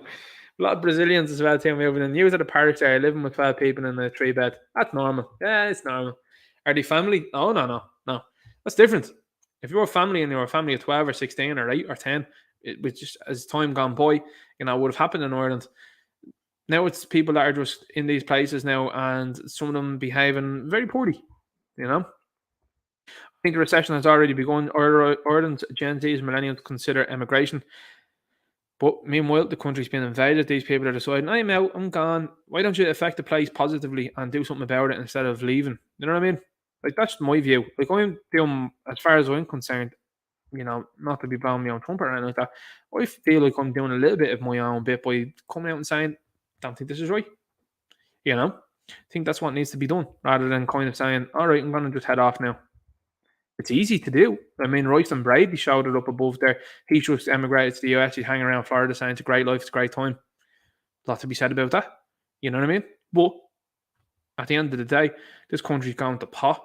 And are you going to just let it go? Or are you going to say, well, actually, no, I think people fought and died for the freedoms and things that we love and support here, and we need to do something about that, Around 130 asylum seekers left without accommodation. Send them back to where they came from, is my answer to that one. Enoch Burke to be moved into main prisoner population in Mountjoy prison. This may be the story. That will wake up the nation, as I said, and it looks like to be done. There's another one. He asked to go see his friends. He walked out the door, never came home. New story. Weirdly, that didn't pop up. The stock photo that was used there, this is talking about a man walking out with his family. The stock photo that was used was actually a black family. I don't know, guys. I don't know whether you've gotten into it there, kidspot.com, Australian News. Not sure you looked into that too much. That was the €50 million paid out by DCC for claims from trips and falls since 2017. Fix the footpaths and roadways then, is what I said. Very simple. My tenant are advertising my property on Airbnb. This is only the start. Property Clinic, as the property owner, you are exposed on many fronts through the indefensible actions of your tenants and should terminate the agreement. I was like, this is nothing new. I've heard multiple stories of this happening, which is someone is renting and then next of all there's 40 people in the gaff and they're subletting, and the person that's actually originally renting is actually making an earning out of it. Nothing can be done about them, by the way. So that's going on. Instagram fined $405 million for GDPR violations. The Irish Data Protection Commission has fined social media platform Instagram $405 million for violations of the GDPR. That's no shock to me. And again, as I said, this is linked to Facebook. It's linked to Meta. It's linked to WhatsApp. Get off those is what I would say. I know I'm the very person as well too that's promoting on them. I'm only doing it for a time, and I think I might get rid of them as well too also, and then just specifically have Gab and Gettr just to migrate people over to those platforms. But that's what you've got here, 405 million. Is that going to be used for good things in this country? Highly doubt it. In my money, the last time I withdrew cash at an ATM in Ireland was February 2020. Gavin Riley, co-presenter of the group chat Virgin Media Television. So bulb head here is someone that's talking about, the last time I withdrew cash. Who's putting the cash into the account then? Like, what's the story with that? But this is another fella that's happy to push out the agenda, is to push it forward. And I'm sure Klaus is looking after him. Always funny looking individuals. Developer has lodged new plans for 580 apartments and nursing home beside Dublin St. Anne's Park. I said place would be like Judge Dredd's City, the Mega City 1, I think it's called. But that's what's important. They throw in the nursing home there to throw it off that sent 580 apartments. That's a savage amount of ones to be going up around St. Anne's Park. Who's going into this? Who's going in? Where are these people all coming from? Taoiseach criticises unacceptable comments by cervical check chief. How was the recording obtained, is what I said. This was allegedly a phone call between this individual and allegedly, I think it's more than allegedly, the actual name, Pater Taubin. How was that recording obtained? Anyway, we'll keep going. We're talking about Enoch there. Mum is 16, children pregnant again, and she gives all her names beginning with C. Patty Hernandez, age 40, has chosen names beginning with C for all of her children in honor of her father, Carlos. She's hoping to reach the magic 20. So, there you go. She moved up from Mexico, from what I understand, into the United States of America. And Patty Hernandez, she's 16 kids and she's looking to have 20. Now, to break up in 2023, it's been an amazing run. Never heard of them. There's the front man. Look at that. By the way, did you see Dave Grohl there crying there last week? Taylor Hawkins, can't believe. What was it that Dave Grohl asked for people to have at their shows? Right. Okay. Voldemort, was it? Uh-huh. And the bandmates? Yeah. It's weird, isn't it? Some of those fellas as well, too, that stuck to their morals, principles, and ethics as well. Even and there was a UB40. Your man was like, was it Matt Hoy? Can't remember the name sometimes. I think it was Matt Hoy. It was like, you before they gave me an ultimatum, they were like, take the stuff or else you can't play. I decided not to take the stuff. A couple of months later, then the fella from UB40 was no longer with us. You know, similar things seem to happen to Foo Fighters. That's in the last year too. Perfectly healthy young man. And they're like, don't know what happens. Growl crying. People are like, look, he's so brave, isn't he singing the song, looking at his son. That's guilt. That's guilt. If it's not guilt, it says an awful lot about Growl, doesn't it? Chris Pryne's Don't Worry Darling character is based on Jordan Peterson. I said this is why Gina Carano, what Gina Carano is doing is hugely important. She's helping out the Dems while Hollywood wants to attack a man that has done a lot of work for good men and good work for men. This is also a man that was attacked by Marvel Comics recently by them putting his ideology into the mouth of Red Skull. Like, this is where you're at. You're at these people now are doing this, and that's why like so what Jordan Peterson is doing is important. Gina Carano, and you've got Lawrence Fox as well too. What they're doing is important, and this counter movement that's happening, which is the likes of Daily Wire and places like that, getting behind them and making the likes of the My Son Hunter movie. At the very least, what it's doing is it's opening up people to look at, like, that trailer. I think has 4.5 million views. That's incredible for something that's a very new production. And what it is doing is it's opening people up. And this is where the entertainment sphere is important, because what's happened is you have the entertainment sphere been taken over by weirdos for the last decade, at the very least. Now it's been taken back over by the likes of Zaslav. He was looking to right that wrong. But these people at the same time, instead of giving a fair whack both ways, they're just whacking it one way. And most people look at this and go, what's happening here? Chris Pryne is basing the character on Jordan Peterson and supposed to be the villain. Well, what's going on here with the director? The director here is called Olivia Wilde. She was with Jason Sudeikis. She broke up with him. She obviously is a nasty piece of work because he sent her a court filing that when she was Jordan some sort of panel, she got served with it. Then Shia LaBeouf has come out since then and said she's a horrible individual to work for. He didn't want to work with her at all. She then employs her now boyfriend. Bit creepy, is it not? Like, you know what I mean? If you want to play the game, there, you know, she's a much older woman with a very young boy, or young man, I should say. And she's with him, and she's knocking around with him. And now Florence Pugh is coming out and failing to do press for this or something like that, because she said that the way she's been treated in it was just as an object. And I was like, oh, this is what happens when women are directing this, and what women are writing down with She-Hulk. It's very, very unusual. Seems to be a lot of problems. And this was the villain then, is Jordan B. Peterson, a man that talks about cleaning your room, about having a social hierarchy, about understanding that the matriarchies haven't worked in history beforehand, and indeed showing and telling people that women are more agreeable than men. And indeed, why should someone's speech, their free speech, trump yours? Why should yours be considered offended and offensive by this other person? And this is why you chose as the villain. Like, I can't wait until they get, like, you know, I mean, it's what they done with the My Son Hunter. They said that they gave a story to it. They should have gone full out villain on him and the likes of Joe. 100%. Why not? Nothing to lose. You know? And that's why you can't pull punches with these things, because you might as well go back and go, boom, this is what you guys are. I mean, here's the thing. You talk to people as well, specifically online, and you say to them, very recently now as well too, with this House of the Dragon, Paddy Considine, I think his name is, he's playing King Viserys. King Viserys has offered a woman, when I say a woman, he's offered a little girl at 12 years of age, right? Now, you and I both know that's memo-foil behaviour, right? But then you weirdos that are out there that are okaying it by going, well, actually, in medieval times, that's what they used to do. Oh, right. So that's right according to you, because that happened then, and we know that that's wrong. Yeah. Okay. But then when the actors are coming out and you're telling that you want to have representation then for like black people that wouldn't have been there in those times, you're telling people that there is the phobes for saying that that shouldn't have happened. Well, actually, you see, you're a hypocrite. The memo foil stuff shouldn't be happening in the first place. And what you're doing is, with the likes of King Viserys there, King Joe Biden, as I like to call him, he is being pushed forward as a nice little character. And, you know, he ends up going with a 15-year-old. And, you know, he's 50-odd. And the show changed that because the character himself in the books is 30-odd. Now, not that that makes it right. Again, I'm fully and staunchly behind saying anything to do with memophiles. There's only one way that they should be dealt with, in my view. And instead of the show, I don't know, like aging these characters up to being a legal age, because they've already messed around with Viserys' age. They might as well mess around with the ages of other people to make it look better. You know what I'm saying? But what the show did was, and this is what a lot of people are overlooking. Oh, it's a good show. Matt Smith is good in it. Look at what's been done in the first 2 episodes. They openly show you and tell you that this king is happy to engage in what we know as memophile behavior. And they want you to look at these shows through a modern lens. You have set the gauntlet and you've thrown it down, and I am just picking her up and I'm using your own stuff to my advantage and correctly pointing it out.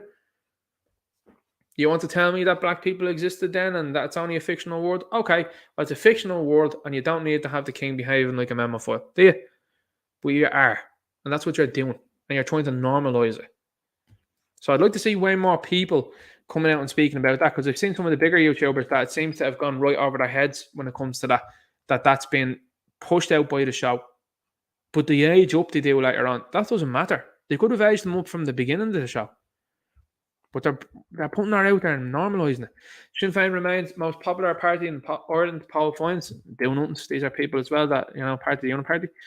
Timothy Chalamet dons red backless jumpsuit.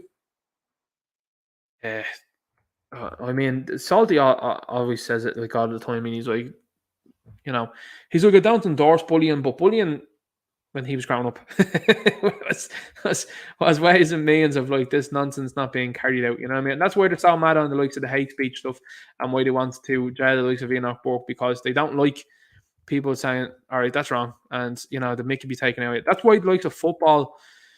That's why the likes of football is going to be interesting over the next couple of years, because they're trying to crack down on people making chants, and where men will be men and boys will be boys, as they always say at these things. They're now trying to stifle them from saying that. So it's only, they're allowing it go on in football to some degree, but then they'll do things like they'll hammer one person or whatever, ban them then indefinitely from like a Tottenham Hotspur ground, or if it's a player that has a particular orientation, the person's banned because they called him this or that. All right. Well, that seems weird, because when fellas are called Feeney and this and that, and the likes of James McLean is playing, and he's been abused left, right, and centre, as has been heard before on stands, you don't seem to have any interest in that at all. It's kind of a bit hypocritical, don't you think? So it's either one rule for all, or one rule and it's just not being listened to, and you might as well do away with that. Zelensky warns Europeans to brace for bleak winter. Get him out. Ukrainian President Volodymyr Zelensky, who was dressed up in high heels before doing a dance and taking pictures there in Vogue with his wife there recently, surrounded by female soldiers. Someone that's not on the front lines himself. Someone that looks a bit like he's all over the joint. The fella's meeting actors and politicians and various other things. Senator Lindsey Graham was talking about Vladimir in Russia, and he was saying what should be done to him. But anyway, this fella should go, and he's telling you to brace for a bleak winter. Here's where I'm at this point in time. I've no interest in dealing with Ukrainians at all. And again, this is the type of rhetoric that's coming out from your bio. You ain't shouting about that. You ain't doing nothing about that. So again, you're getting no support from me still, and you never will. Energy crisis sees demand for firewood rise. Shock to nobody. Absolute shock to nobody. 3 siblings pass after a violent incident in Tallaght. Gardaí investigating an incident in Tallaght in Dublin in which a teenager and a younger brother and sister died. Horrific. Absolutely horrific. And very sad to see this occurrence. It's mind-boggling. You can't wrap your head around that. You really can't. Irish hotel hit by electricity bill of more than 18 grand as hike hits businesses. The same. Here's the thing. Sports Hour Hotel in Ross Carbery had a busy summer, but is expected to get a lot quieter over the coming months. Is this a place that decided to engage in behaviour for the last 2 years that was discriminatory and segregationist in its nature? If it is, you've got no sympathy. If it wasn't, you've got my sympathies. Tate moves to anti-cancel culture streaming platform Rumble as social media ban causes surge in activity. But boom! Sky News had the report on this, by the way. Hilarious. The king of toxic masculinity was removed from Facebook, Instagram, TikTok. Do you know where the bans began, though? Began on TikTok. And as I said to you before, TikTok, there's 2 seats that are on the board of that, and it's controlled by the government in China. That's where he was removed from first, and then he was removed from elsewhere then as things went on. He's since announced a move to the alternative video site Rumble. He has gotten 500,000 subscribers. He has since he has moved there, and copious amounts of views. And not only that, then, but a lot of support financially too over there. It didn't work. All you did was have a Streisand effect. More people looked into him then, and he got more people talking about him. YouTube was going to become like MySpace eventually. I'm telling you, like this is where it's going to be at. Apparently, from what I understand, they're making a move for Russell Brand to go onto that platform. And I mean, he has something like 6 million followers. So if he takes the move over there, like all of the interesting people are over here. Like that's why I have a channel over there. But a lot of interesting people are over there. They're not here anymore because they see the writing on the wall also. You know what I mean? Can't believe she's here. Brian Dowd and Arthur Guru and Leanne welcome first child. How? Oh, since there resumes as a surrogate. Sick. You know? And here's the thing. Is buying a human not supposed to be considered something that was negative in the past now? Alright. It's only when you suit you, isn't it? This is what I'm talking to you about. The push to rehabilitate his image is well and truly on. Constantly, oh, look at him, he's a nice guy. No, totally disagree. Again, take emotion out of it and let's look at these things specifically. This guy's done very negative things. Called this like 3 weeks ago. Pointflation. Points could reach €10 on certain occasions. The Economist. Imagine paying it though. Imagine going in and going, yeah, it's all right, there is, you know. Ridiculous. And funnily enough, by the way, just so you know, as far as you know, Pascal Donahue's wife has shares in Diageo. It's odd, isn't it? Must do a video on that, actually. I think, as far as I know, effectively, allegedly, transferred shares to his wife not too long ago in Diageo. That seems a bit strange because Diageo, there's a lot of kickback there, I'd say, financially there from them towards that, isn't there? Anyway, leftist reaction to Enoch Burke shouts at hypocrisy. No, you can't ask people questions. You can't demand speech be changed. Your morals and religion don't matter. You can't harass someone. I was like, that's all that you do. What are Europe's alternatives if Russia shuts off gas? Trouble. Trouble is what it is. Ex-Minister Liam Fox gets donation from test firm he recommended. Tory MP Liam Fox receives 20 grand from testing firm 2 years after endorsing it to ministers. It's starting to come out now. Really is. Putin Alloy says West is playing chess game. It is. I mean, seriously, it's actually going to be incredible to see where these things go. Ona Brun, Sinn Féin would fix the housing crisis. I said you're open border, so you won't. Absolutely not. Meta's plans to charge for Facebook and Instagram could be the final line in their coffins. Yeah, I hope so. I won't be paying for it. You're joking me. How is it sorted? Because they keep giving away to foreigners for free. Just true. That's absolutely true. Cromwell 2.0, as I say. Man stopped from boarding Lewis after racially abusing passengers at stop. See, the media are ignoring the story from Nigeria for some fella full of drinks saying a few choice things. Just true. That also trended as well too. 250,000. Details of ban on gas, oil home heatings to be known within weeks. Ban the Green Party. That's what I do. Will employees return to the offices? Home build soar. Oh, there it is. Inside Micheál Martin's family life with wife and kids in Cork. See what I'm saying?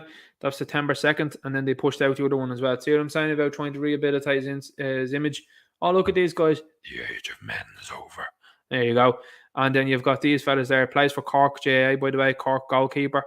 And yeah, there you go. You've got a situation there where they're trying to rehabilitate Monty's image here and try and make him look like a decent fella going out the door. No, not going to be the way. Not going to be the way. Worse Taoiseach than Leo Varadkar, and that's saying something. I mean, you had to be a really low rung on the bar to be worse than Leo Varadkar, but you are there. The Square told to scrap free parking from next week. They're looking to make you pay for parking because then sure you'll leave the car at home. National Indoor Arena to be used as refugee housing. None of that energy for our own Irish. Energy shortage and inflation threaten civil unrest in Europe. You better believe it. Absolutely. Kildare residents stage protests over housing for Ukraine refugees. This is going to be keep moving itself along now. This fella as well, like how he's still working around where he is beyond me. Cashless society will give banks way too much power. The Irish Crimes reporting on this. AIB's U-turn and the recent Aviva chaos are two examples why cash may still be some kind of king. That's how you know we're winning. The media are backpedaling, and every time we do something, they have to react to it now. That's how you know you're in charge of the game, and you're saying, yeah, that's wrong. And look how it affects everybody. Because the media, I'm sure as well, that listen into all of these types of podcasts, not that very much so now understand that you people that are out there, people that are on your side, not me, I don't know anybody, by the way, I disavow anybody that is doing anything negative, like the government and that, but there's people that were out there that were able to crack the code for your QR codes. What do you think they're going to do when it comes to the cashless society? They're going to see every penny that goes into the likes of the accounts of journalists. They're going to be able to see every penny that goes into the accounts of politicians. And this is why cashless society isn't good for them. Because it's not good for them because there's so little of them. And eventually what happens is people turn and look at them. And you can't roll it that way. It's the same with the likes of the blackouts. Like, here's the thing. If you have a blackout and you see that Eamon Ryan's house is on and has electricity, people are going to look at that and they're going to record it and they're going to say it and they're going to put it out. Same with Micheál Martin, same with Leo Varadkar. They're going to start to get wired to that and they're starting to understand it. Don't buy into the media stuff when it comes to blackouts and that's all fair prawns, because all these people live in similar and same constituencies. They might try it, they might try and go with it, but definitely keep an eye on it and keep watching as well too. If there's a constituency or indeed a politician in that constituency that keep an eye on what's up with them. And there you go. Eamon Ryan's talking about, oh guys, we should actually look at not putting on the Christmas lights. And the King Charles on the way. Interesting. Donnelly lobbied for tax breaks for accidental landlords for 4 years. Is there any investigation into this? Because that would seem then that this is premeditated, what he did, would it not? Why would you lobby for something and then all of us wouldn't go, oh, I didn't know? Seems to be coincidence, doesn't it?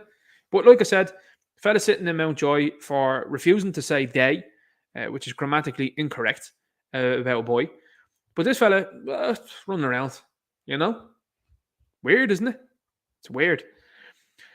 Gardaí issue warning to local filling station owners filling station owners following spate of recent drive-offs. There's going to be more. Like, that's, a sensible person looks at that and goes, be more of that. Wet and damp refugees adjust to County Meath camp. Head on home, so McDonald's is open and back where you're from. Also, as well, to the Klitschko's haven't been off Facebook any day since this is kicked off. Pascal Donoghue says governments will help people with unaffordable energy costs. Just not Irish people. Again, they can pay the bills for people that are not Irish coming into this place and pay the bills for their houses and all that. But when it comes to you and your electricity and gas and all that, you can't do anything for that. Cromwell 2.0, that's what I reckon. California leading in clown world here.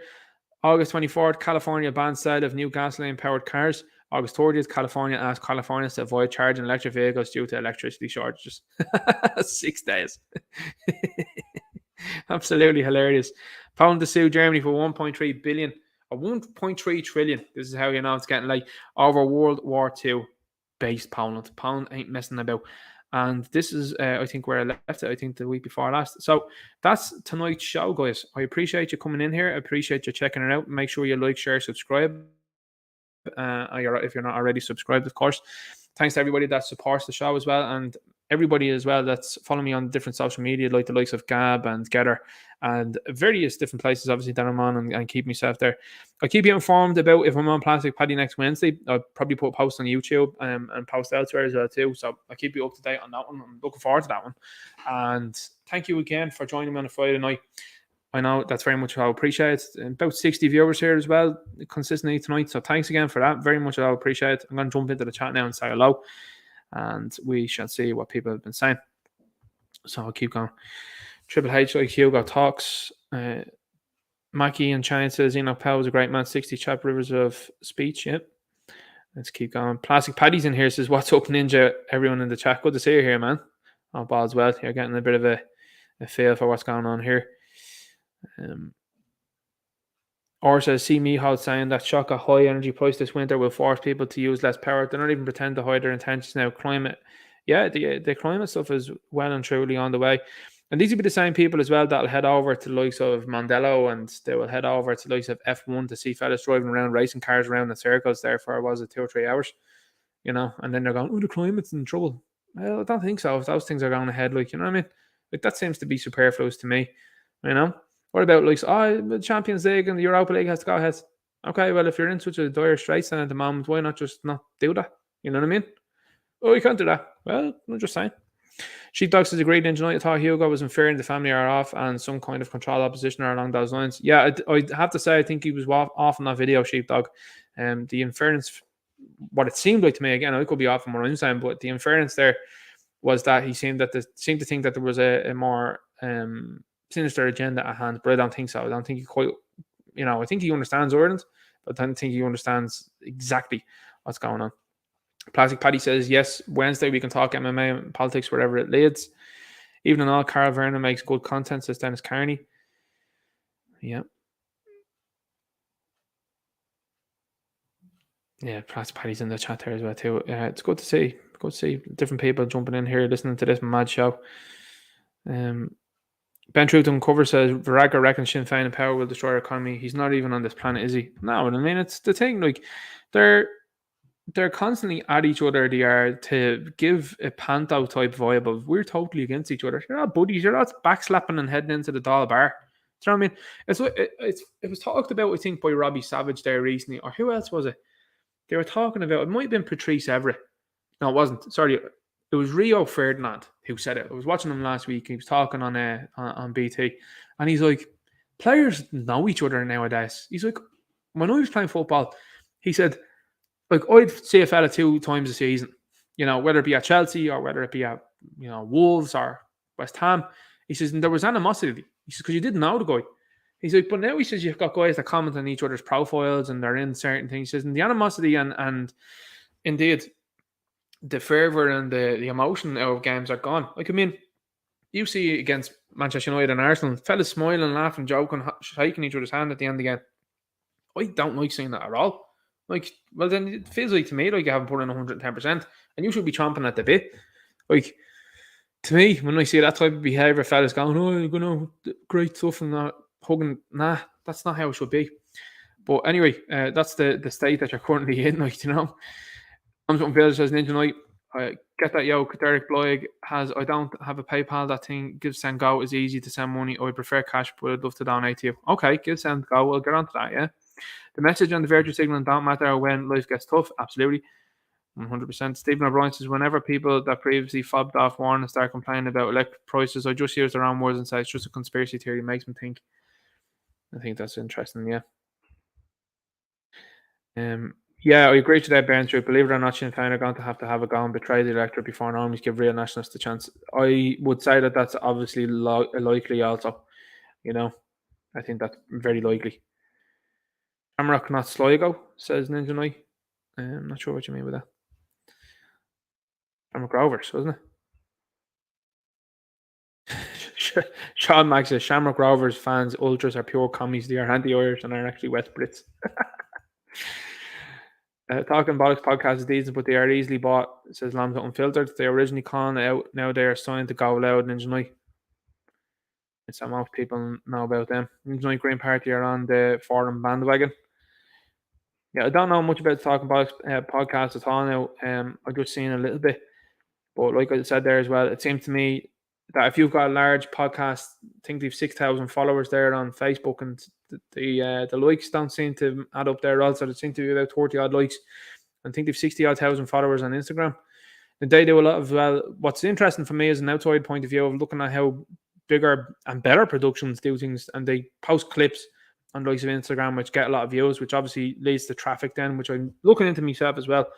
But yeah, I just hadn't known anything about them if they had talked about the last 2 years, because if you have a big platform like that with a lot of people, I think you need to be talking about it, you know what I mean? And when you're talking about fellas that are from the inner city, like, that's inevitably affecting them and people that I know, you know what I mean? Just think burying the head in the sand and talking about shy is not good enough. Personally, myself, and I speak about that like myself too, where like I put out a video in a week, maybe about, as you know, put videos out in a week that might talk about football or, things that are totally superfluous and there's more present things going on. Like, that's why I'm putting videos. It does get, like, I'll go back to it eventually because I'm like, I'm talking superfluous shy here. I might as well talk about what's going on here. 2,500 views. Do you know what I mean? Sean the Shogger says probably propaganda Ninja Knight, but lefties on Reddit went over and got taken because they posted their position on a subreddit. Lame-o. You build a single. Let's see. Having a good Ballyky Bill says I watched Prey. It was deplorable. It was awful. Derek McManus says Bushmills whiskey has a product placement in Dark of the Moon. Does it really? Didn't know that. Derek Bloig says, how are you doing, Ninja Knight? Thanks for all you do. Change is coming. You can feel it in the streets. People have had enough that left are trying to steal the momentum. You need to get there first. Absolutely. 100% Derek. Great stuff that you're doing as well. Great to see it in here. Eric McManus says Optimus Prime is based. Optimus Prime knows what's up. Jay Dollar signs in here. It says Big Daddy. Good to see you here, Jay Dollar. One of my comics gay friends. Let's see. Derek McManus says Lolly got permanently banned on Twitter for posting a picture of Uncle Ben. Madness, isn't it?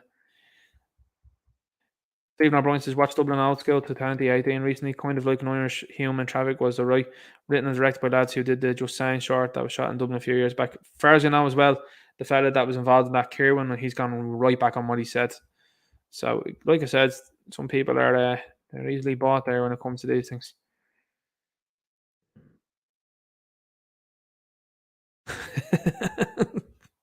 He came up on the show previously there, Ballyky Builder, and I'm Nulla de Sunday. He's a strange character anyway. You know.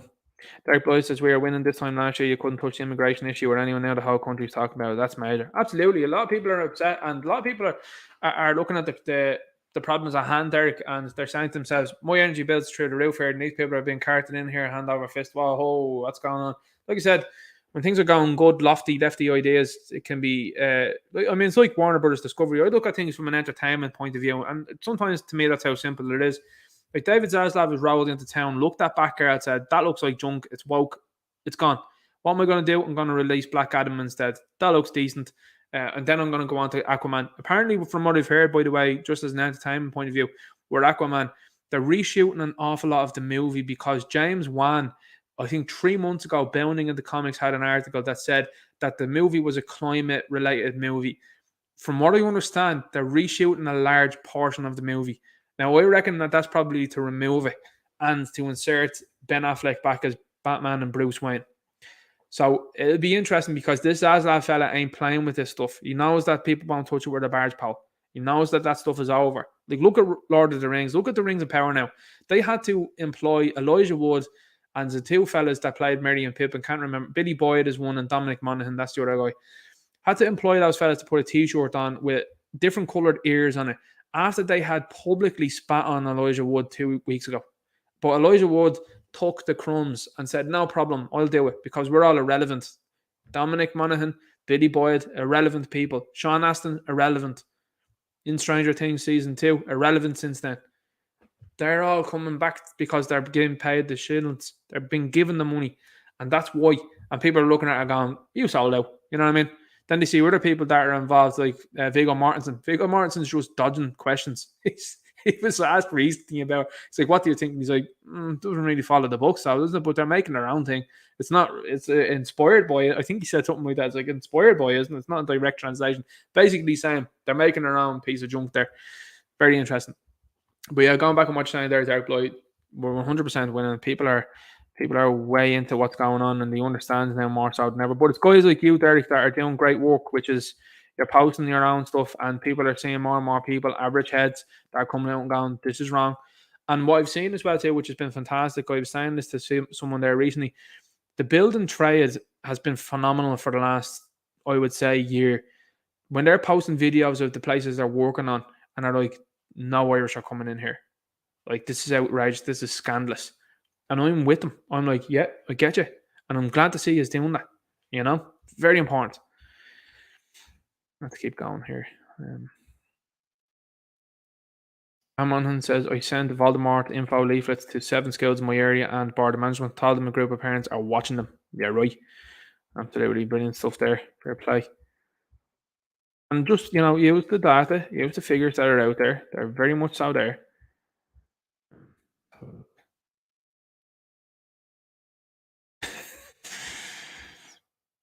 People are talking about, yeah, man, what do you call it? Black Paddy there. Absolute age. Age. Just have a look through the chat there. Like, he's a very strange character, you know what I mean? I'm from, you know, I am Ireland. I am from Ireland. No, you're not. You're from Nigeria, mate. Like, you're actually Nigerian. Like, stop. If I walked over to Nigeria, went over to Nigeria and start running around telling people I was Nigerian, you'd be laughed out of Nigeria, and rightfully so. Like, They'd hear the accent, they'd be like, get out. They're right. And by the way, if you think that that's not real, have a look at 90 Day Fiancé, where a woman went over to Nigeria to be with a Nigerian fella, and they only talked about the fact that she was white. His mother didn't want them to marry her because she was like, I know how they treat black men over in America. This is a woman that was bringing this fella across that was going to set him up for life, and the mother was like, no, she's white, don't go with her. You know what I mean? She on the other foot, there's chaos then, you know? Sean Mack says, Helen McEntee clearly forgets that 78% of the Irish population in 2004 voted no to mass-free immigration citizenship referendum, so the majority of Irish in Ireland are against immigration. They are, and that's when you look at the house being borne down as it is, that's why they're shoving all these illegals into the country. I mean, they call them undocumented. They're illegal immigrants. And this illegitimate regime, in my opinion, are giving out citizenships and calling these people Irish. It's staggering what's going on. It really is. And I mean, when you say it like that, like that's not a theory or anything, that is what they are doing. Like if I went into the likes of Nigeria, and I just like to pick on certain places just because, if I went into Nigeria and then says like, all right, I'm here 4 months, I'm now classed as a Nigerian citizen, I'd be laughed out the door, and rightfully so. The Nigerian government clearly wouldn't have it. Do you know what I'm saying? And that's what I mean. You've got lofty, stupid ideas that are going on here, and people being given citizenships, and you don't know who they are, what they are, where they're from, what they're up to, and you're giving it to people that have actually engaged in illegal activity. Like, at what point? And again, when you look at the referendums, then you look at even the last couple of years, no referendum or no general consensus was given to people to say, okay, should we open the doors for people from Ukraine? They just did it. I wasn't in agreement with that, still am it. I don't care who you are, where you're from, or if there's issues in your place, sort it out yourself. I don't want nothing to do with it, because we could see what was happening and what was going to come. The same with the last 2 years. Do you want to shut down the whole place due to the sniffles? No, absolutely not. You weren't asked. Oh, but that's what they're elected officials for. What was it 11th count, 14th count? Doesn't seem to me like they were actually voted for, does it? The Green Party still don't know anybody 2 years later to vote for them. Not one person. People actually come in sometimes here and jokingly say they voted for them. Jokingly. That's how much of a joke it is. You know what I mean? Mad stuff. But I mean, things like that, decisions like that should be made to the people. And I mean, here's the thing.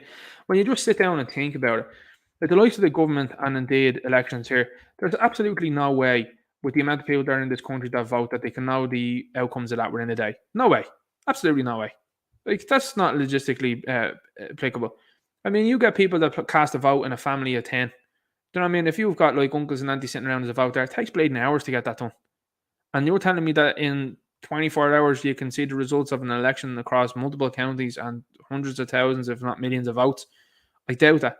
But they have like 50 people in every station working on it. Yeah, you can't work that fast though. You just can't. You know what I mean? And people are starting to open that up and starting to look at it and starting to say, yeah, no, I think you're right. That's why the voting machines were very, very much so a faux pas from their point of view. They thought with the likes of the voting machines, we'll get them in and that'd be grand. And then they realised, what if someone gets into them? And that's what happened in America. People got into them. And then people were able to pick up the data and say, yeah, look here, hang on, there was actually a login here from China. And they influenced this one here. It's just all real.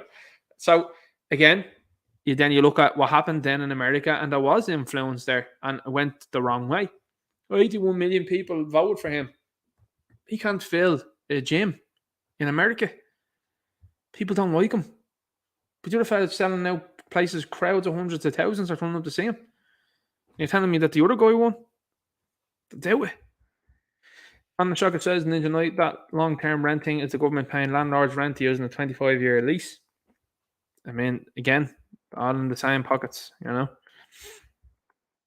Keep going here.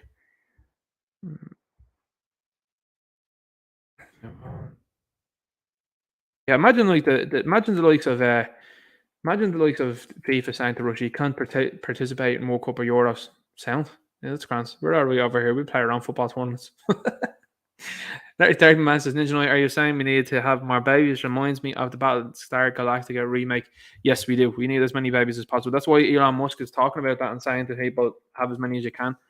Good evening, Ninja Knight, says Leon Curtis and all. Hope everyone's well. Good to see you here. Hope that's well too, by the way. A big shout out as well too, by the way, to Dennis Carney. Hope your man's doing well. Hope all's well.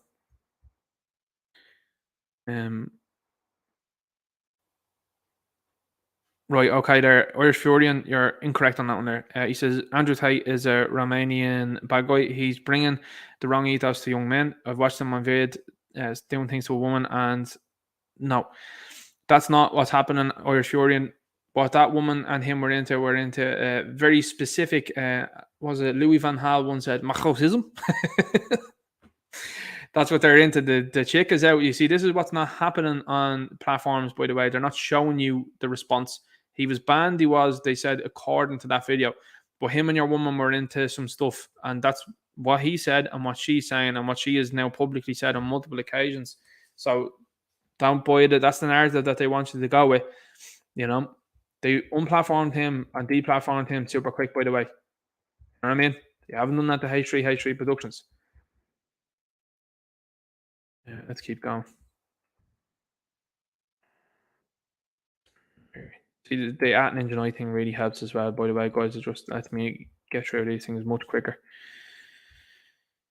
Someone says they say Christian fundamentalists there, someone was saying.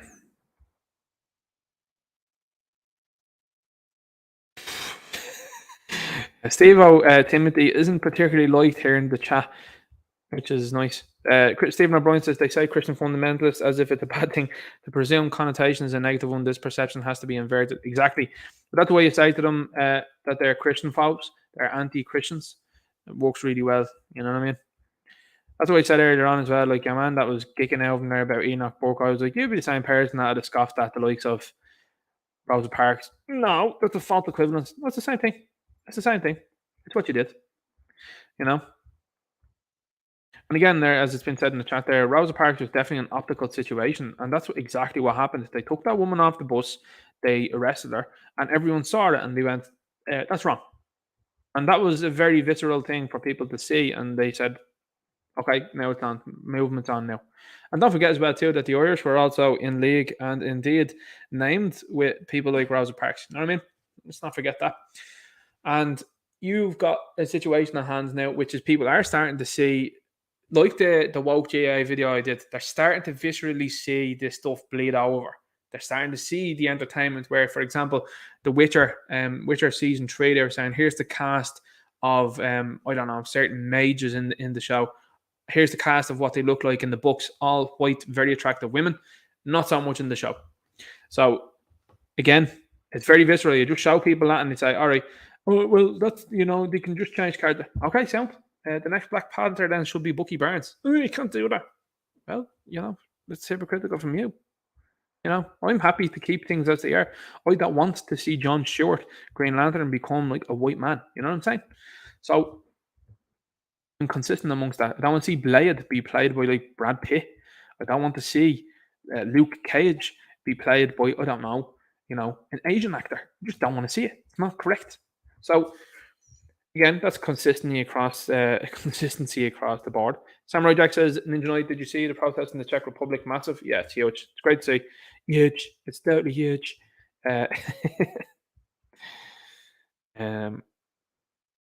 O'Shea talking about Berlin and weirdos that are over there that want to be with dogs. Weird stuff. Let's have a look. Memory Warrior says Trump announced on the campaign trail before that Voldemort was going to look into them, but then did nothing. That's where he loses a lot of ground.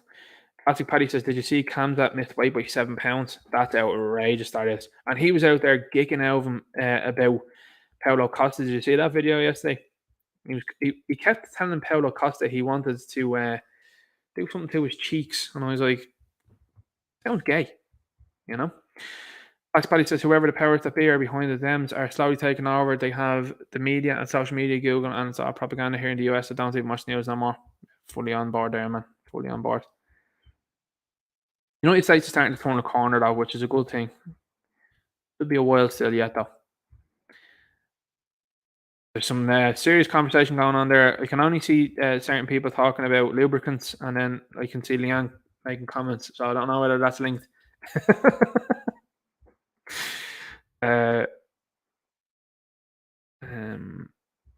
Klaus says Klaus is cousins with the Klingon leader. Trans performers transform into women. Autobots. Stop. Derek Van Brennan says hello from the Netherlands. Good to see you in here. Hope all's well with you. Good to see that your, radical Green minister is outies. Good to see you. Ricochet's Piers Morgan put a vegan to show yesterday. Yeah, Irish girl as well too, which was the worst part. Keep going.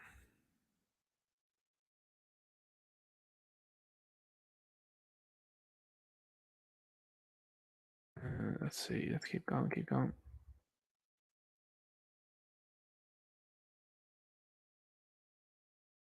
You got a couple of one weirdo in the chat that always likes to come in. I always like to see it because I like to see the weirdos coming into the chat, which is nice because people just laugh at them. These people have no qualms. Yeah, these people have no qualms with messing about with kids. You know what I mean? Again, assaulties like to say, call them what they are.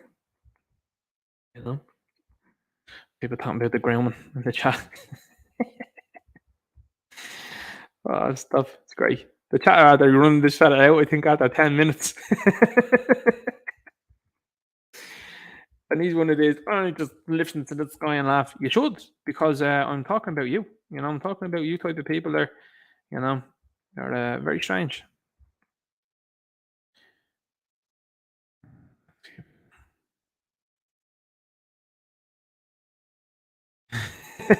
Dennis Carney. This fella's great. He goes, I got called right-winged, ist, and homophobic the other day. So funny as I'm out and proud. You couldn't make it up. Dennis is as based as they come. He is. I imagine calling him a homophobe. The dude is actually gay. You know what I mean? Amy Burke says that shop is in Clonskee, as far as I know. So, good to see. Brandon Shock says my son Hunter is trending on Twitter over 7,000 in the last hour. Yeah, and that's already been stifled, by the way. If that's only 7,000, there's definitely way more than that. Let's keep going. Sheepdog loves the mods in here. Absolutely. What you got to do as well, too, by the way, is you got to laugh at these people. It's important for them to make an idiot out of themselves in the chat and then realise, actually, a large majority of people disagree with them because they're not used to that kickback. Do you know what I mean? They're not used to the kickback from people either because it's been spoon-fed to them by the baddies. Armchair Limerick National says you have to be in England for at least 10 years to get that accent in Ninja Night. Well, I've never lived in England. Been a couple of times though. I do enjoy England, but like not to that level. I wouldn't go and live there or anything like that. Not fancy it. Billy the Kid says I always fancy girls, but I don't think I was going on about it too much when I was a child. Yeah, absolutely. 100%. It's the other side with these people that are into, talking to kids constantly. They want the kids talking to them constantly about things. I mean, here's the thing. If you were talking to a person about your orientation like that as an adult constantly, you're a pervert. You know what I mean? And in my opinion, that's what you are. And you would probably be deemed as a deviant. And you're someone then that would probably face repercussions for it, whether it be in your own family or whether it be at your place of work, if you're just to talk about stuff like that constantly and consistently. You know what I mean? But these people think it's okay for kids to talk about that. And they want to talk to kids about it, and they want to dress up in drag and talk to them about it. Again, like I said, apply the same logic there, and you start to see what side of the fence you're on. Very much so into enabling nonsense. Cat Crossing here says, hi all, good to see you here. Good to see you here. Again, like I said before, like you've got people in here like Dennis Carney like that. I don't care if people are gay. Once you're illegally consenting adults, don't care what you do. I mean, do I think it's right? That's up to you. I couldn't care less once you're a legally consenting adult. Still, always remain the same with that. But when I have a problem is when you start wanting to talk to kids and indoctrinate them into things. That's when I have a problem. Because many people out there also share the same problem because they want the kids just to be left alone. And if they grow up and they mature and they decide whatever it is for them, that's up to them. But you wanting to talk to them and indoctrinate them into this sort of stuff, totally out of bounds. And then you're the same person that wants to talk to them about that, but doesn't want them to learn about the word of our Lord and Savior Jesus Christ. You know what I'm saying? So then I look at it and say, well, morality is with one, and immorality is what your group are doing. Now, that's not the real gay people, because the real gay people have now started to look and started to say to themselves, we're associated now with some very negative people altogether. You need to disassociate very quickly and step away from that movement. And indeed, you're seeing it. You see it, I think, was it in California? I think there was 2 marches that were on at the same time. One with Transformers and one with the women who like other women. And the women who like other women put up a banner being like, dudes, Mrs. Doubtfires are not women. And the Transformers were backed by the police. I think actually that was in London. I think it was in England. And you're looking at it and you're going, oh, hang on here for a sec. Like, now you're actually discriminating against the women who like women. Like, it's outrageous. John the Sarker says, Ninja Knight, Germany was destroyed and repopulated with a certain breed. The native Germans know what's what, but are in the same boat as us. And let's have a look. You know, you could see von der Leyen. Yeah, Samurai Jack. Yeah, for sure. Absolutely. Yeah. Absolutely, 100%. Miss Carney says, I might get a date off the chat room. Yeah, it seems. Oh, stop. The chat in here are absolutely insane. Actually, recently as well, too, Derek was saying, and Liam were saying they met up with each other there and had, I think they went for a pint, and I was like, great to see. It's awesome to see, you know? Good to see people getting together. And it's great to see so many people are just, meeting up with people and chatting and becoming friends with individuals that are also sharing a similar way of thinking, because you've been told something else constantly and it's wrong. Classic Paddy says, I'll see you all later. I'm going to go live. It's going to be a controversial one. I'm dressed up as a British man today celebrating. Oh, fair play to you, Paddy. Oh, man. That'll be some laugh. I'll have to check into that now. We will later on. Have a look now. The worst thing about the situation at hand as well, too, with the Queen's situation is that you have a lot of Irish people that are mourning it, and you're like, all right, you keep mourning it so everyone else out here can see what's up, and everyone can see who you're up and who you're up for, because the James McLean memes have already started. Sheepdog says Trevor Sinclair for Sports Pundit of the Year. Originally, he was convicted of hatred. Go figure. Trevor Sinclair seems to have removed his Twitter account, by the way. Interesting to see how many people turn on him real quick. Isn't it interesting as well that in Britain they shut down the likes, of government meetings and events? The strike was called off, the football was called off, but everybody else, you have to go to work. They really knobbed the average Joe over there now this weekend. The Shouting Potato says, love hearing your thinking, Ninja. Thanks, much appreciated. Thank you for coming in here.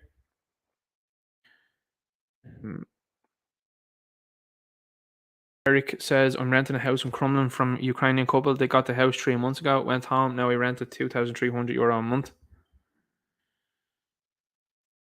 Scandalous price, isn't it? Scandalous. Money that's been given out there. Where's that money coming from? O'Shea says, my friend is in Amsterdam and said lots of the place only accepted card. Even the pool table was card only in one of the pubs. My God. That's absolutely grim. Bravo 1014 says, take Dublin bus to work every morning and soon realise you're being reduced to minority in your own ancestral homeland. That's actually, that's definitely a thing for sure. Absolutely, that's a thing.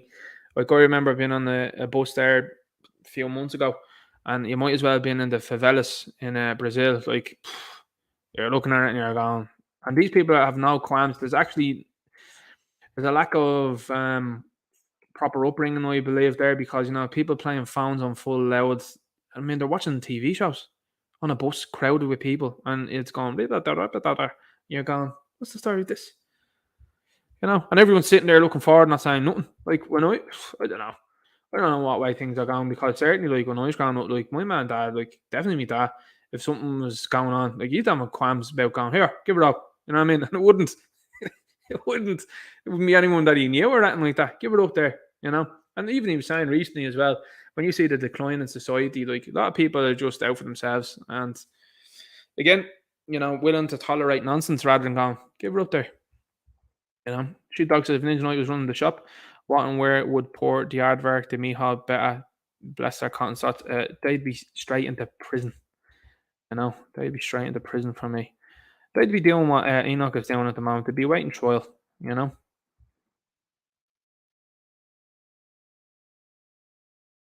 Here through the chat. No Smoke Without Fire says, "No, it's the story of the government hinting now power for Xmas to ruin yet another Christmas because that'll break spirits for people." That's why, again, that they attack Christmas, Christian traditions and Christian heritage. Seems to be working fine. Everything seemed to be hunky-dory as well too in and around Ramadan. Seemed to be hunky-dory as well too for people that shared the faith of the religion of peace. When Croke Park was open for them 2 years on the bounce. Christians though, don't worry about your baptisms or your communions or your confirmations or your weddings or anything like that. Don't worry about them at all. But the festival for the religion of peace, that can go ahead. I mean, very clear to see what's going on. Back on Christianity is huge. Let's have a look. But people are starting to understand. Billy Walsh is in here, so the salt must flow. Good to see it, yeah. No Smoke Without Fire says, Vladimir said last week there's no war in Ukraine, only a military exercise. If Russia was at war, Ukraine would be flattened in a week. That's true. You know what I mean? That is 100% true. And that's why you're not seeing an awful lot of commotion over there. Like the videos emerging from the place, have you noticed, have stopped. Like there's no videos coming out of like they'll show you like, oh, there's a tank there in the street. That could be put there by anyone. But there's no fighting, no videos. You can watch live streams of places. You can book hotels over there. I'm saying. I also find it very interesting that the Russians ran straight to Chernobyl. Isn't that very interesting? They ran straight there and they surrounded it, and that was it. Because they knew what was going to happen was the other gang were going to do something to it and blame them. So they got there first. Chris says, Ninja Knight, these people that want us past, they want us poor, desperate, and eating out of our hands like good dogs. I think they want to be both. London Phil says, Ninja Knight, thanks, great stream, bro. Much appreciated. Appreciate. Irish Wolf is in here, says hello. Good to see you here. Manon says, Ninja Knight, please give a shout out for a Wake Up the Capital tomorrow in Palmerstown at 2:30. Wake Up the Capital tomorrow at 2:30 in Palmerstown. Let's keep going. Hamza says good night. TDR says big shout out to Bollocky Bill. See you here.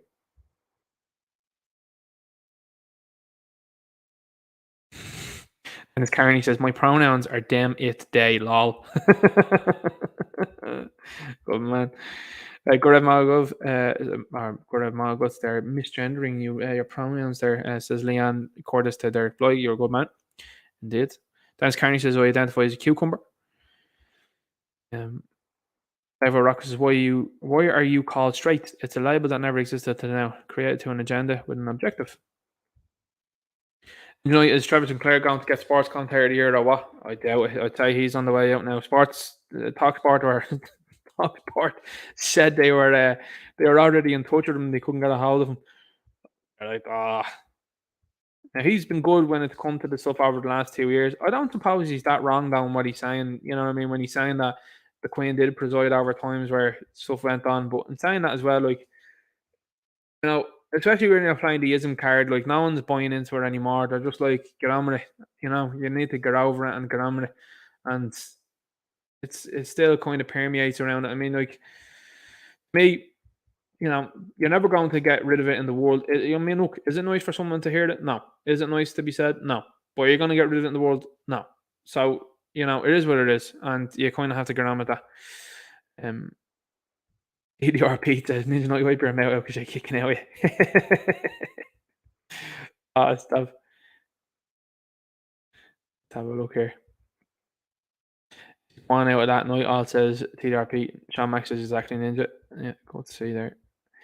Cat says great stream as usual, Ninja. Thanks, man. Much appreciate. Let's keep going. Let's have a look. See if there's any ones updated ones. Leon or Amy Burke says Ninja Knight, the fella who says that about renting the house was waffling. He was just a troll. Alright. I mean, more people that come in here and more comments, the better for me. I'm always happy to see people coming in and messing about, and then people to laugh at them. Makes my job easier. Entertaining to chat to. Leon Curtis, it was great to see Derek Mans last week. Got soaked down Hout. A few points, great chat. There's a joke in there, by the way. I'm just not going to go with it. Yourself. So anyway, guys, that's tonight's stream. 4 hours we're at the passing here at this stage, and I hope I'm at there bigging up there for last week's missing out on it. Make sure you have a good weekend, guys. Keep your ear to the ground on what's happening, and again, as I keep saying, positivity is key, and positivity is definitely on our side. As I said, you look at last week, a couple of different incidents that have happened. The Enoch Burke one is certainly a very interesting thing to see. Tape being banned and then subsequently gaining an awful lot of support is very positive. The support for Enoch is very good. And then, of course, this week caps off in a very interesting manner and interesting way that particularly Irish people across social media enjoyed very much so and very greatly because they remember what happens, particularly in the north of Ireland during the reign of this individual, and they also remember the relations that this person has, and they also remember that this person would have known and been, had a good knowledge about Jimmy and BBC. So a lot of people are saying, good luck to you, and a lot of them are saying that with smiles. So anyway, we'll leave the video there.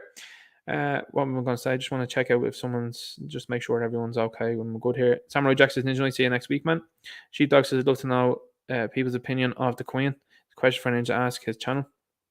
Ninja missed a lot of a buddy, says Cut the Cross. We'll catch the replay. Thanks for that. I don't think a lot of people are into the Queen at all here in the chat. Majority, you probably get a couple of people that are into the ceremonial aspect of it, but I think a lot of people look at it and they say nah. So you got a lot of British people, by the way, that are not into it anymore. And I thought it was interesting to see Sky News.